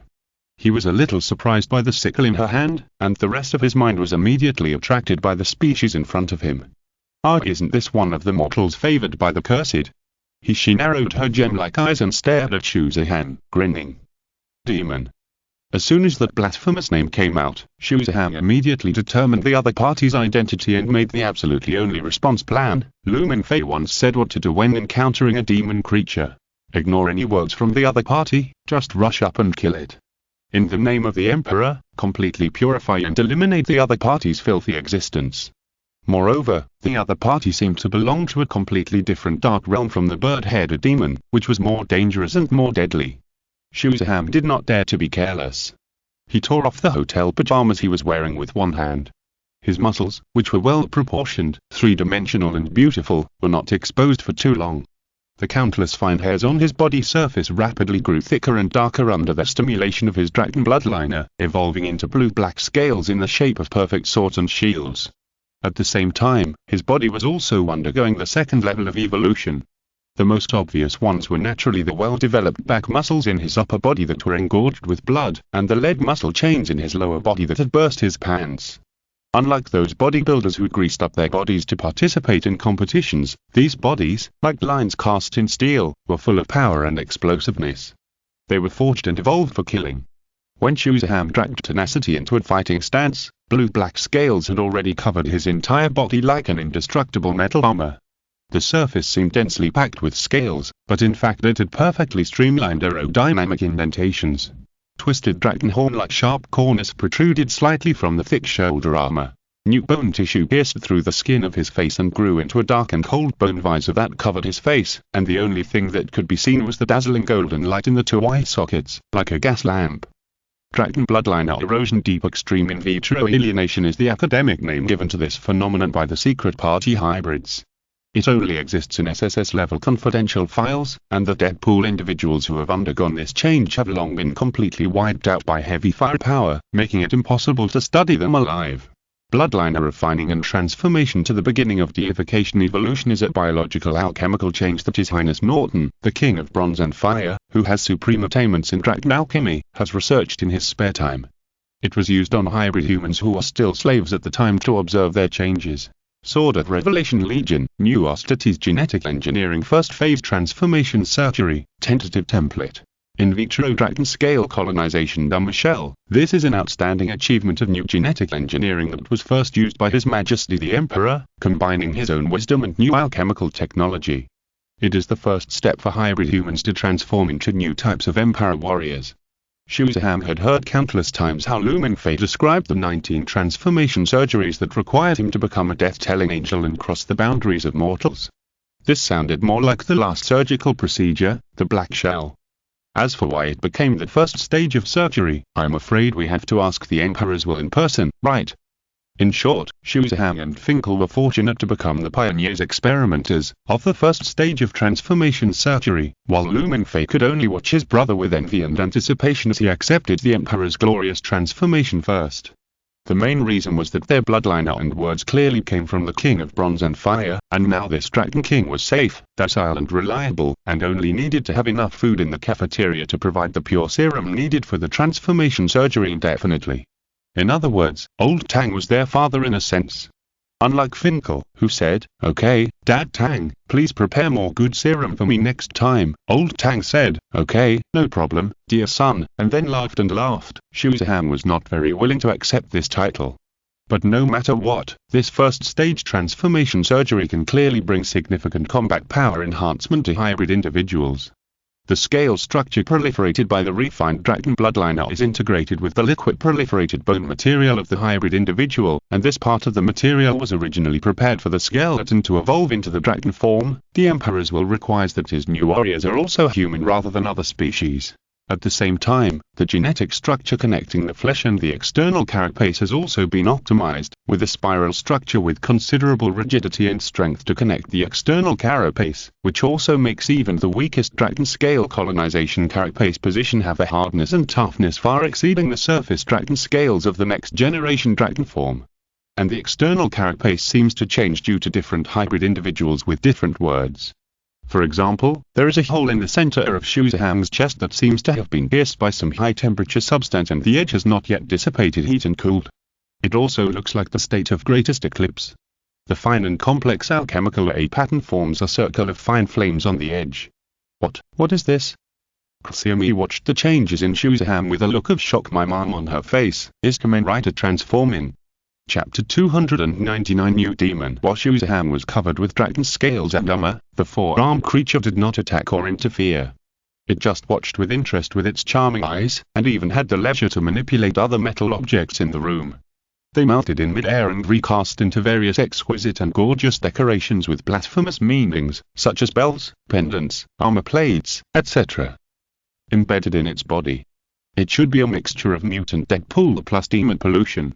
Shuzaham can feel that there is an astonishing proportion of dragon blood in the other party's body, but the image of the other party is obviously different from the Deadpools that were polluted by bird-headed demons that he had killed before. The power of the demon obviously occupies the main body. A new demon. In addition to the Lord of Change, are there other demons that took the opportunity to come to this world from the dark universe? Shuzaham's heart sank to the bottom. The hypocritical king's new toy in this world.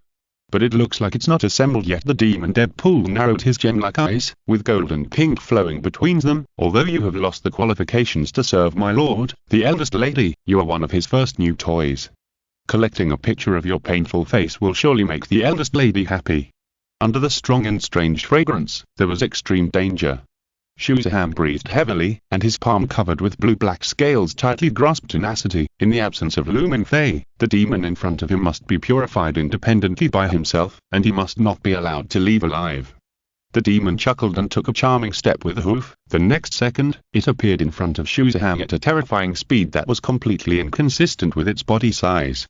The two sharp bone blades transformed from its arms crossed and chopped head-on, trying to separate his head and body in the most delicate and perfect way. Although covered with seemingly thick scales, Shuzaham's senses were not affected and even became more acute. He responded the moment the strong fragrance turned into a fierce wind, and the broad silver-white sword blocked the bone blade that was slashing down. A bit weak, those cold iron cans are much stronger than you. The demon pressed down with both arms, and its bull-tiger strength made it difficult for Shuzaham to fight. And you should know that I have 4 hands, right? It grinned and smiled like a shy girl.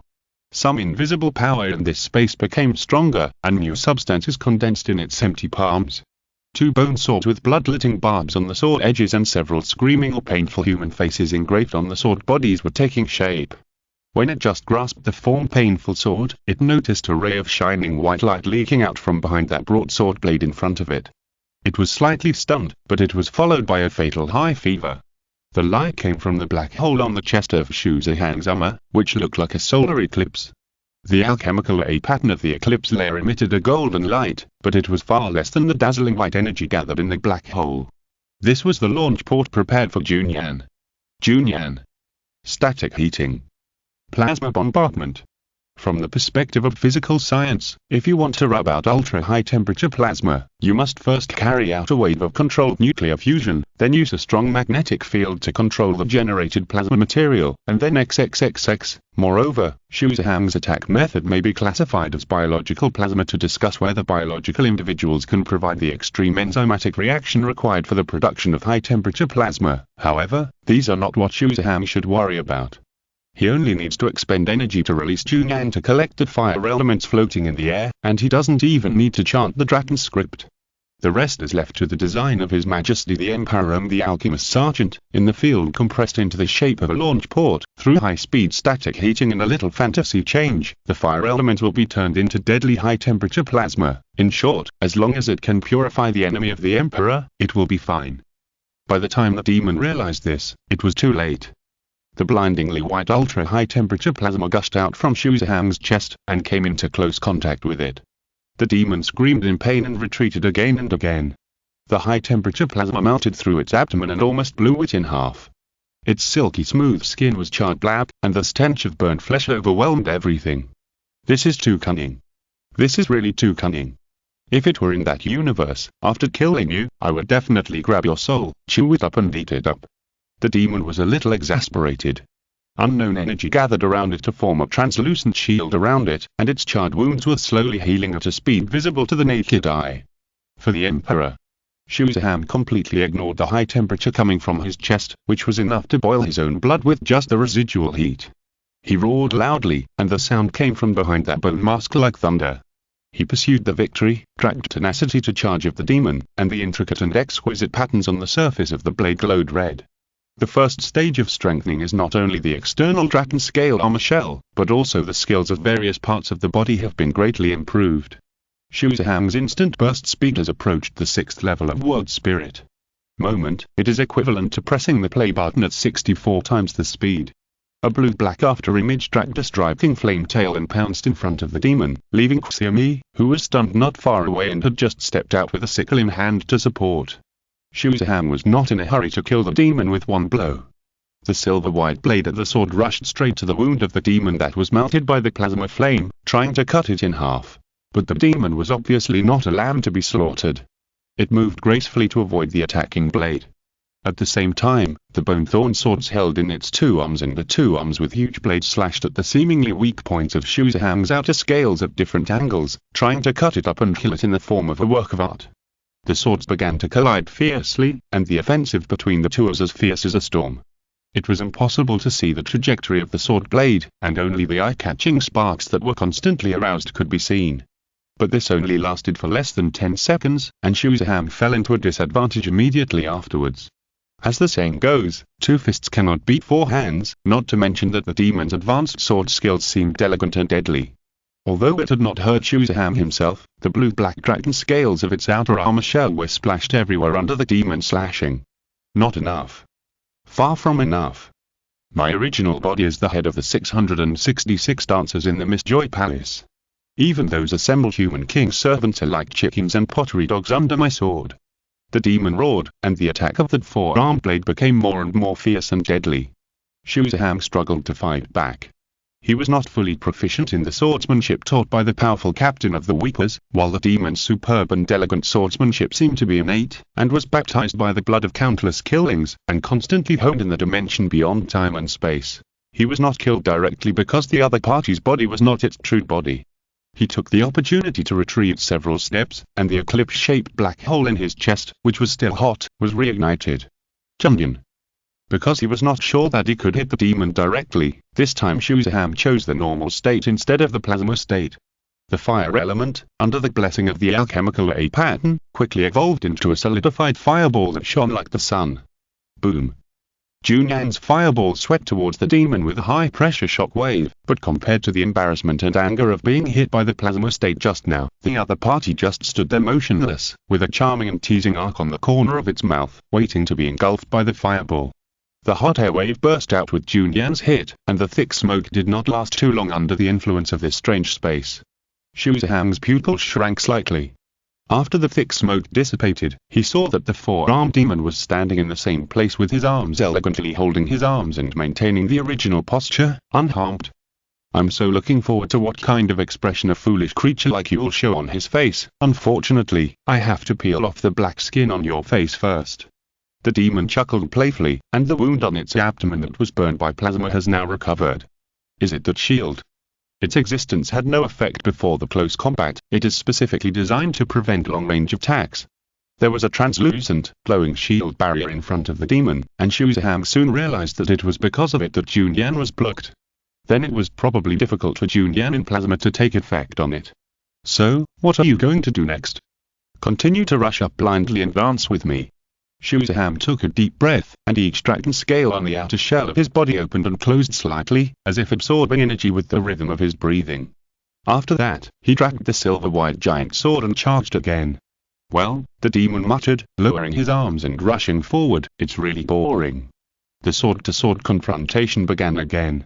In another collision, Shuzaham blocked two blasphemous rapiers and leaned over to avoid another attacking hand blade, but was inevitably hit on the shoulder by the fourth hand blade. Although he failed to directly cleave through the dragon scale shell, he also cleaved off a protruding dragon horn and shattered some dragon scales. Shuzaham ignored the shock from his shoulder, and took a starting stance for a whirlwind slash while holding both of the swords. Before the red blades spun around and drew a wide arc, the demon took a small step back gracefully. The feeling of dancing with the tip of the sword gave it a little excitement in this boring battle, but the handle of the sword, are these the only despicable tricks you can do? You despicable half-finished toy. The demon was enraged again. It was not known whether it had never encountered such a situation in its long past experience that a weapon would suddenly become longer, or whether it was because of its negligence that Shuzaham's trick successfully caused him harm. It grabbed the red and hot sword blade with both hands, and used the strange strength of an ox or a tiger to force it out of its body. At the same time, the only remaining hand blade aimed at the staggering Shuzaham and chopped it down fiercely. A sharp lightning approached, and something approached from behind Shuzaham at a speed that broke the sound barrier and attacked. But the target was not him. In Shuzaham's vision, another violet smelly liquid sprayed out, and another hand blade that was cut off fell to the ground. You are finally willing to show your original appearance. The demon's expression was filled with shock and unreasonable ecstasy, and his eyes were full of greed as he stared at the figure beside Shuzaham. I didn't expect it, Xiaomi said softly, but her expression soon collapsed again. She sighed and waved her hand. It doesn't matter. Anyway, this file is already a mess. Shuzaham didn't understand what these words meant. His golden eyes looked at Xiaomi beside him through the mask. Her body had grown iron-like dragon scales like his own, showing a hard iron-grey color. Her slender and exquisite body has become a little more agile now, and holding the wide sickle does not seem so awkward and inconsistent. Her face is still beautiful, but the baby fat face that originally added a few cute points to her chubby face has disappeared. The face wrapped in a few small grey scales has become a little more cold and arrogant. It feels like she has changed from a gentle and lovely soft junior sister to a noble and cold black long straight queen. Of course, it's just in temperament. There is not much change in her figure except for the addition of steel-like muscles. And the most important thing is the amazing dragon power that Shuzaham felt from her. I know you have a lot of questions to ask, but you'd better not ask now. I can't maintain this state for too long, Xiaomi sighed. We have to cooperate to kill this thing in front of us. Don't ask, just ask that we both have a share of this thing. Shuzaham nodded silently. Now is not the time to ask questions. In his current state, he is not qualified to say things like you have so many scales on your body. Stretch out your hand. Xiaomi suddenly said coldly as he picked up the toughness again. Shuzaham was a little puzzled, but after a little thought, he still stretched out his palm wrapped in dragon scales to her. As the cold and soft touch came from the palm of his hand, Shuzaham's heart began to beat violently, as if something deep in his body had established a connection with Xiaomi, and a new horizon was opening up to him. Okay, you'd rather cooperate with lowly humans than throw yourself into the arms of the young lady. The demon's face twitched, and his severed arm was growing again. Then I'll have to use a slightly crueler method. Kill him quickly while this guy still doesn't know how to use the word spirit, Xiaomi whispered. I don't have much time, we'd better finish the battle before my red light starts flashing. Chapter 300 Emergency Notice. The fiery light flowed on the black gold scales. From the moment his hand touched Xiaomi's, Shuzaham felt that the dragon bloodline of deep in his body seemed to have opened up new authorities to him. The power in his body surged like a rising tide, and his breathing seemed to trigger the rhythm of the earth. The four elements that make up the world in dragon alchemy flowed clearly in his vision, but only the red color representing fire was slightly strong, while the colors of the elements representing water, wind, and earth were too thin to be seen. Instead, there was a kind of psychedelic and blasphemous color that seemed not to exist in the world. It occupied most of this space, and its center of concentration was exactly where the devil was. Xiaomi beside her was already reciting the ancient and profound language in a hoarse voice. An unknown field of force was expanding and forming, and her eyes were burning with molten gold. The next second, she disappeared from the spot, and appeared in front of the demon with a powerful speed and impact that broke the sound barrier.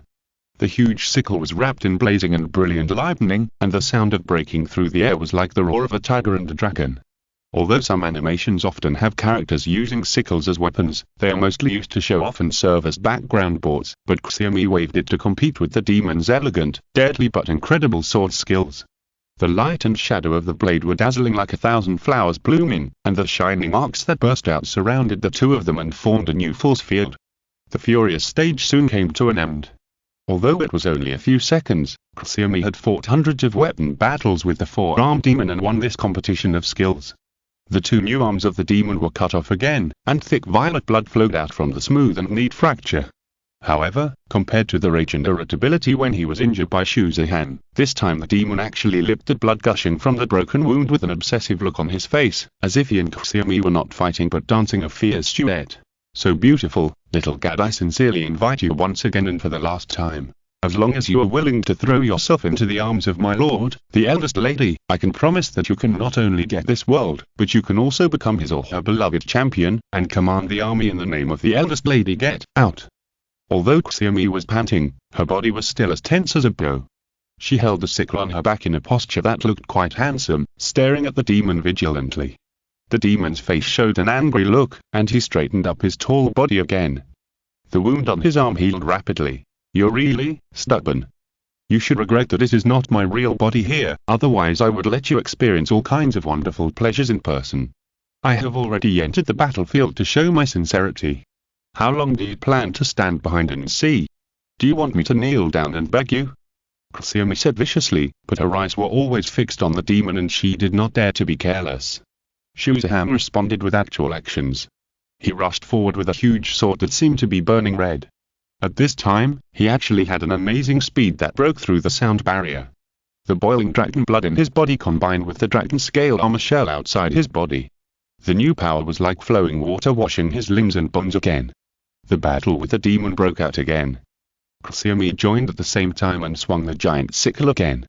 The figures of the two were almost completely blurred in the movement, and the red and silver white light and shadow drew dazzling traces.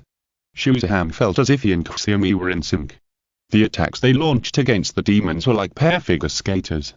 They understood each other as if they had gone through countless combat trainings together. Their attacks were compact and deadly. The demons either moved gracefully or swung their swords to counterattack. The longer they stayed in this space, the stronger they became as they absorbed the blasphemous energy. From the beginning, they used forearms to compete in sword skills, but now they can use inexplicable and unknown forces to affect Xu Zihan and Xiaomi. For example, Xu Zihan would suddenly feel a huge force trying to crush him, or the speed of time would slow down their movements. Although they also caused significant injuries to the demons, they were still not fatal, and Xiaomi's condition was continuing to weaken. It's not good for us to delay. I'm not a fool. Give me a chance, I'll stick to it and release the plasma junction inside its shield. Don't think about your chest, listen to me, I found it. What are you whispering about? If I can, I want to pull out your tongues and put them in my ears. The demon spoke gently, and its two empty palms each condensed a pale and cold fireball and smashed it on the two people's heads. It was unknown whether it was a simulated Junyan or a new manifestation of its power. Xu Zihan and Xiaomi didn't want to get involved in this unknown flame, and they retreated quickly to avoid it. The demon smiled and stepped forward, kicked Xiaomi away with its thick hoof, and turned around and immediately began to attack Xu Zihan.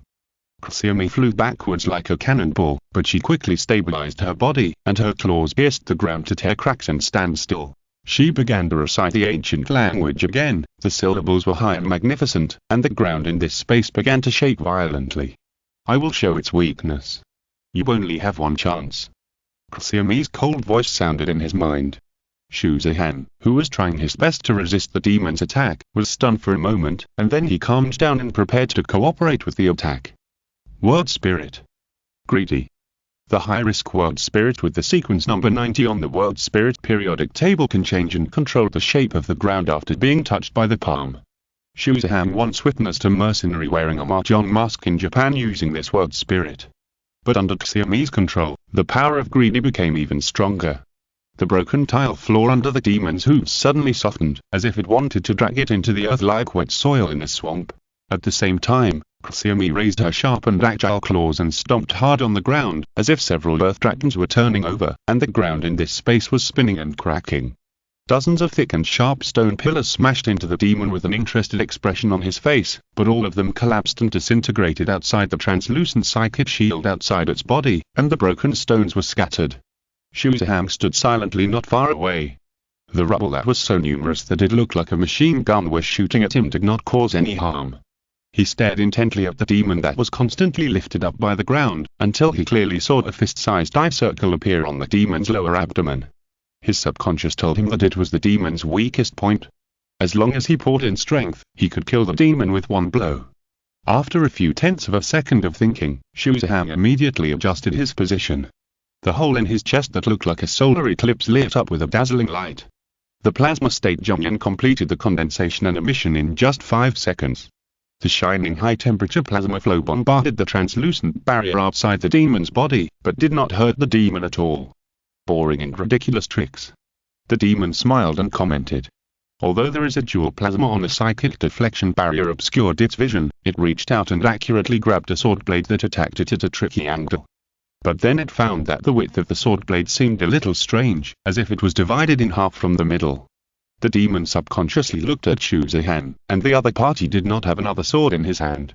"What are you doing again?" It looked at Xiaomi belatedly, but another silver-white sword blade whistled and attacked like a giant spear that could destroy everything in its path, piercing through the psychic barrier and accurately hitting the demon's lower abdomen. That was the common weakness in the vision of the two.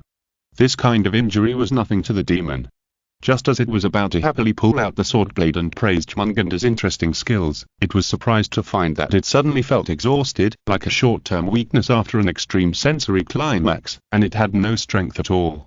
"Go to hell, pervert!" Xiaomi's pair of molten gold vertical eyes burst out with amazing dragon power. She gained firm control, and this half-alchemical weapon seemed to become more powerful in her hands. She clenched her hands, and the half of the sword that had pierced the demon's lower abdomen began to spin rapidly, twisting the demon's head, limbs, and even every part of the body into a hideous spiral. She did not give the demon a chance to say his last words. The demon's huge body exploded in the next second, and bright purple broken organs and blood gushed out. The stench and evil smell almost made Xiaomi vomit. She was too lazy to even take the sword back, and hurried to a place without smell, covering her nose with disgust. Shuzaham picked up the half of the toughness wrapped in dirty blood. The high temperature spread by the king's flame quickly purified the stains on the blade, and the two blades reunited into the original giant sword. The alchemist always liked to add some deformation effects to the weapon to create a second and third form. Now it seems that it really has an unexpected effect. Then he used the king's flame to purify the demon's body and blood into ashes. These things have no research value.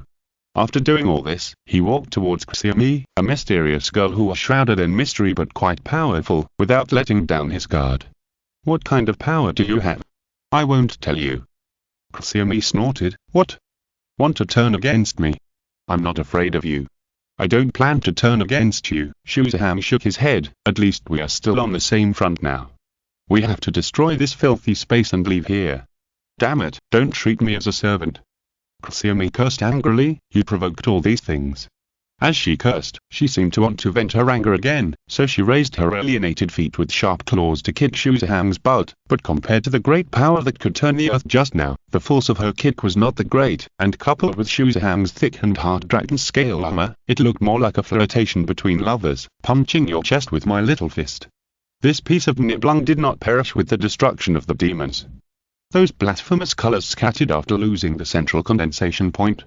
Shuzaham could clearly capture their tributary roots, just like nodes, which formed this space by mutual barriers. These nodes are located in the rooms in the VIP area of this hotel. When Shuzaham came, these rooms were filled with the tones of men and women pursuing bliss, tempting Shuzaham to join them. Now when Shuzaham kicked open the doors of these rooms, all he saw was a scarlet, terrifying, and blasphemous scene. The flesh and blood hifid-like fungus blankets occupied the entire room. The flesh and blood ball in the center could vaguely see the outlines of men and women fused into a group. As if noticing the arrival of the living, human eyes poked out from the flesh ball, blinking and staring at Shuzaham and Xiaomi. The lute music played a tempting movement, inducing them to put down their prejudices and combine together.